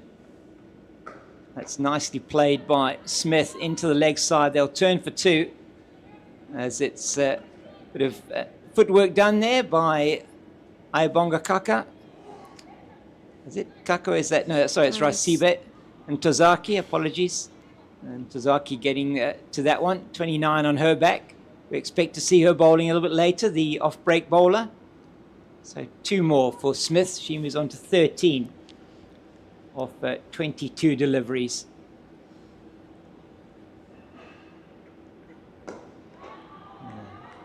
Plays that one nice and straight to Thompson at mid-off. So a lot of applause and chatter out there from the DP World Lions women, and why not? 28 for 1 it is, World Sports Betting Western Province after 9.3 overs. So they are certainly in the ascendancy. 36 for 1 it was that after 10. That's played very nicely into the covers, but straight to the captain, Khomotso Rapport, and it's no run. As that run rate currently that they are achieving at the moment just drops under 3 runs as it goes for 2.9. It's just something to keep an eye on. But that's the economical bowling of the DP World Lions. And not able to get that ball away as that's straight to Sunette Viljoen-Low. So when is this lack of scoring going to start playing on the batters from World Sports Betting Western Province? That's the question. At the moment, they seem to be happy enough just to sort of knock it around. This partnership worth 20 now, but it has come in nearly 8 overs. And that's nicely played again, but straight to Tasman Brits. And another good over comes to end from Kize. And just the 2 off that over, 28 for the loss of 1 after 10. And no doubt we'll have a look at those comparisons. But I can tell you, it was already 36 for 1. It was at the same time. So still in and about the hunt there. They need to be scoring at, for the next 5 overs to stay in touch. They need to be batting at about 5 to the over, as I think we're going to see the first change, are we, in bowling? I think it is going to be the first change. Let's see who's going to be coming on. Looks like Sunette Viljoen-Low's taken the cap off, but looks like she's taking the ball. So Sunette Viljoen-Low will start her first over of this match. This She has career best figures of 3-4-17, and she achieved this career best figures in the 2004 and 2005 season. Wow. So that's 20 years ago. I might be giving my age away, but it's a while ago. It is, yeah, incredible performer over a number of years. She's in with her medium paces, and that one is pulled away, but can't get past Tasman Brits, who just for fun there throws that one in and hits the stumps when she's only got one to aim at. So showing you how good she is in the field. What an excellent signing she's been for the DP World Lions this season. Came up from the Garden Route Badgers, where she done fantastic service for a couple of years. And that's Viljoen-Jafta in again. That's down the leg side, and it will be a wide, and they'll have the extra run as well, as it's just knocked on by Jafta. And that's the third extra of this innings. As my apologies, the fifth extra of this innings. So there's already been 4 wides. This was the 4th wide, been bowled. Viljoen-Jafta in again, right arm over the wicket. That's wide outside the off stump, and Sarah Smith misses out there. She actually pulled herself too far away to the leg side. She almost went away from the ball rather than going towards the ball to try and play that one through the legs, through the offside.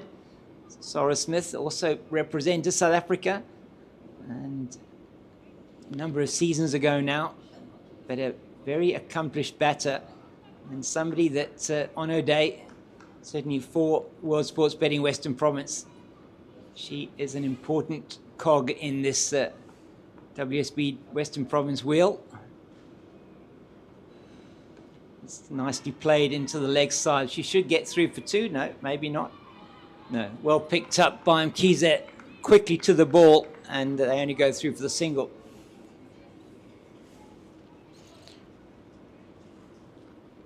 So now, how does Faye Tunnicliffe play this now? I mean, they will be looking, there'll be certain bowlers they'll be targeting. Kaka already now out of the attack. Bit of swing there, that's beautifully played. It was swing away from the right-hander, and she just hit that. That sound off the bat was absolutely glorious as Faye Tunnicliffe gets her first boundary through the offside. Yes, a brilliant 4 by Faye. And as you said, they had to target one of the bowlers to get the run rate up a bit. And I think we both felt that Sunette Viljoen is maybe the person to target. And it seems like that is what Faye has decided to do. Definite movement away from the right-hander, and she's stretching for that. Doesn't have any foot movement, just stays in her crease and tries to play it on the offside. Could have only really got herself into trouble with that. And so for Viljoen-Jafta, getting the ball to move away quite significantly from the right-hander. Still a bit of swing on offer with this new ball. That's down the leg side, missed by everybody, and that'll go down for 5 wides. And that is going to make this into an exceptionally good over so far for World Sports Betting Western Province, and that takes the wide tally up significantly for the DP World Lions. So it's been a bit of a release over, 12 runs off it so far with 1 ball to come.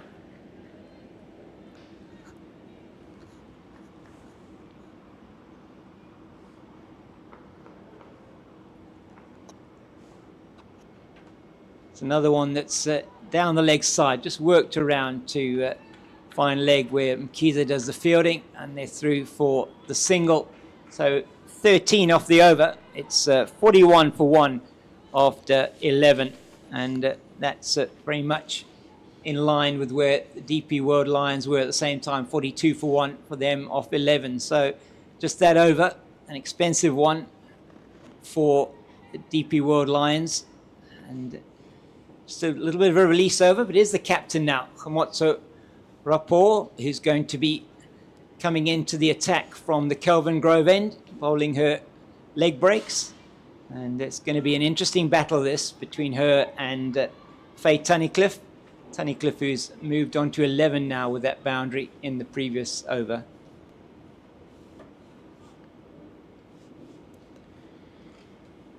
Yeah, so the captain coming in now, a career best figures of 5 for 15 that she has achieved against the Free State in last year's season. Yes, very experienced bowler. Got 45 wickets to her name. And she will definitely try to unsettle the Western Province partnership. Yeah, so it's just the field is, she's got a ring field on the offside, so there's a short third, point cover, extra cover, mid-off, mid-on, mid-wicket, deep mid-wicket, and a deep square. And so nobody on the boundary, on the legs, on the offside. She can have 4 fielders outside the ring. It's now into the second power play. So see if she's going to get any. That's short, and it's played one bounce to Ayabonga Kaka on the boundary to deep backward square. Yes, there was a half a shot from the DP World Lions to get the catch, but unfortunately the ball just dropped short. But interesting questions being asked as we saw that Faye wants to attack the spin. Yeah, it's rapport in again. It's a nice delivery. The standard leg break, the one going away, or turning away from the right-hander. So Sarah Smith, she'll be perhaps looking at, if there's anything short, she'll be looking at the leg side. Anything in the offside, she might be looking to play it through the off, and that's what she does now. But straight to Tasman Brits at that extra cover position with her standard number 1 on her back.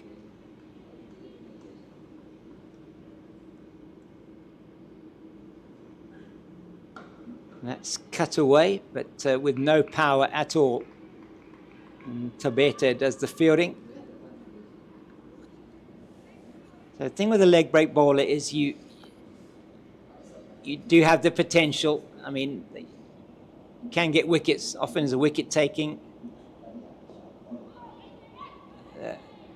bowler, but you do have the opportunity to score. There's normally opportunities to score, and this over, it's been a good one from Rapport. She's just gone for the 1.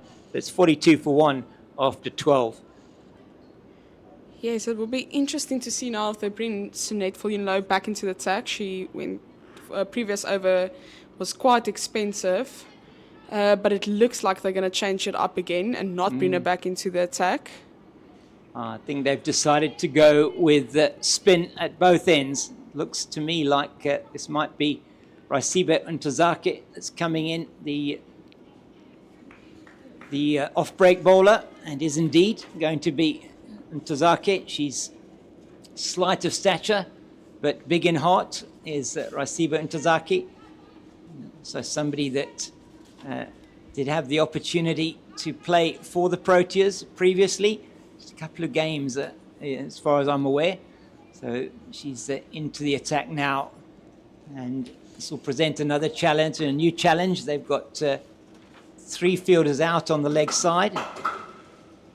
And that's short on the outside the off, and Faye Tunnicliffe will feel she's missed out there. There's only 4 fielders on the offside. It's a backward point, cover, an extra cover, and a mid-off. So the scoring opportunities on the offside.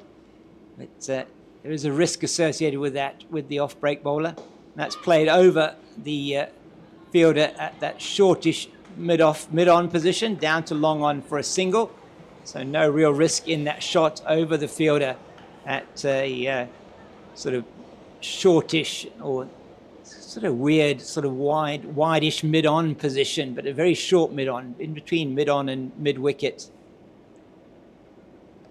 And Sarah Smith looking for that run down the leg side and isn't able to take that with Kiza is in quickly from that short fine leg position.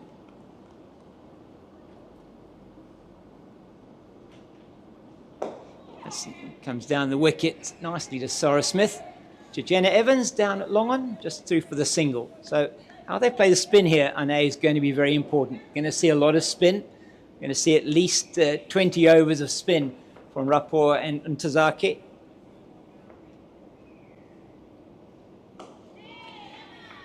Yes, James, and I think the thing that is very important for me, I think the two batters out in the middle must just have a clear plan that they want to follow. So they need to know up front who they're going to target, how they're going to play the spin, and how they're going to go about with this innings. Yeah. And I think if both of them have a clear picture of what they want to do and what they need to do, that will definitely assist them in getting this target. Because as you said, it's clear up front that a lot of spin is going to be played. As we just see that the 13th over is done. It's 44 runs so far with just the loss of 1 wicket with Gemma Botha that went out. And we're moving now into the 14th over.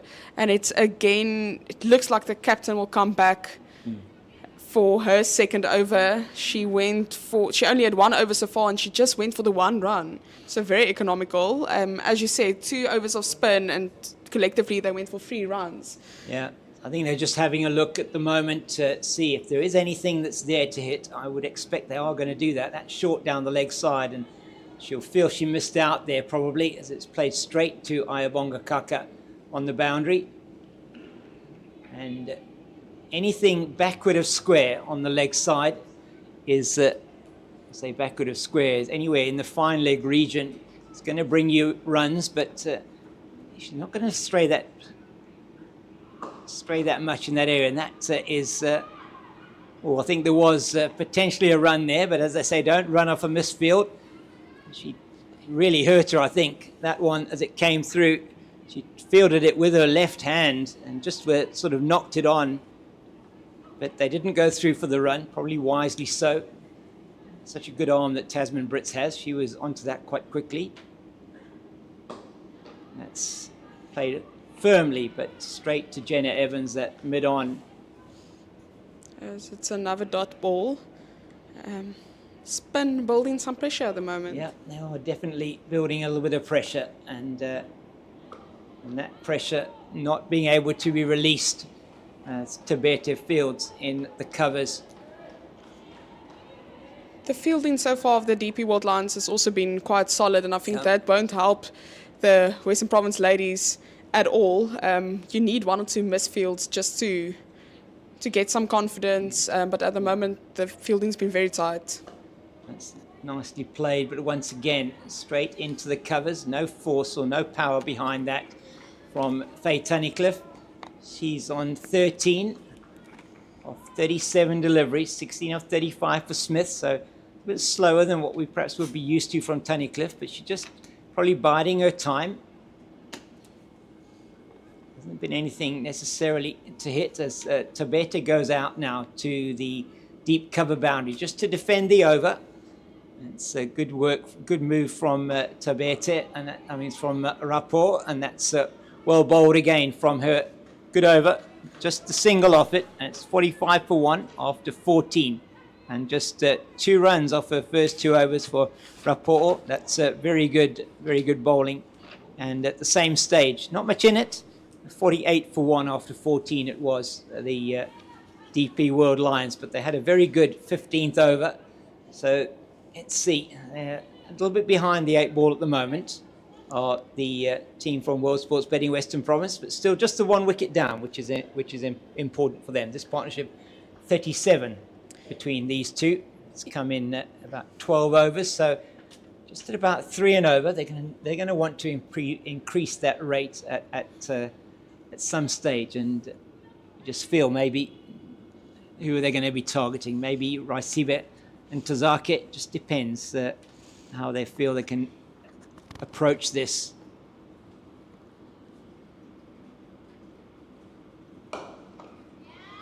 Trying to use their feet to create the space to get some extra runs, but at the moment just played straight back to the bowler, so no run in it as she faces the second ball of the over.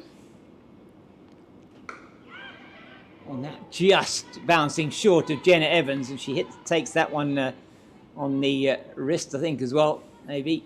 So she seems to be fine. So a little bit in the air. It's clear what Sarah Smith's intent is here. She wants to start scoring. She's looking at the offside as a potential area. And that that's through Evans this time. But they're only going to get the single as Brits follows up and tosses it in to Viljoen-Jafta. I think you're looking at Tasman Brits and Sinet Viljoen-Jafta. They've probably got the two best arms in women's cricket in South Africa. Yes, and no need to wonder why. No need to wonder why, no. That's nicely played by Tunnicliffe down the ground. It's fielded by the captain. It's Khomotso Rapport in front of us. So what's important for the World Sports Betting Western Province women here is they just got to keep the scoreboard ticking along. Just keep getting singles, and maybe a couple of twos. If there's a boundary on offer, then fine, they need to take it. But at the moment, it's around just keeping the scoreboard ticking along. They're not being able to do that. And that is, the equation is getting much closer to sort of a runner ball for them. They need to keep things going here, give themselves a chance to get to this total. And that's good running. That's exactly what I'm talking about. Just knock it into the space, take the run, and it's no risk cricket. Just the 3 off that over takes them to 48 for 1, and that is the end of another Ntozaki over. And we'll see the comparisons there, 7 runs behind at the same stage, so 48 for 1. So World Sports Betting Western Province, they're still in this game at the moment, but it is going to need something from them.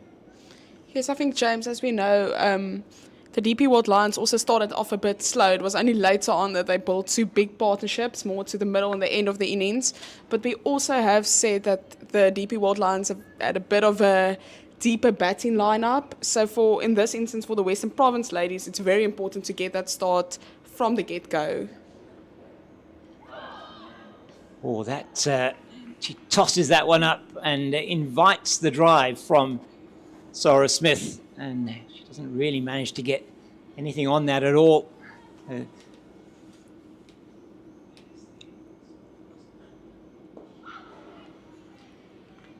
I think something that the Western Province ladies are not really doing that well for me at the moment, and you said something like in that line in the previous over, is that they just have to knock it into the space. No need for big shots, no need for trying to run each other out. Let's just look at this ball. That is exactly that. That is a glorious shot. Great shot.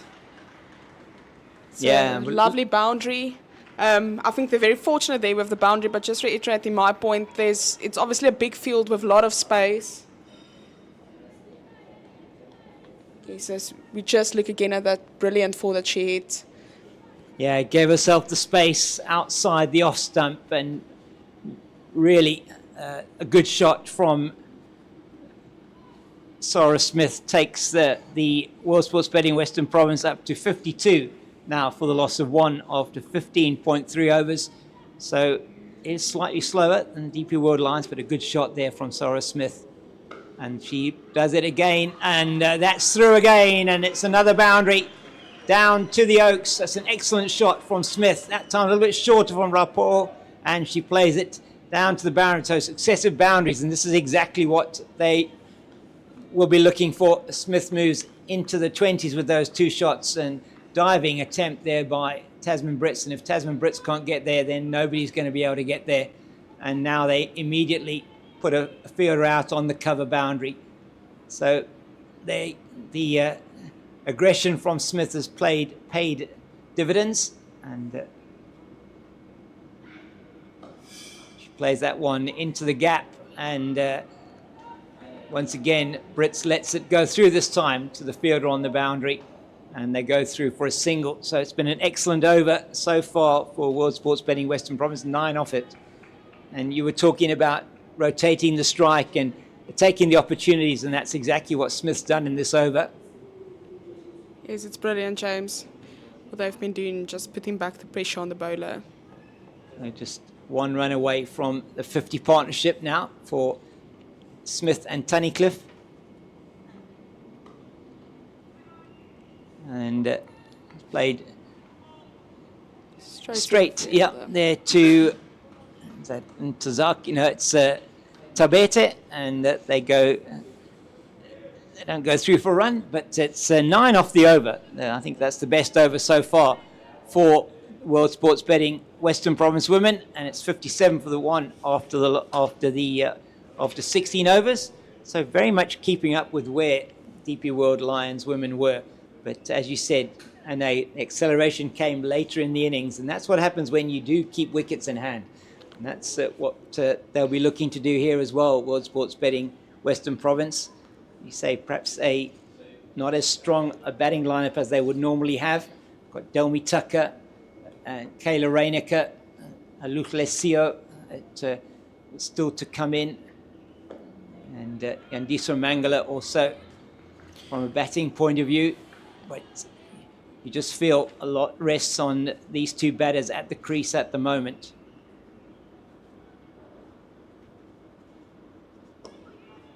It's nicely played by Smith. As you can hear, Viljoen-Jafta, and that is the 50 partnership. It's a great 50 partnership after the early loss of the first wicket.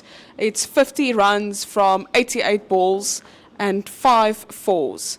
Faye had scored 13 runs and Sarah Smith scored 28 runs with 9 extras, bringing up that 50. So it's now 51. The partnership's now 51 runs, and the Western Province ladies have 59 runs. So it's definitely the bulk of the innings so far as this partnership.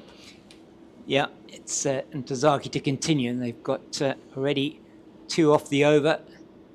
On that one, she's just trying to play that one through the leg side, but again, she's almost moving away from the ball as she tries to play it. It's head not over the line of where she wanted to play that, so not settled in that shot. She's looking to get through the offside. She tries it again, this time straight to 2 fielders, converging. Bit of a miscommunication at first look. At least nobody's angry. No. A lot of laughs, Yeah. high-fiving each other, and everybody's back on their posts. Rapport and Brits there. It's neatly played again into the leg side. Tunnicliffe's through quickly for the run. So 3 off the over. It's 60 for 1 after 17. Another good over from Ntozake there. So just still at 5.5, the run rate required. And looking at that scoreboard so far, the only wicket to go down. Gemma Boerter caught and bowled by Kaka for 6 off 11. She was sent in to try and accelerate the score early on and make best use of the power play, but perished trying to pull Kaka through the leg side. Just got a top edge, went up in the air, and the bowler caught it off a follow through. So it's Tunnicliffe and Smith now that have been tossed with. That's nicely played once again by Smith into the offside, and they just threw for the single. That's Karabo Meso, who's out on the boundary now, the wicket keeper, who's sorting out that boundary in front of the Oaks. That's over the top of Jenna Evans, just over the top of Jenna Evans from Faye Tunnicliffe. Her heart must have been in her mouth for a while. Definitely. Evans, such a good fielder. Not far off. No, and it goes down to the boundary for 4. So a welcome boundary, but my goodness, had Jenna Evans been a foot taller, let's look at this one again, she may well have taken that catch. So it's over-pitched from the captain. She goes over the top and not far away from Evans's hand, and now she goes down too long on. So Tunnicliffe gets that boundary. Welcome one. That's beautifully played now, straight down the ground, and she brought that change to the field with that shot over mid-on in the previous delivery. So 5 runs off the first 3 deliveries of the over. Sorry, 6 runs off the first 3 deliveries of the over. So Smith on strike again.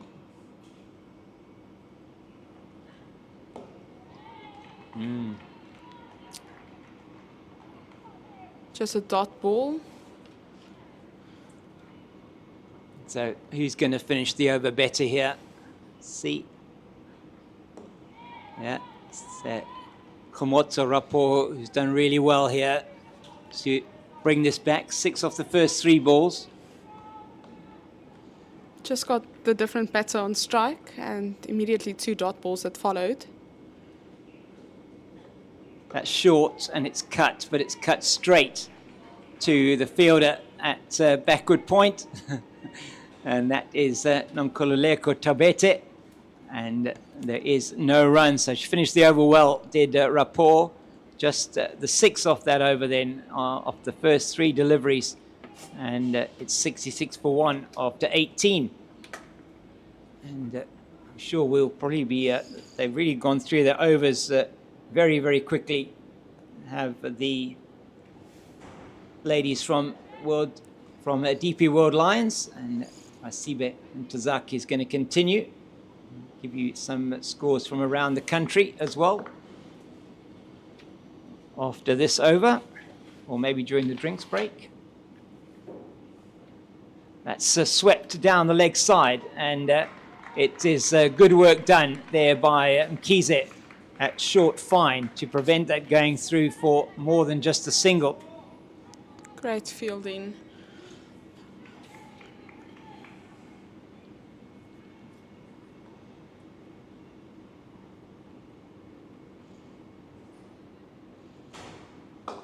She goes over the short mid-on and down to long-on for a single. Smith, there's no real risk in that shot once you get it over that short fielder. I'm not saying that the fielder themselves is short, but the fielder's in a short position. That's Nonkululeko Tabete.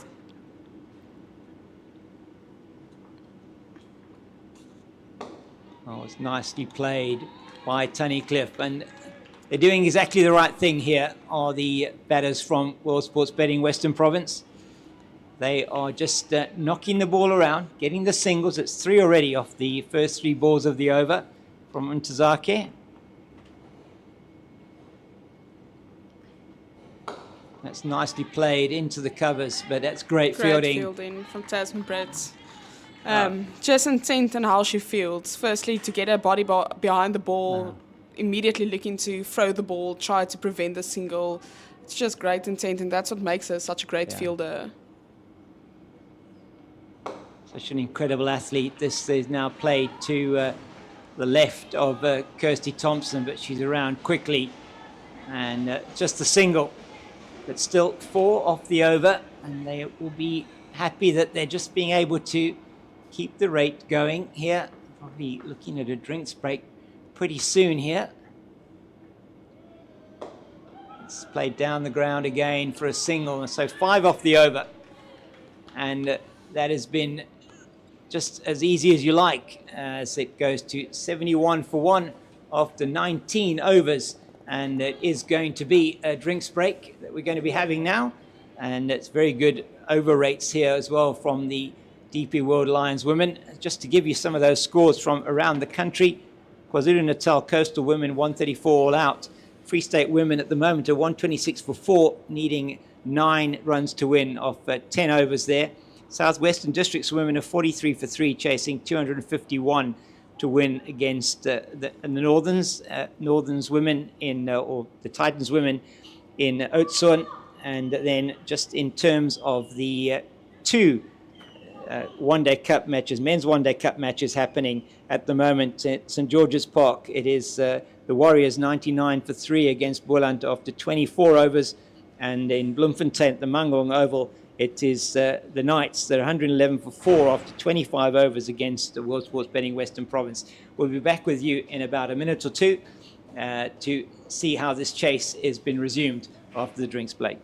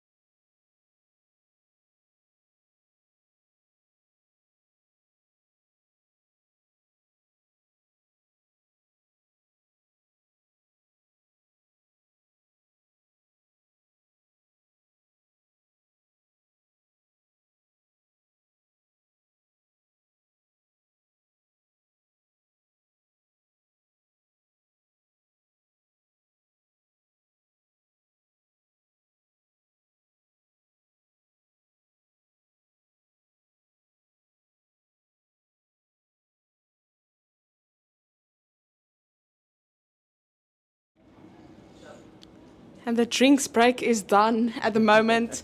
As we see there on the screen, the Western Province ladies need 171 runs from 186 balls.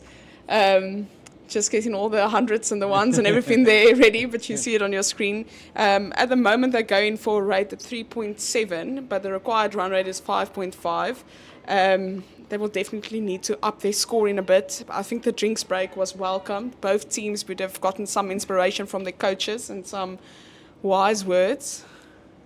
So let's see what the drinks break delivers. So often, drinks break delivers something, whether it's an increase in the scoring rate or it's a wicket. And so often the break in play can cause something to happen. And it does actually cause something to happen. It is the wicket of Faye Tunnicliffe. And there we go. Called it, unfortunately. It is just a lapse of concentration. And that was played straight to Kirsty Thompson at mid-off. And Faye Tunnicliffe, you feel, was very important for this run chase. Has to make her way back to the pavilion for 23. And that is a big wicket for the DP World Lions. Yes, James, I felt like this wicket, to a lesser degree than the one I'm going to mention now, but the wicket earlier after Beta, it was almost similar. Coming back after a drinks break, just a lack of concentration. I felt it was extremely similar. It was almost a shot Faye didn't have to go for, go for. It was a shot that she didn't need to play, and it was an easy wicket. So, yes, unfortunately, must say, lack of concentration, I guess. Unfortunately, that is an unfortunate way to lose your wicket. Yeah, certainly was not the shot. She was trying to play it over Kirsty Thompson's head, but there was no need to do that. The important thing at that time, it was just to make sure you kept ticking the scoreboard along, as we see now Delmi Tucker coming into bat. So Faye Tunnicliffe, 23 of 48 with 2 boundaries, and that very good partnership between her and Sarah Smith has been broken. It was worth 63, and it came off 17 overs and 1 ball, so just under the 4 runs to the over. Now Tucker's going to have to get herself in here. Her first innings for quite some time, having missed the entire first part of the season. And 2 dots to start off with for Tucker. Scores are virtually identical at this particular time, but we know how the DP World Lions accelerated later in their innings. And it's just played straight to Messel at backward point. So it looks like it could be a wicket maiden for the first over after the drinks break. And how often does the drinks break bring a wicket? And that really was a soft dismissal, you have to say, for Faye Tunnicliffe.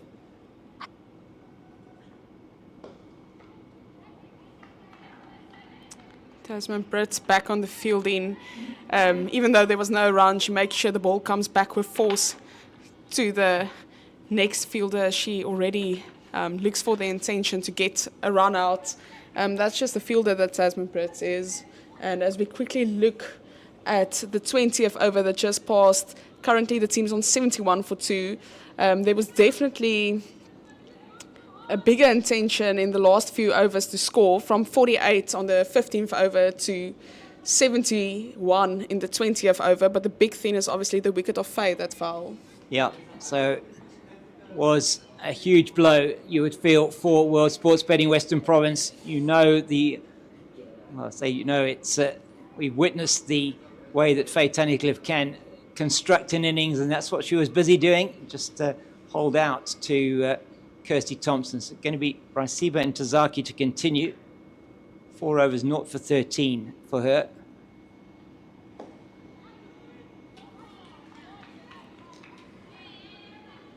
Lots of chatter out there now with that wicket that has gone down of Faye Tunnicliffe.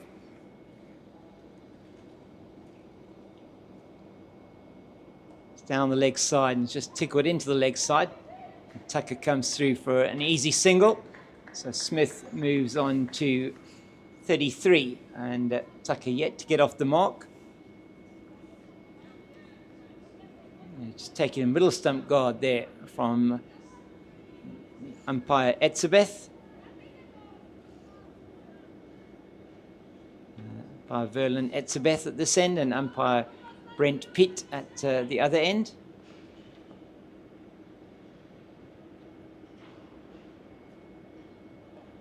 Well, she gets the edge, and that's going to give her some runs. Her first, there should be 2 there at least, as she turns for the second, and she's back for 2.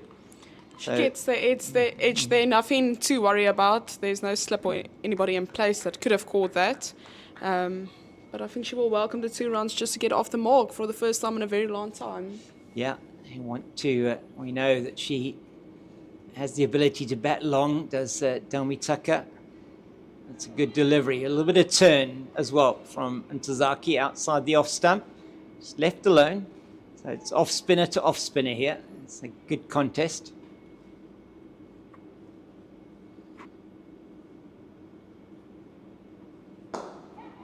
Nicely played. Straight down to Thompson at mid-off. Nice sound off the bat. Yeah, a little bit of a... It certainly did make a good sound. Well, that makes an even better sound, but it's played straight into the covers. There is no run. It's the end of another good over from Ntozaki. Just the 3 off it. It's 74 for the loss of 2 after 21. And if you look at that same stage, 81 for 3 it was, were the DP World Lions women. So game at the moment, I still feel at this stage probably advantage to the DP World Lions just because of those runs they scored towards the end of that innings. And I think the player probably in the Western Province lineup that's got that ability to accelerate the score. I mean, both of these 2 batters can do that, but Kayla Reinicker also very hard hitting batter. So I would expect that she may be in next, or Alutlesio may be in next, just dependent on the situation that they find themselves in. It's nicely played, but straight to Tabete at backward point. So Smith, she's been there now for 60 deliveries for a 33. A lot depends on Sarah Smith here today. That's over the fielder at extra cover. It's very well played down to the boundary for 4. Just the 1 bounce from Sarah Smith, and it's excellent boundary from her. Just pick that ball up, pick the length up well. Let's look at this again. Just say she's out towards the ball, picked the length up well, and played it over Tasman Brits, who would have had to have been 20 stories tall to have caught that one. So very good shot from her. It's unfortunate that we don't have a Marco Janssen in the women's world. This time it's straight to Brits along the ground. Just bobbles a little bit.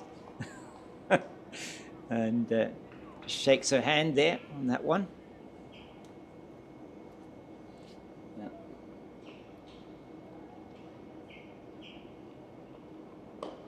Oh, she feels she missed out there, because that was short and it was wide. And instead of moving towards the ball, though, Sarah Smith, she actually just stayed where she was, almost sort of moved away from the ball. Got absolutely no power through the shot.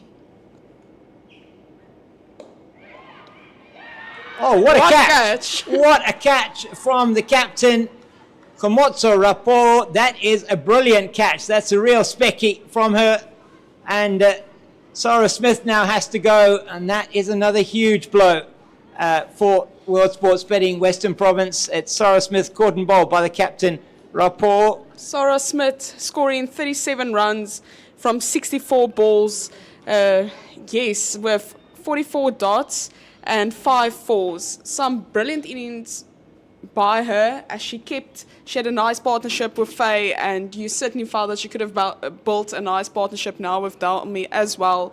But some brilliant bowling, and then obviously being caught from your own bowling is brilliant. It was a difficult catch, but James, it almost felt to me we were expected to say, it's such a sad thing that she dropped the catch. There was an opportunity, and then she held on. So I feel sometimes a stunner like that, you almost expected them to drop that, but that was what made it so special. It was a brilliant catch. She held on to it, and that means we've got a new batter in as we look again at the catch. Yeah, let's have a look at this again. It was almost beyond her when she stuck up her hand and then just jumped up and took that. It wasn't hit with any kind of power by Sarah Smith, and she'll feel disappointed with herself that she's got out in that fashion. And we saw 2 cotton bowls in the DP World Lions innings. We've now seen 2 cotton bowls in this innings as well, and the captain, Rapport, she'll be very happy with that, as Lutlesio has come to the crease, and she earlier on this season got a very good score in a T20 game for World Sports Betting Western Province, but has yet to really set the Hollywoodbets 50 Pro 50 scene alight, as that's the end of the over. It was just the 4 off it and the wicket of Sarah Smith, and that puts the DP World Lions women certainly well on top in this innings. Just looking there, and I do look at these for comparison purposes, the DLS pass score 102 now, having lost 3 wickets to get to that total. So whilst they might be in a similar position to that of the DP World Lions women at the same time, certainly don't have the depth in the batting lineup do the Western Province women. So a lot depends here on Delmi Tucker and Lutlesio, and probably you feel Kayla Reinicke still to come in, probably next in at bat. Could be her or Yandiswa Mangala. And neatly played into the leg side, as we hear Yandiswa Mangala doing a bit of warming up there to our right-hand side. So Sio now on strike to Ntozaki.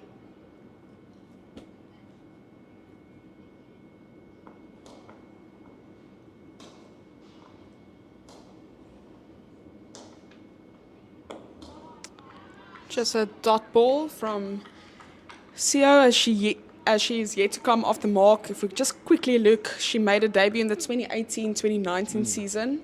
She's been around for a few years. This is her 22nd game. That's well played, but straight to the fielder at that short, fine position. Mkize, she made her debut for Eastern Province, and that stage, I think she's still only 20 or 21 at the very oldest. She'll be 21, and came down here to Western Province from Eastern Province this season. Yes, her highest score also came for Border against Boland in the 23-24 season, where she made 34 runs. So she'll be looking to do better than that today. And she's going to need to do better than that today if she's going to help get World Sports Betting Western Province over the line here against a very strong DP World Lions women's team. That's in the air, but it's short of the fielder at short mid-wicket. That is Nonkululeko Tabete, and there is no run, just the single off the over. It's 79 for 3. And it is Sio and Tucker at the crease for World Sports Betting Western Province. And at the moment, it's certainly advantage to the DP World Lions women. Yes, James, and also with Sio, as we just talked about, coming from the Eastern Cape, playing for Border. Border in the Boland game where she scored her 34 runs, that is a second division game, and I'm so happy for somebody like her and more players to get the opportunity to play in the first division, get some exposure. So it's lovely to see players from the second division moving up to the first division and playing in big games like this. Yeah, she most certainly has the talent of Lutlesio. Saw her, as I said, earlier in the season, as that one's just played to Tabete in the covers by Tucker. Earlier in the season, score of 48 in the T20 game, in the Hollywoodbets Pro 20 game, to get Western Province over the line there. Very important contribution it was from her. That's in the air and just short of Nonkululeko Tabete that time. So Delmi Tucker maybe just surprised by that one, bouncing a bit more than she expected. Now, let's have a look at this again. So just just bounces. She gets a top edge, actually, as she's trying to play it into the leg side, to the offside. And she does this time. So again, Tabete is into action there. And Homoto Rapport now, not sure what's happened in the other games, but she was top wicket taker in this competition this season with 11 wickets. So now she's got 13, and she's been outstanding for the DP World Lions women, the captain. As I think she was equal with Jade de Figueiredo of the Dolphins on top of that list. It's been a very good over this so far. So 5 dots in the over, 79 for 3. Tucker just getting into her work. So those 2 wickets to 4, Tunnicliffe and Sarah Smith. Straight after the drinks break, have massive blows for World Sports Betting Western Provinces. It's a maiden over from Homoto Rapport. It's 79 for 3 after 24. And WSB Western Province get further and further behind the run rate. Yes, James, as you said, Rapport has 11 wickets before this match. With those 2 wickets that she took today, that brings her to 13 wickets. We obviously know that the Dolphins game is currently also underway, but at the moment with 13 wickets, she's definitely a contender for the top spot of the most wickets so far in this tournament.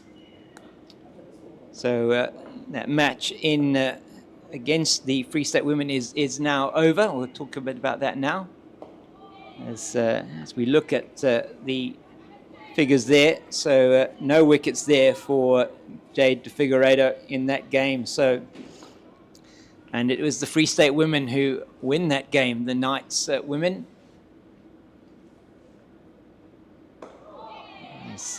Luke Lesio is just battling now to get off the mark here. 7 deliveries already at a time when World Sports Betting Western Province need to be knocking the ball around and getting some singles. And she tries there to play that one through the leg side, goes through the legs of Viljoen-Jafta. It's well cleaned up behind by Mkize, and those are buys. So completely nutmegged Viljoen-Jafta there. Swipe across the line by Sio. She's still not off the mark. 80 for 3. It's great bowling here from Tozake. It's in the air and it's out. And it's taken. And that is a really good catch as well there from Sunette Viljoen-Low. Delmi Tucker has to go, and that's now the 3rd wicket that's fallen since the drinks break. We had the drinks break after 19 overs, and in the 5 overs since then, now it has been 3 wickets that have been lost for World Sports Betting Western Province, with the addition of just 9 runs. So I don't know what was in the drinks, but certainly it has not been very good from a World Sports Betting Western Province point of view. Just looking at Delmi Tucker's stats today, she made 3 runs from 16 balls, no boundaries. So definitely, I think a difficult innings for her, as we just said, 3 runs, 16 balls, no boundaries. But coming back from injury, the team being in a difficult position, I think there was a lot of responsibility on her shoulders. I think if she played a bit longer, built a nice partnership, we could have seen something else from her, because we know what type of player she is and that she's a great batter. But unfortunately today, not to be for her, as it's a great wicket and Sunette Viljoen-Low doesn't make a mistake in the field. As we said, just quickly looking again at that wicket and the catch. Yeah, it's another one outside the line of the off stump, and it was perhaps short enough to be able to play the shot, but anticipated well by Sunette Viljoen-Low. She goes off to her right-hand side and takes a pretty regulation catch, you have to say. They still have to be taken, and it was a catch off her that went down, which was Tatum LaRue dropping her on 11. She went on to score 87, was the one that cost the World Sports Betting Western Province women dearly in their efforts to keep the scoring rate down. As it's Mangala in to strike now, Yandiswa Mangala. And she's just defensively forward to Ntozake. And as I was saying, it's been excellent stuff just before that ball was bowled from the 2 spinners for the DP World Lions into her 7th over here. 1 for 17. And that's nicely played, but won't be a run. It's down to Jenna Evans at mid-on, and it's just a single off the over. It's 80 for the loss of 4 now. And Ntozake gets just reward for her economy rate and her good bowling here. And it's DP World Lions women all over Western Province at the moment. Yes, 2 new batters to the crease, and the newest batter to the crease is Mangla. We quickly look at her stats. She made her debut in the 2018-2019 season. This is her 35th ODI match, and she has a higher score of 40 runs that she got against the Knights in this current season that we're in. Yes, she doesn't have a 100 or a 50 to her name, but as we just said, she has a higher score of 50 that she has achieved this year, and any runs at the moment will do, and I think to get anywhere close to a higher score would definitely be very beneficial for the team. Yeah, so the important thing now for Lutlesio and Andiswa Mangala is to just stay there, keep batting, try and get the singles. Obviously, Jenna Evans come into the attack. She starts with the wide, and she's just coming in from the Kelvin Grove end. I'm just watching her here. That one's played beautifully through the offside by Sio, and it is well fielded as well there on the boundary. And she gets off the mark with that through the covers. Perhaps didn't get all of it. It was excellent chase and pull Great back. Fielding. I think that may have been Karabo Meso. It was indeed that chased that down and pulled it back. Great athleticism there from the young lady. And that one a little bit short, just plays it into the leg side. It's fielded by Obonga Kaka at mid-wicket.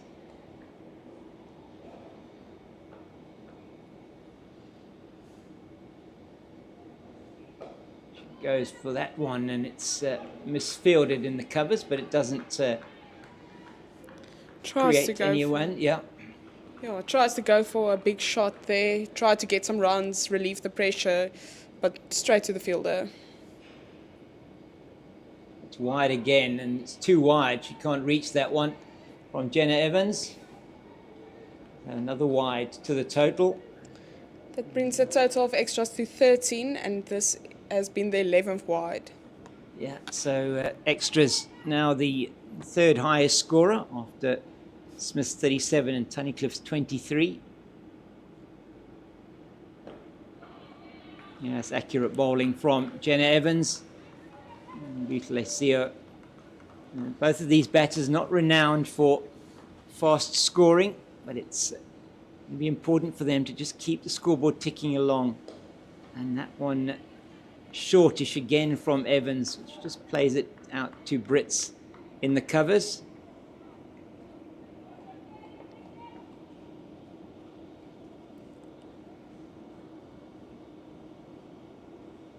On that one, it seems to be like almost the wrong one from Jenna Evans that beats her on the inside of the bat, and it's the end of the over. 4 conceded in that over, and it's 84 for the loss of 4 after 26.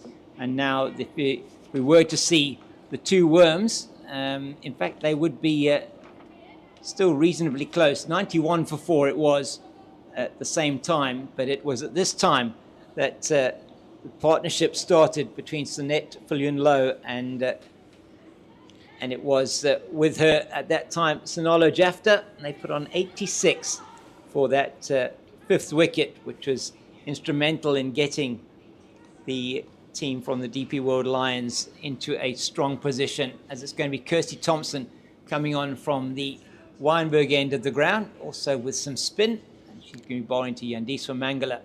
She's going to be bowling also quite sure there, probably a little bit of off spin that she's bowling. We'll have a better, closer look at her action. And Mangla's off the mark. She's already faced 2 balls. This was her 3rd ball, but she got a run and she's off the mark just to relieve some pressure from her.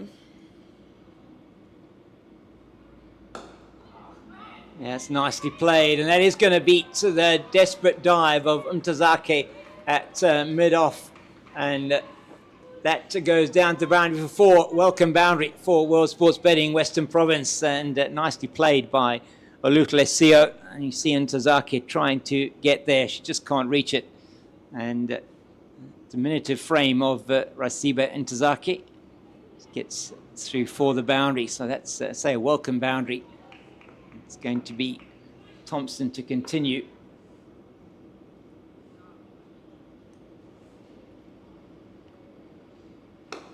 She's bowling it.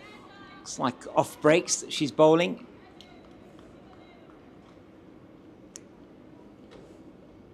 The question here now is whether these two can build a partnership. That's played nicely into the leg side, and they'll go through for the single. Thinking of the second run, but it definitely wasn't there on offer. Thompson in once more.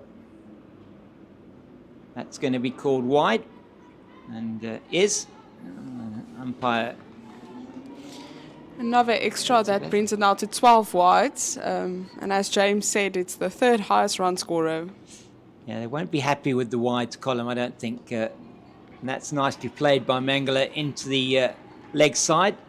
They go through for the single. It's what they've got to do. World Sports Betting Western Province take whatever runs there are on offer.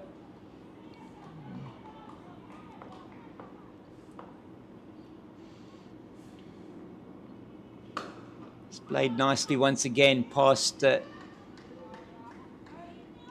Tasman Brits down to Ntozake at long off, and they take another single. So it's a good over. That 9 off it.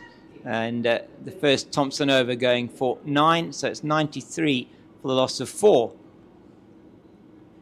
after 27 overs. So not quite up at 4 and over, 3.4 and over.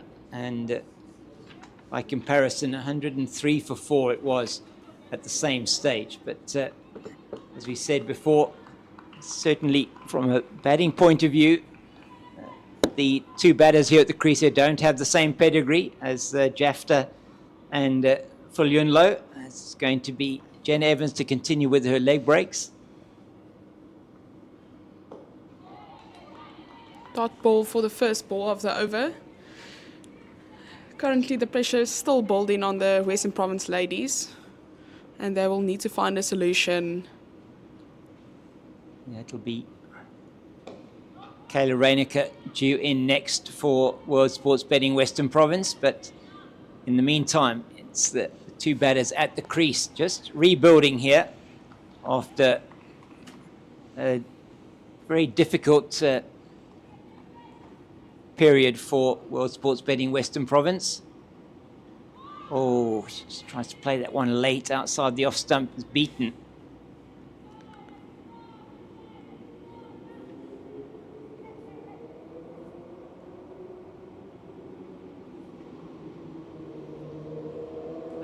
It's a really poor delivery and does not get punished as it's played straight to Ntozake at short, fine leg. It was short and down the leg side. Could have left it, it would have gone for a wide. That's wide outside the off stump. So just she's struggling with her line here is Jenna Evans. Yes, almost a wide from the one side to the other.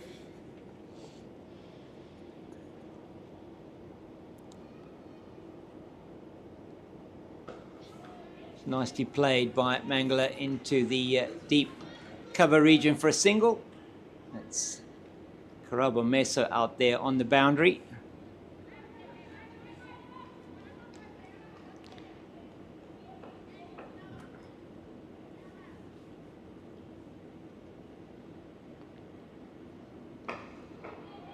And just the clunk of the bat as that hits the bottom of the bat, and the end of the Evans over, and just the 3 from it. It's 96 for 4 after 28 overs. That was Evans' second over and she went for 7 runs in her 2 overs. That means the total at the moment is 96 runs for the loss of 4 wickets. There is Still 22 overs left, but it seems like a bit of a big task ahead for the Western Province ladies, as their rate currently is 3.4 per over, runs per over, and the rate that they require is 6.6.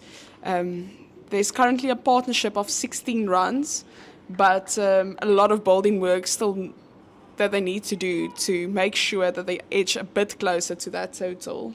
Yeah, so that is a no ball for height. It just slipped out of Kirsty Thompson's hands, and that will be a free hit, as that one was above waist height, signaled by square leg umpire Brent Pitt. The batter had to play a baseball shot. Yeah, she did. She waited for it, and what's going to happen here with the free hit? She's got to have a go. She does, and it's over the head of Jenna Evans, but it's not going to go to the boundary. They'll take two. CO does try and hit that one. Another full toss from Thompson.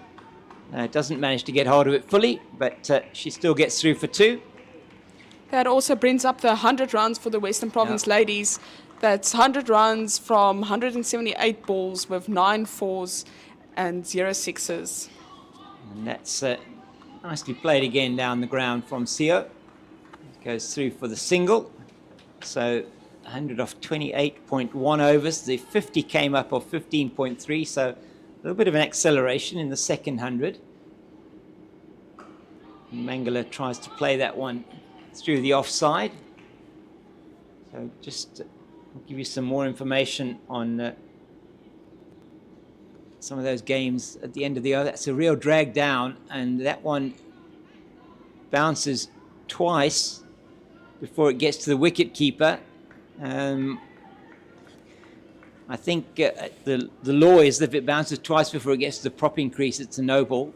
That one just managed to get over the popping crease without bouncing twice. So yes, it was a quick word with the umpire. yeah, but it was. That's nicely played by Yandiswa Mangala down to Raisiba Ntazaki in front of us here. It's been a long over for Kirsty Thompson so far. Yes, we've seen a bit of everything. A full toss, a no ball. Been 6 off the over so far, and that's short, and that's slashed away, and that's through the hands of the captain at backward point. One of the only misfields we've seen, really poor misfields from the DP World Lions women today. They get through for the 2, and that's to the applause of the dugout from World Sports Betting Western Province, as there's 8 off that over. It's 104 for the loss of 4. And another Thompson over that goes for plenty. 8 in that over, 9 off her first over. I don't know if she'll be bowling another one there. So just to give you that information, it is the Dolphins women that have had their first loss of the season in the 50 over competition in the Hollywoodbets Pro50, losing there by 6 wickets to the Knights women, and Southwind Districts women are really struggling. They're 73 for 7 now against the Northerns women, who got 250 for 5, 110 not out by Sine Luce in that Titans women's innings. And it's a very interesting situation there developing at in Oudtshoorn. Looks like a very good win there for the Titans women, as Jen Evans continues to Yandiswa Mangala. Oh, short outside the off stump, and she tries to play it away. But once again, feet not necessarily in the right position. No, just keeping the keeper busy. Yeah. Well taken by Jafta behind. That's down the leg side. Wide. Yeah, she's struggling with her line here. And that was, tried to bowl the quicker one. Went down the leg side, 14 wides now in just these 29 overs. So a wide every second over. Plays that one nicely, and they go through for the single. And if that had been a better throw from Tasman Brits, and we don't often say that, been a better throw, it might have been in trouble. So they get through for the single. It was great quick release, but just not quite on point. Yeah. But yes, it was the first time actually that we see the batters going for a risky single. But luckily for them, nothing to worry about. Yeah, I think the approach they're taking is right here. They're trying to get the scoreboard going, keep that scoreboard ticking over. It's not an easy situation they find themselves in. That's short, and it's played over the head of the fielder at that short sort of mid-wicket position, in between mid-wicket and mid-off, and it falls to the right of the fielder at mid-on. Didn't get hold of it at all. It was short, deserved to be hit. Just didn't get anything on it, Lutlesio. Another one that's short, another one that Mangala tries to play once again with the back foot, or the front foot, should I say, moving more to the leg side. She's not in a strong position to play that shot. That is wide again outside the off stump this time. Yes, but unfortunate for the DP World Lions. Currently, they feel they're still on top, so I don't think these extras hurt them that much. But in principle, that is poor discipline. Oh, and that is out. So that is a leg before wicket decision. She gets one that does actually go on line of the stumps. Jenna Evans, she's been bowling a little bit, has been a bit wayward, you have to say. Yes, all over. And she does get the wicket of Yandiswa Mangala. She went back and to one that was actually quite foolish of length, missed the shot and gets trapped in front. So Yandiswa Mangala has to go. She goes for 6 runs from 15 balls and no boundaries to her name. Yes, so unfortunately for her, couldn't quite make the difference that she wanted to. But yes, they tried to build a partnership, but unfortunately she loses her wicket with a leg before wicket. And James, that is also the first one of the match. Yeah, it is the first, as you say, first LBW of the match, and really was the ball she should have been coming forward to. She went to play back into the leg side and just missed the ball completely. And it is now Kayla Reiniker that comes to the wicket, and the South African under-19 captain at the T20 World Cup. And we know she's a hard hitter of the ball. She hasn't really had much success in the Hollywoodbets Pro50 format so far in her career, and now would be a very good day for her to be able to put that to rest as she's facing up to Jenna Evans. Jenna Evans was a teammate of hers in that first SA under-19 team, played in the first under-19 World Cup as another one goes down the leg side from Jenna Evans. So sometimes difficult to face a bowler that is bowling both sides of the wicket and then maybe produces the one good delivery. And she did that to Yandiswa Mangala, and she gets the wicket as a result, and it's 109 for 5 at the end of that Jenna Evans over, 5 off the over. Also, just at the moment, it seems like Viljoen-Jafta is off the field. So Karabo Mesu took over the gloves. We can see that the physio, somebody from support staff, is currently just speaking to Viljoen-Jafta. So we saw earlier that she was in a bit of discomfort. Not sure if it's the same issue that she may face from earlier on, but she's just off for a few minutes. We hope to see her back. We're unsure if she will come back for the rest of the match, but she has left the field.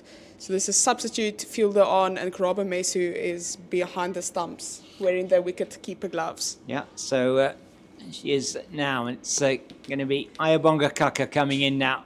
So you might have seen, we'll give you the comparative scores at the same time now. Oh, it's a great delivery. Plays down the wrong line, Lutlesio. So at the same time, after 30 overs, it was DP World Lions 113 for 4. It's 109 for 5, World Sports Betting, Western Province. So nothing in it from a runs point of view. Only 1 wicket in it as well. But it was now that the partnership really started to grow between Sinet Viljoen and Viljoen-Jafta. Just quickly looking at Kayla Reiniker's statistics, she made a debut in the 2020-2021 season. So even in a young age, she has been around. This is her 19th match in this format, and she has a higher score of 26 runs. Yeah, so as I said, probably not what you would expect. I mean, she is certainly I would say, a better batter than those figures do suggest. But certainly coming into the team at a very young age, as you say, and got a chance today to make something happen here. That's neatly played by Sio, straight to mid-wicket. Khomotso Rapport, the captain, does the fielding. He hits the wickets directly with the throw-in. So just some work for umpire Brent Peat to do. And he'll just check the work done by Karabo Meso there, putting everything back together. She's a real all-rounder, Karabo. She can sort the stumps out. She can field. She can keep wicket. She bats very well. That's very nicely played to the left of Tasman Brits for a single. Sunette Viljoen-Jafta does the fielding on the boundary. And what a privilege to have players like Sunette Viljoen-Jafta and Tasman Brits in your team. Such good fielders, very strong arm, outstanding in the field. And we've seen already good catching from the DP World Lions players. A couple of really good catches. One from the captain, Khomotso Rapport, off her own bowling, and the other was Sunette Viljoen-Jafta, and that's nicely played by Kayla Reinecker. Just to get her off the mark. Yeah, that's a glorious looking shot. She is a very correct batter. She can also hit the ball a long, long way. The World Sports Betting Western Province all-rounder. And she will certainly have a role to play tomorrow in the Hollywoodbets Pro50 fixture. Yes, as we just see, it's now the end of the 31st over. It is Nelson, and 5 wickets has already fell for the Western Province ladies. We're now moving into the 32nd over, and Evans is coming back into the attack. So Jenna Evans, to continue. 3 overs, 1 for 12. The wicket in the last over. That's, again, very nicely played by Kayla Reinecker out to the sweeper on the cover boundary. That is the substitute fielder on for Viljoen-Jafta. It's Sarah Nettleton. Also a very good spinner, Sarah Nettleton. It's nicely played by Sio, straight down to Thompson at mid-off. So Sio, she's on 16. Plays that one nicely. That's going to go down to the boundary for 4. She squeezes it past the fielder at backward point. And that's a good shot in anger from Aluthle Sio. And she moves on to 20 with that shot.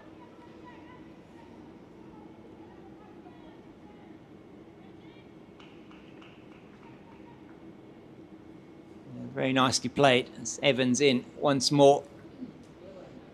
Oh, that one. Just misses that outside the off stump. So we've got the wicket keeper from the SA Under-19 team in 2023. We've got the captain of the SA Under-19 2023 team. We've got Jenna Evans from the SA Under-19 2023 team. As that one's played once again past the fielder at that short. But it luckily third. won't go for a boundary. Yeah, just the 2. And so it's fantastic to see these young women coming through, having played at the senior level, under-19, so senior level, under-19 level, coming through to the senior teams, playing in these competitions, and staking their claims potentially in the future to be part of that South African setup. And that's a good over for the World Sports Betting Western Province team. That's 7 off it. It's 118 for the loss of 5 as Jenna Evans finishes her 4th over, 1 for 19. Yes, James, just one thing that I want to reiterate on what you just said. It's so nice to see the SA Under-19 women playing in these domestic competitions, but something that I like even more is the fact that they're playing with all these experienced players. How nice is it to see Jenna Evans just bowling and now being replaced by Ayabonga Kaka, or as I said, seeing Karabo Meso up as wicketkeeper after Viljoen-Jafta went off with an injury. It's so nice to see the balance in the interaction between the experienced players and all these young guns. Yeah, it's Kaka in now to Kayla Reinecker. Oh, Reinecker has a full go at that, and that has gone all the way. That's a massive 6 off Ayabonga Kaka, and we know she can do this, Kayla Reinecker. That one was well over the boundary, and that was in the slot. She played it beautifully over deep mid-wicket for 6.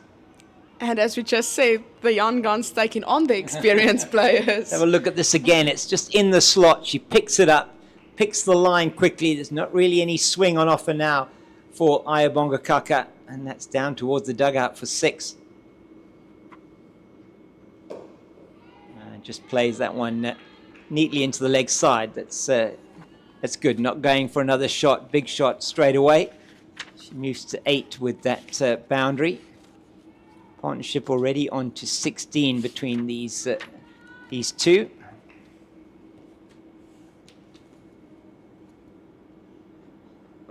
That's down the leg side, trying to flick it into the leg side to get the single.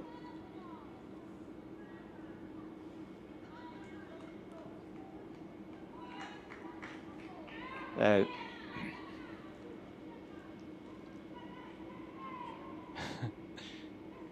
a lot of chatter going on there.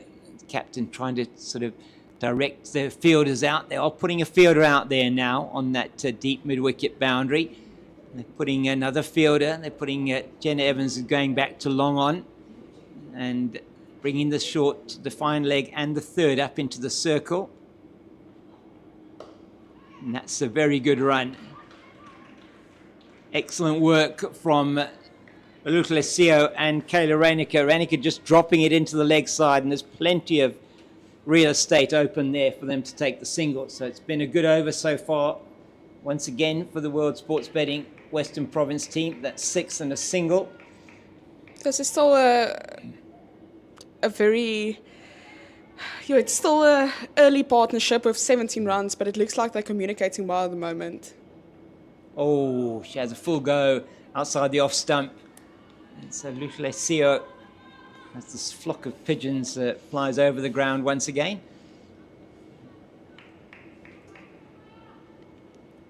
So 6 off the first ball, and then a single off the 4th. What have we got off the last delivery here? Down the leg side will be called wide. That time just straying down the leg side, Ayabonga Kaka. That's not that normal for her. 17 wides now in this innings, the 32 overs that have been bowled. So that's something they will certainly be looking at. Wouldn't want to be conceding those tomorrow in the Hollywoodbets Pro50 match. That's nicely played backward of point, or for a single down to the fielder at third, and she'll keep the strike, Lutulesio, as it was another 9 runs off that over from Ayabonga Kaka, and I think that may be all we'll see of her for the moment. 2 over spell, perhaps she might have another over, but we'll see what happens. She's chatting there to her Proteas teammate Tasman Brits. Just coming back to what you were saying earlier on, and Kayla Reinecker, for example, in her interviews after the time, after she was at the World Cup and even before that, and saying what an influence and how fantastic it's been having somebody like Dane van Niekerk here and at World Sports Betting Western Province this season, just to be able to help them and mentor them as rapport is back into the attack. That's neatly played into the offside, and there actually probably was a single there, but they haven't taken it because that's Tasman Brits who's coming around from extra cover to field. So the captain's brought herself back on here to try and perhaps pick up another wicket. That's a good delivery outside the line of the off stump. Play and a miss from Lutulesio. No doubt getting some chirp from behind the stumps from Karabo. It's leg side-ish, and she's played that nicely down to deep square for the single. Okay, now I'm looking forward to this contest. It's Kayla Reinecker. She's already hit. And with Sorry? Sorry, Jim. She's already hit Ayabonga Kaka for 6. She'll be looking at what she's going to be able to do in this innings.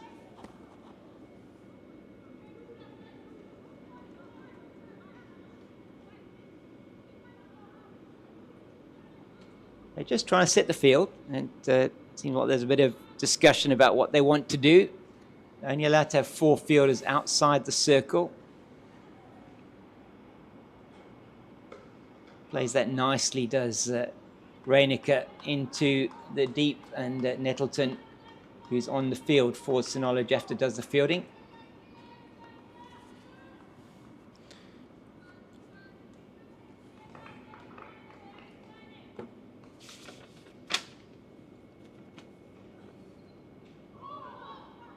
A bit of extra bounce there. Yeah. Surprised Reinicke a bit, but luckily didn't caught the edge of the bat. So, very interesting contest here. CO as well, trying to just play that one. Perhaps through the offside, plays it straight through to Tasman Brits, and it's the end of the over. And just the 2 off that, another very good over from Khomotso Rapport, the captain, and it's back into the attack. So at the same stage, after 34 overs, it was the DP World Lions women were 132 for 4. So if it wasn't for those wickets there, 129 for 5 at the moment. If it wasn't for that, you might still think that World Sports Betting Western Province perhaps had got some kind of chance. So anyway, it's Lebohile Kize, who comes back into the attack.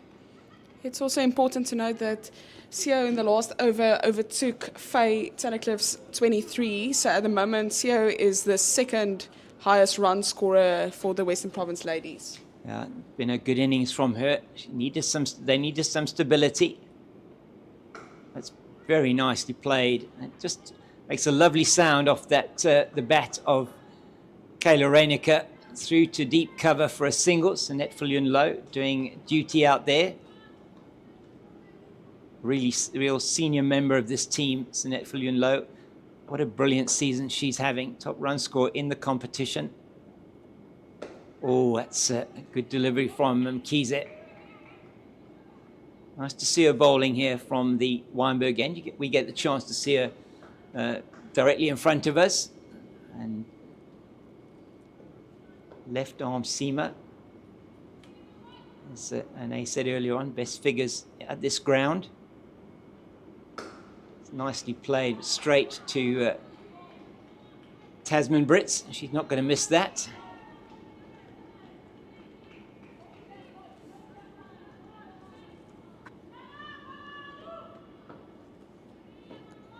So CO's on 24, Reinicke on 11. It's partnership 22.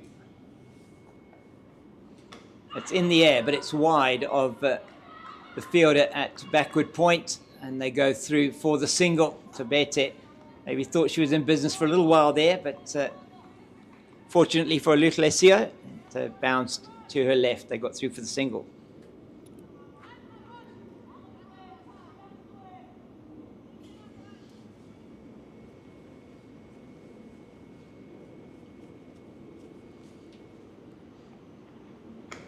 It's in the air, but it's over the head of Tabeta. It's going to go down to the boundary for 4. It was a little bit wide, and it was a little bit short from Mkize. Great effort by the fielder. It was a brilliant effort from Tabete, but over her head.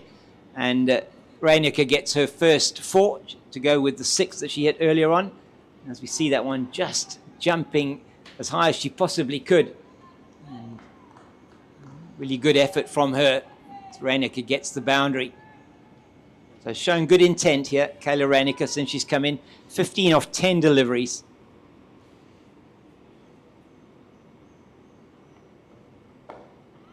And just reaching for that outside the off stump. And there is no addition to the score. 6 off the over, 135 for the loss of 5. After the first over, we're seeing Kiza come back. And it is now, they're actually 2 runs ahead of where the DP World Lions women were at the same stage, but they've lost 1 more wicket. So 135 for 5. It was 133 for 4 at the same stage. But in the last 15 overs, they scored a total of 108 runs. So they batted at well over 7 and over, just over 7 and over. So yeah, it's going to be interesting to see as we see a bit of another change. So Khomotso Rapport, after only bowling 1 over, has taken herself off. And we have got Ntozake coming back into the attack. Rasiba Ntozake with her spinners. She's going to be bowling to a Lutlesio. Just defends down the offside. So 7.2 required to win this game per over. Only 5 wickets in the bank.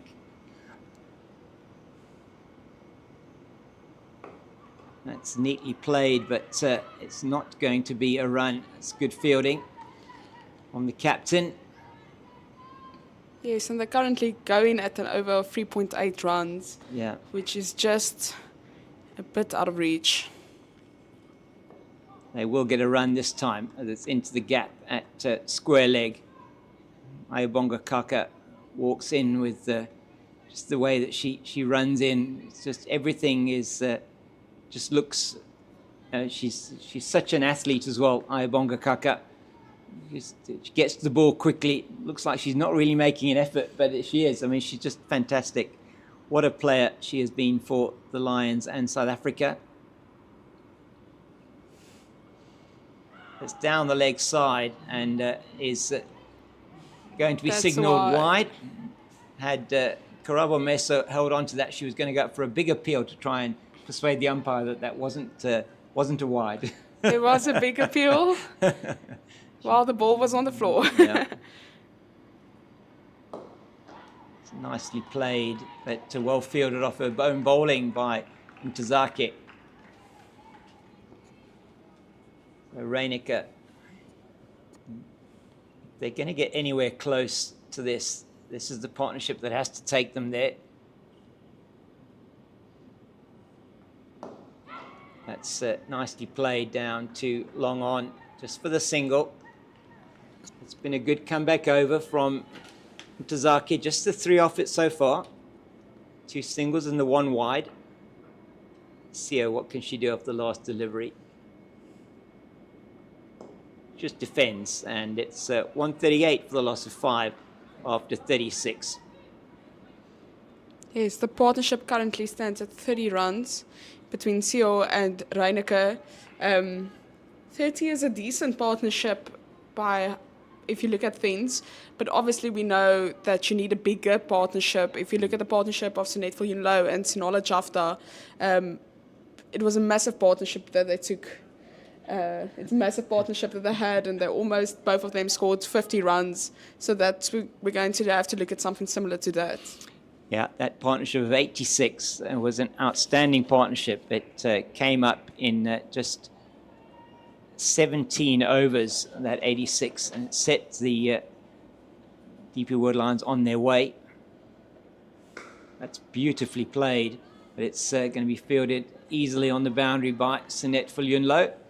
And she underarms her throw with virtually no effort, almost 3 times the distance that I could ever throw something underarm. So yes, exactly. And from Sanet Viljoen-Jafta to Tasman Brits. Yeah. What a nice combination to throw to. Once again, nicely played out into the covers, and Viljoen-Jafta will do the fielding. This time it's tossed back to the bowler. They do get through their overs very quickly, the DP World Lions women. It's keys in out to Reinecker. 2 singles off the first 2 deliveries of the over.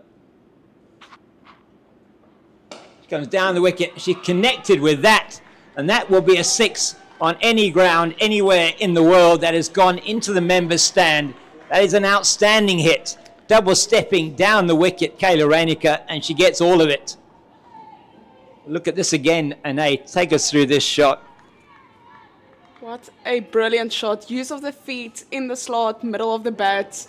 And it clears the rope with miles as it falls into the the member suite. So yeah, just incredible. What an incredible shot. The second maximum. She cuts this beautifully back with a point, and that is going to be difficult to cut off, and it isn't. And Sanette Viljoen-Low, what an effort she put in there, running across the boundary and diving. Is that one a little bit short and wide? And that brings up the 150 for World Sports Betting Western Province, at 150 coming off 234 balls after 36.4 overs. And that third 50 for World Sports Betting Western Province coming off just 8 overs and 3 balls. So they are have batted at a rate of 6 and over for that last 50. They need 80 to win, 92 to win of 80 deliveries. Reinik has moved to 27. Almost imperceptibly, she leaves that one, and probably expecting it to be a wide. It isn't. Umpire Verlin, Etzebeth, not signalling wide for that one. This last two shots, the 6 and the 4, you also heard the teammates coming alive. Yeah. Definitely some big cheers on the ground. Oh, that one is wide-ish, and she tries to play it through the offside, doesn't manage to make full contact, and it's 150 now for the loss of 5, and I think we're going to have a drink, are we? We're just waiting to see what's happening, and it is indeed a drinks break that we're going to be having now, and that was a very, very good over for World Sports Betting Western Province, and for Kayla Reinicke in particular. She's moved to 27 of 18. And this partnership's gone up to 42. It's 150 for the loss of 5 after 37 overs. And we're going to take a short break for a drink as well. We'll be back with you in a couple of minutes.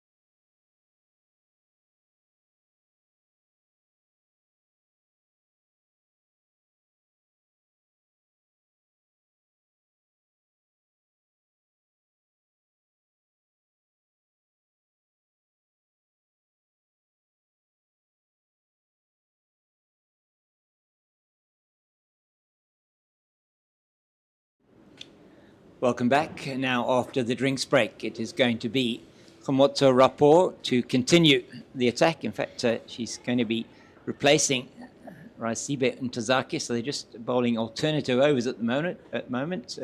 Oh, that one straight past the outside edge of the Olutlesiyo's bat. And Sio and Reinicke put on a partnership already of 42. It's come in double quick time. They'll be hoping they can continue to build this. That's nicely played by Sio, but they're not going to get a single.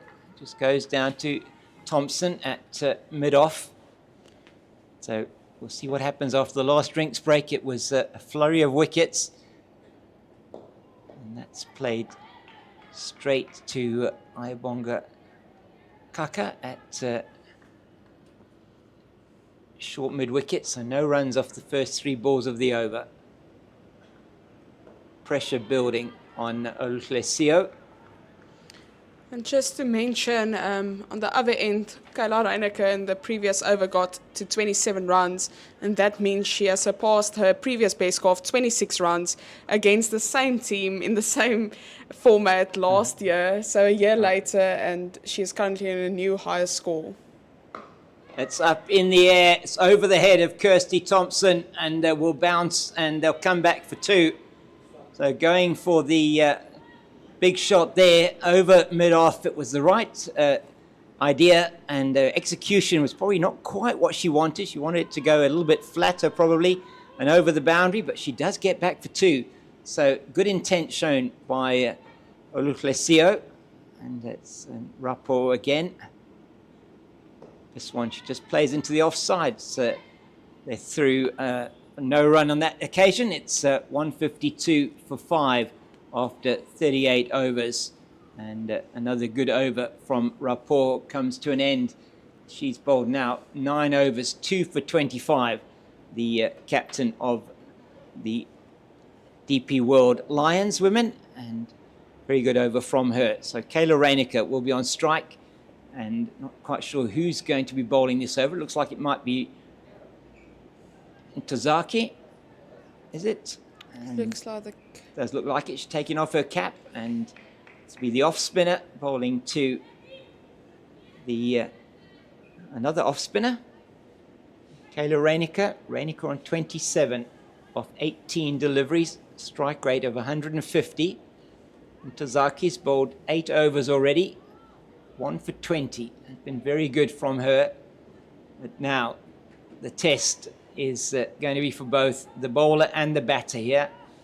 If World Sports Betting Western Province are going to get anywhere near this target of 242, that's 90 runs away in 12 overs. That's 7.5 to the over.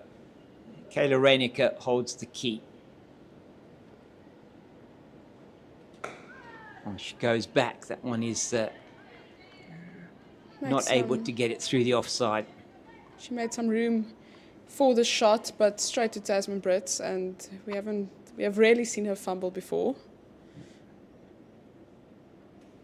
Well, that's up in the air, and that should be out. It's is taken. Jenna Evans is not going to miss that one, and she didn't get all of that, Kayla Reinicke, and she had to go for it. It was the ball was there. I think the opportunity was there, but she got the elevation and not the distance, and so the change of bowling has made the impact, and it's Reinicke that has to go, caught by Evans on the boundary, and off the bowling of Intozake, and you have to say that's probably the last chance there for World Sports Betting Western Province. 27 of 20 deliveries, 2 4s and 2 6s. It was really a very enterprising innings from Kayla Reinicke.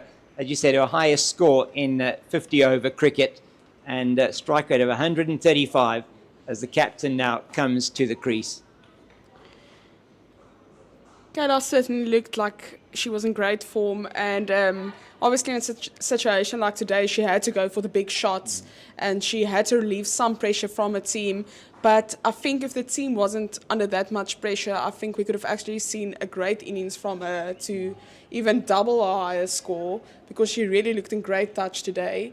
But unfortunately in conditions like this, you sometimes have to go for shots where you don't always need to go for that shots in other circumstances. But still, she beats a higher score, and I think she can be very proud of how she went about with it, the big shots, the sixes, the boundaries, and incredible strike rate. Yeah, it was a pity from a World Sports Betting Western Province point of view that she couldn't have stayed there for at least another 5 or even 10 overs. If she'd been there, you'd think they probably would have got close to getting over the line here. But it is now the captain who's in at the crease, and Leah Jones should be doing a lot of work on her batting more recently. Another person that doesn't have the greatest average, but is probably a better batter than her average suggests. She's in at bat now after that wicket. So Ntozake gets her second wicket. She's been bowling really well. 2 for 20 in 8.3 overs. And just defensively forward is Leah Jones. Leah Jones making her debut in the 2016-2017 season. She has a higher score of 25 that she achieved against the Titans in the 22-23 season. Yeah, so as I say, she is a better batter than that, and she just is well fielded there by Ayabonga Kaka at that short mid-wicket position, coming across sort of between mid-wicket and mid-on. Prevents the single. It's also very good over from Raisibe Ntozake. It's a wicket maiden. It's 152 for the loss of 6. And that probably, with the wicket in that over, is probably the end of the chances that World Sports Betting Western Province have of getting this total. And it was always going to be an interesting matchup between Ntozake and Reinicke.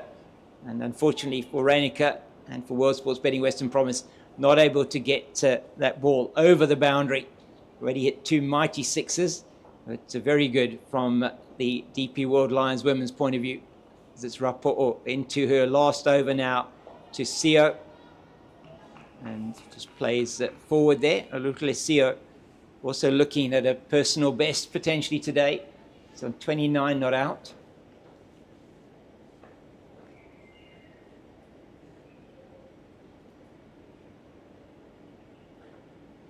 It's nicely played through the offside, but it's straight to Sarah Nettleton on the cover boundary, and they threw for a single. Just information is that Sonala Jafta is off the field.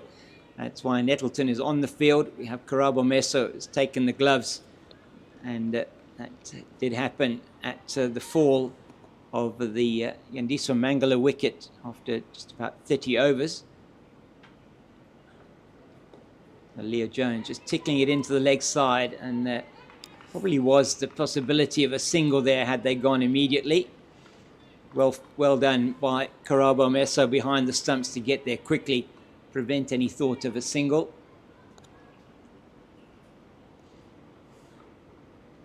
And Leah Jones has a full go at that outside the off stump. Doesn't make contact, it looks like. It was one of those shots where I think Leah Jones already looked at the boundary for where the ball was at. And unfortunately for her, that wasn't the case. Eyes lit up there with that one. And that one is going to be signalled wide. So yet another wide from a DP World Lions point of view. That's the 19th wide. There's been 22 extras. And in a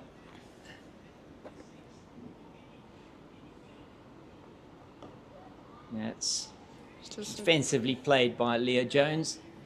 So I just don't know what the tactics or target's going to be here. The rate required now, 8.7 to the over. It is getting to be completely out of reach. So that's beautifully played by her, but straight to, Sunette Viljoen-Lo drops the catch. That is very surprising. And that one almost went straight to her. Leah Jones having a good, getting all of that pretty much, but getting a lot of it, should I say. Yeah, let's have a look and see what we can see here. She plays it in the air, and that's to Sunette Viljoen-Lo on the boundary, and she puts it down. That's unusual for her. So Leah Jones gets off the mark with that too, and it's 156 for 6, and that It's just 8 runs the difference at this stage, but it was the attack of Sinette Viljoen-Jafta towards the end of that innings, and with Jenna Evans, that really got the DP World Lions to their target. And it's so 10 overs, 2 for 29 for the captain, Khomotso Rapport. She is the highest wicket taker so far in the Hollywoodbets Pro50 competition. And it's going to be Raisibe Ntozake to bowl her last over to Luthlesio. Sio into the leg side. They'll take the single.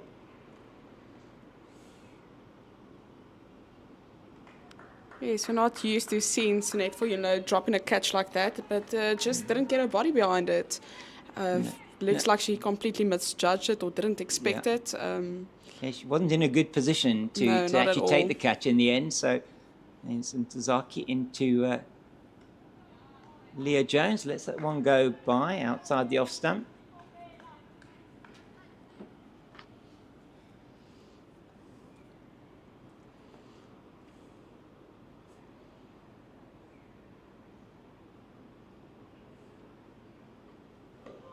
Yeah, some good turn there from Ntozake into Jones.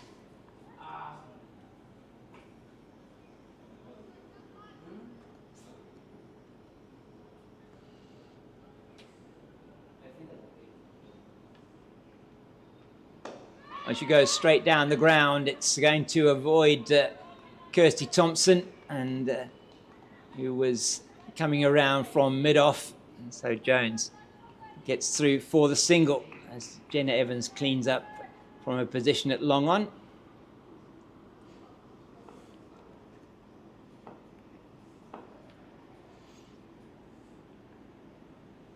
It's nicely played, but, well, not nicely played. Straight to the fielder. Sarah Nettleton takes the catch. I thought that was finer than it was, but it wasn't. It's been swept, but the top edge from Luthlesio, and Sarah Nettleton, the substitute fielder, takes the catch. And Sio has to go. And she goes for a 31 that she scored off 61 deliveries. And that is the end of, I think, a good rearguard effort there from Luthlesio. She came in when the situation was very difficult, coming in with at 78 for 3. And she's done her best to keep the middle order going, as it's Tatum LaRue that comes out to join her captain at the crease. And Ntozake gets her 3rd wicket. Look at this again. Yeah. And she just plays it, trying to sweep it, and just doesn't perhaps get down enough, doesn't get over the ball, and just sweeps it into the hands of Nettleton.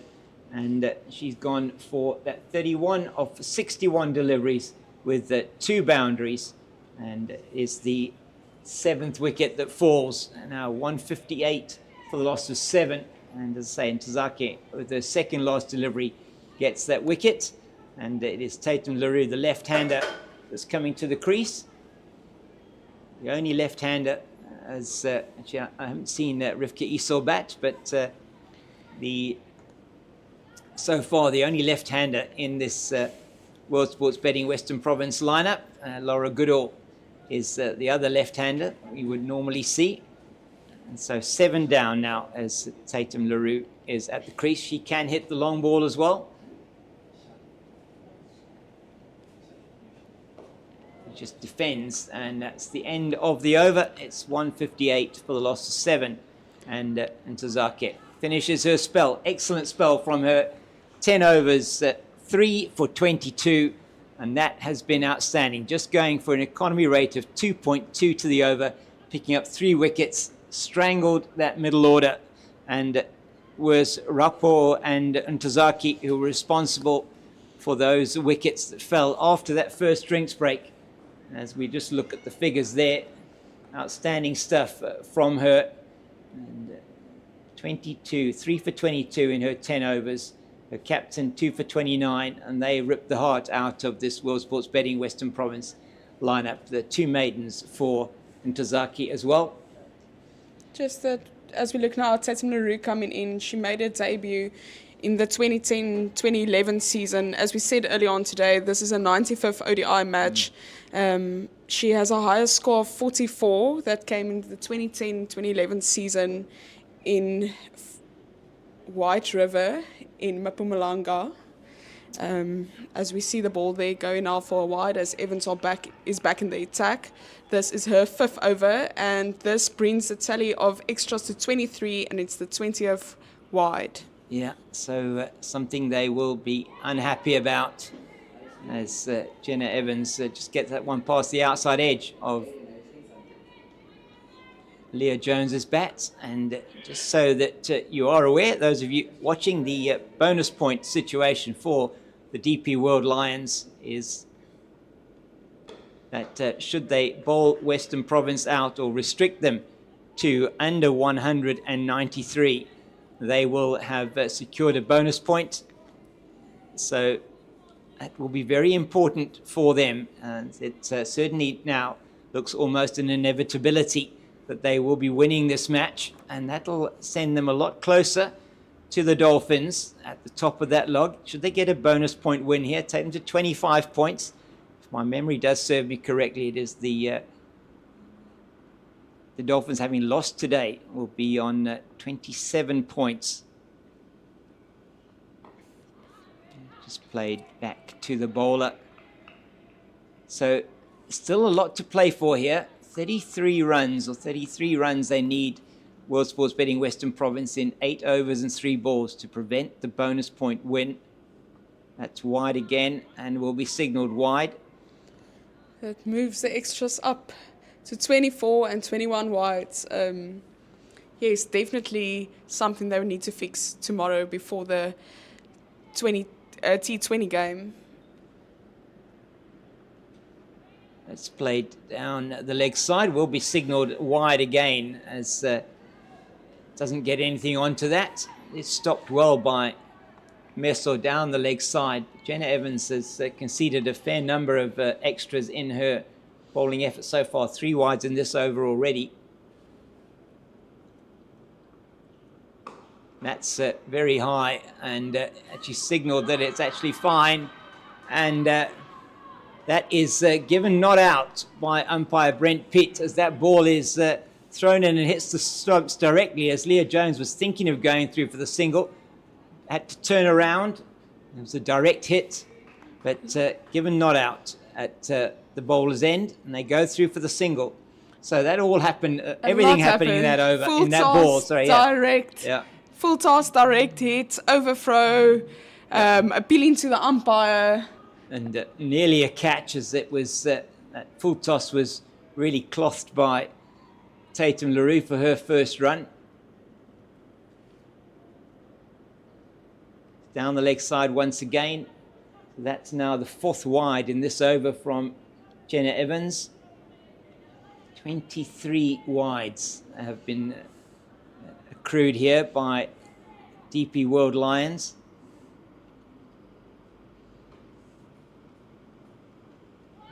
And Leah Jones having a full swing outside the off stump, not making contact.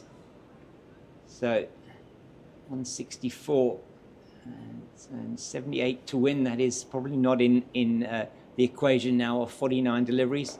And she just plays that into the offside. They're going to run through for a quick single, and score goes to 165 for 7. So 7 off the over, and expensive one from Evans with 4 wides in the over. Yes, it's an expensive over from Evans, courtesy of her. Yes, courtesy of Jenna Evans, and that has been a problem for them as they now turn to their premier bowler, Ayabonga Kaka. She's coming back into the attack. She's got 3 overs left, and she's taken 1 for 19 in her 7. She's been very good. She got the wicket early on of Gemma Buerta, caught and bowled. 7 overs, 1 maiden, 1 for 19.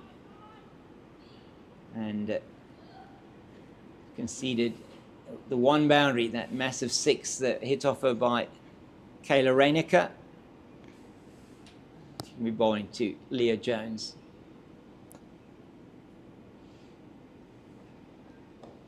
That's chipped up in the air off the leading edge, just trying to play it into the leg side. Closes the face a little bit early and pops up on the offside. But there's no, doesn't go as far enough as that's captain in there. No, it's Tabete at backward point. And that's once again played to the same fielder. So World Sports Betting Western Province, they're going to prevent the bonus point win and need to score 28 more runs in the last 7 overs and 4 balls. And certainly the DP World Lions women will want to get over the line here for a bonus point to give them a chance of getting closer to the Dolphins. And just a single this time into the leg side. Quick single as Ayabonga Kaka couldn't get to the ball quickly enough to be a real threat, but it's a good single. Currently still a very young partnership of 8 runs. At the moment it doesn't look like the Western Province ladies will win this game, but as you say, it's all to play for the bonus point for the DP World Lions. And I think that's why they put Ayabonga Kaka back into the attack this last few overs to see if she can maybe unsettle them a bit and get a wicket.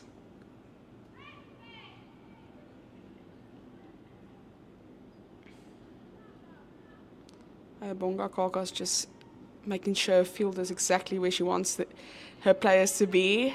She has moved a few players already, but she's ready to face.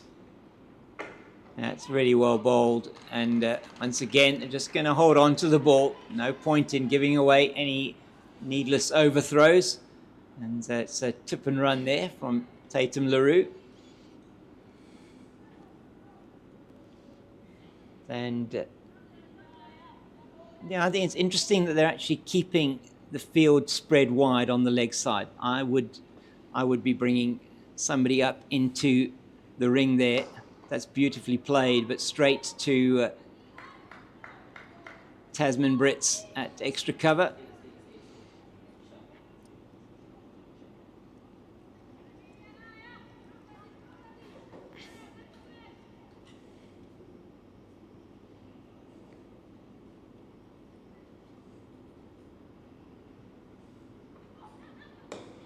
And that is going to be one, just the one.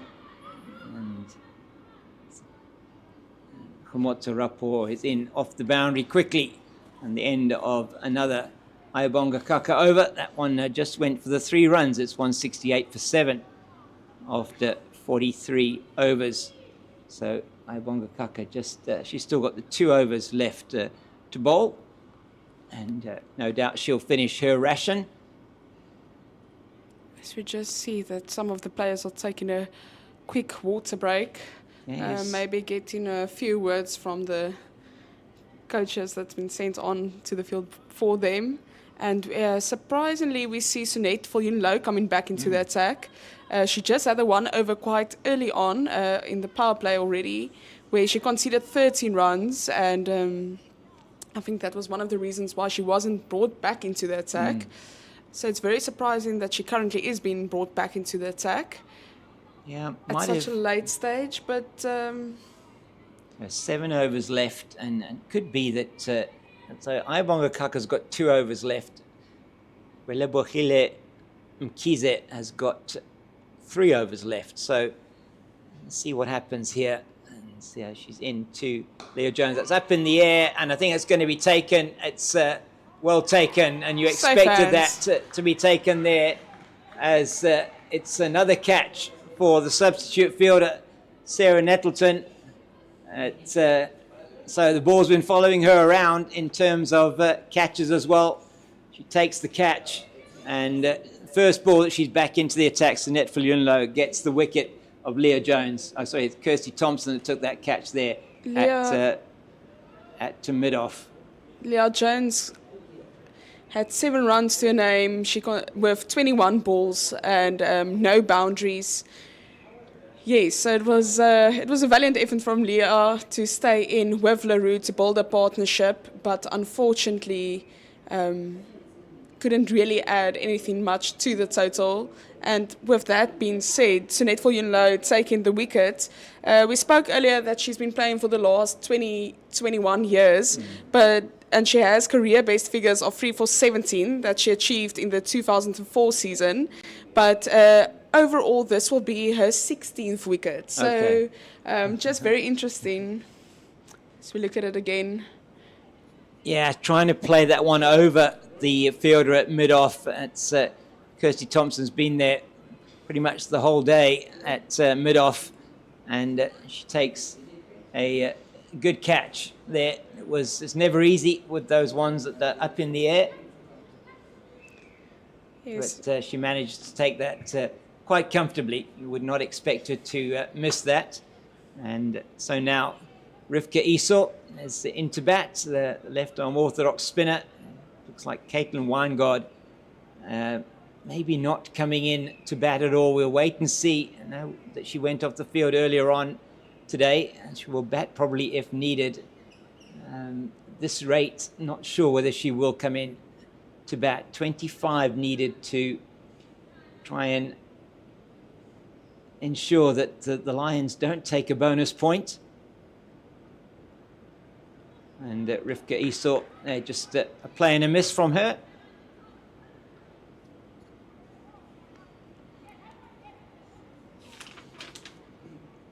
Yes, so Sunette Viljoen-Jafta, not usually known for bowling. After 20 plus years, this is just a 16th wicket.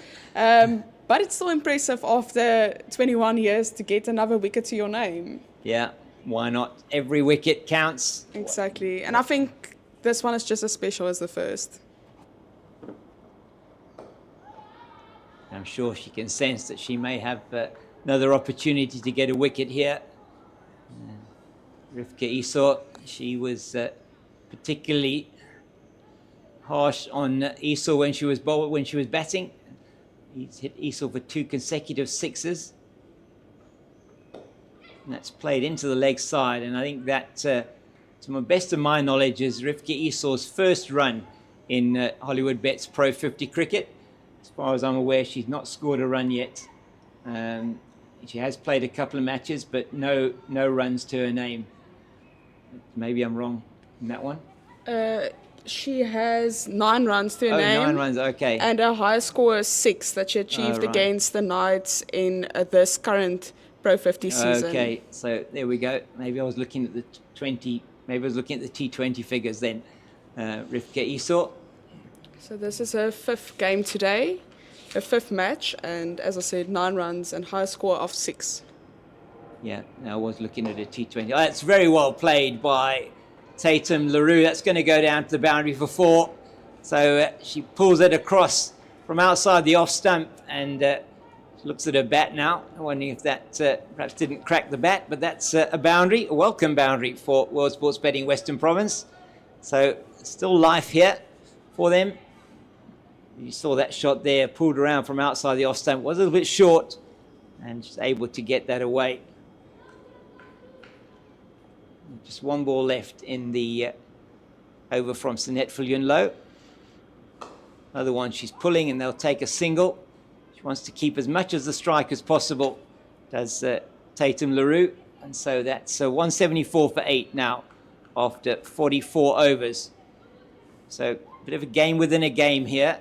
That from a World Sports Betting Western Province and DP World Lions point of view, the Lions looking to get the bonus point, to get them into a strong position in terms of the log. So just having a look, I'll try and have a look here at what that does mean in terms of the log. While James is searching for that, we see that Ayabonga Kwaka comes back for a 9th over, currently going for 22 runs, 1 wicket to her current 8 overs that she's bowled. She's going to bowl her first ball to Tatum LaRue, so from one bowler to another. So at the moment, just looking at the situation, it is that DP World Lions are currently on 20 points, having won 4 games. And this, with a bonus point, will move them to 25, which means they will be 4 points behind the Dolphins, Hollywoodbets Dolphins, sitting on 29 points now after 7 games, and they've won 6 matches with 5 bonus points. It's nicely played into the leg side, and they think they're only going to get a single here though. Sinette Viljoen-Jafta's got a very strong arm. So Viljoen-Jafta will probably fancy her chances against Rivka Esau here. So just looking at that, Hollywoodbets Dolphins will be 4 points clear then of the DP World Lions, and 3 games left for the Hollywoodbets Dolphins. They've got to play the DP World Lions once, and they've got to play World Sports Betting Western Province twice. So it's all to play for still in the competition, particularly from a Lions point of view in the Hollywoodbets Pro50. You would sense with 3 games to play, they've still got a chance of getting to the top of that log. That's going to be a single, and she's going to be... Oh, she's out. She's given her out. That is a dive there from Rivka Esau. She's in a lot of pain, lying on the floor. And Tasman Brits did a jaunty Rhodes. Yeah, she did do a jaunty Rhodes, asking for the physio to come out now. And she may have dislocated the shoulder or something here, diving in. We won't see, we'll try and see what's happening there with Rivka Esau, as we don't know whether it is going to be, whether we are going to see Caitlin Weingard coming out to bat. We don't see her, I don't see her actually coming onto the field yet. Good news is Rivka Esau is up and about. Just wait and see there what happens, if she'll have ice there put onto that the shoulder. We'll look at the replay that they currently show. And we look here, she's only halfway down the wicket. It's a straight race between her and Tasman Brits, and yeah, not very difficult to tell from that replay exactly what happened. Umpire in a good position there to make the call, and he is saying that is out. So it is Rivka Esau that has to make her way back, and that is the wicket that falls. Just having a look at this again, and it's slow to take off Esau. She's actually called through by Tatum LaRue, and they were about to see the wickets broken, very close indeed, and just trying to get in there. So given out by the umpire, and it is the 9th wicket that falls with the score on 175. Is there something that Tasman Brits can't do? She can bat, she can catch, she has an incredible throw, and then she has incredible speed, as we just saw. Yeah, she is a fantastic fielder, athletic, incredibly athletic, as Viljoen-Jafta now is... got 4 balls now. She's going to be bowling to Tatum LaRue. Caitlin Weingard has come to the crease. Not sure how well she will be able to move. But again, this game within a game now is coming down to the wire. Oh, that is an inside edge down to the boundary for 4. And World Sports Betting Western Province will take them however they come now. That takes it to 179 for the loss of 9. Caitlin Weingard, they say we're not sure how well she will be able to move.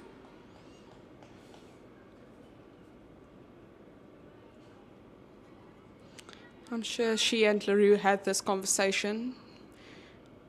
So they're well aware of the runs that they need to take. And this will be a run out. And that is the end of the game. And Caitlin Weingard going down the wicket and been sent back by her partner. But it was too late, as that is the final wicket that falls. And so is a bonus point win here for the DP World Lions. And they get a win here by 62 runs with World Sports Betting Western Province, 179 all out. Final wicket falling, another run out. This time, Caitlin Weingard run out without facing a delivery. And it's a run out by, as I say, 62 runs for the DP World Lions women. It's been a comprehensive display from them, and they go up to 25 points in the Hollywoodbets Pro50 series, and that just 4 points behind the Hollywoodbets Dolphins, who they still have to play, and the World Sports Betting Western Province have to play twice.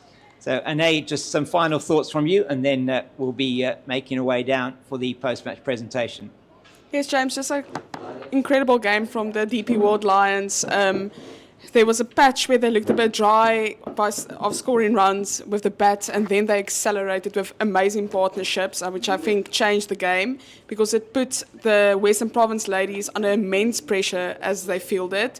And then from the get-go, they were clinical when they started bowling. I think it was a great bowling display, but even more so in the field as we saw the last few wickets going for run-outs. So amazing game by them, and to make sure that they get the bonus point is obviously an incredible achievement, and I think they thoroughly deserve this win. Thank you very much, Anae. It's been wonderful having you here with me today. Thanks, James. Really has been good. We're going to be going down for the post-match presentation, and I'll be seeing you down there shortly. The news from the top here is that the win by the DP World Lions women by 62 runs.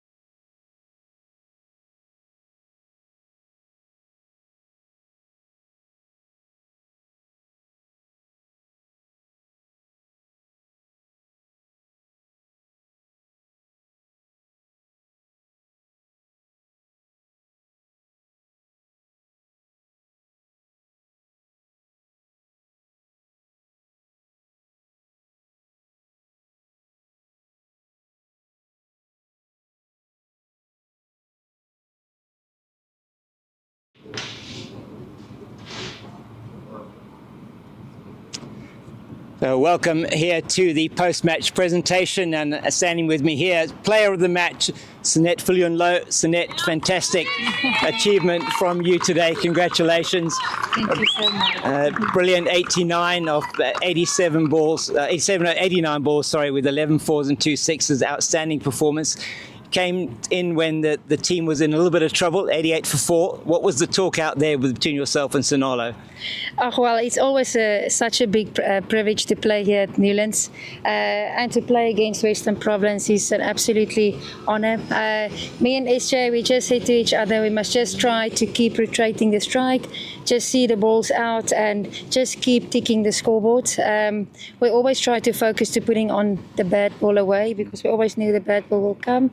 But it was just, we've been working very hard back in Johannesburg, so it's nice to see the results paid off today. It was really good as well at the end when you accelerated there. The partnership with you and Jenna of 67 really got you into a fantastic position. How do you feel at the end there? Were you hitting the ball really well? Yeah, Jenny, she baked me a few cakes in the week leading into the game. So, yeah, we're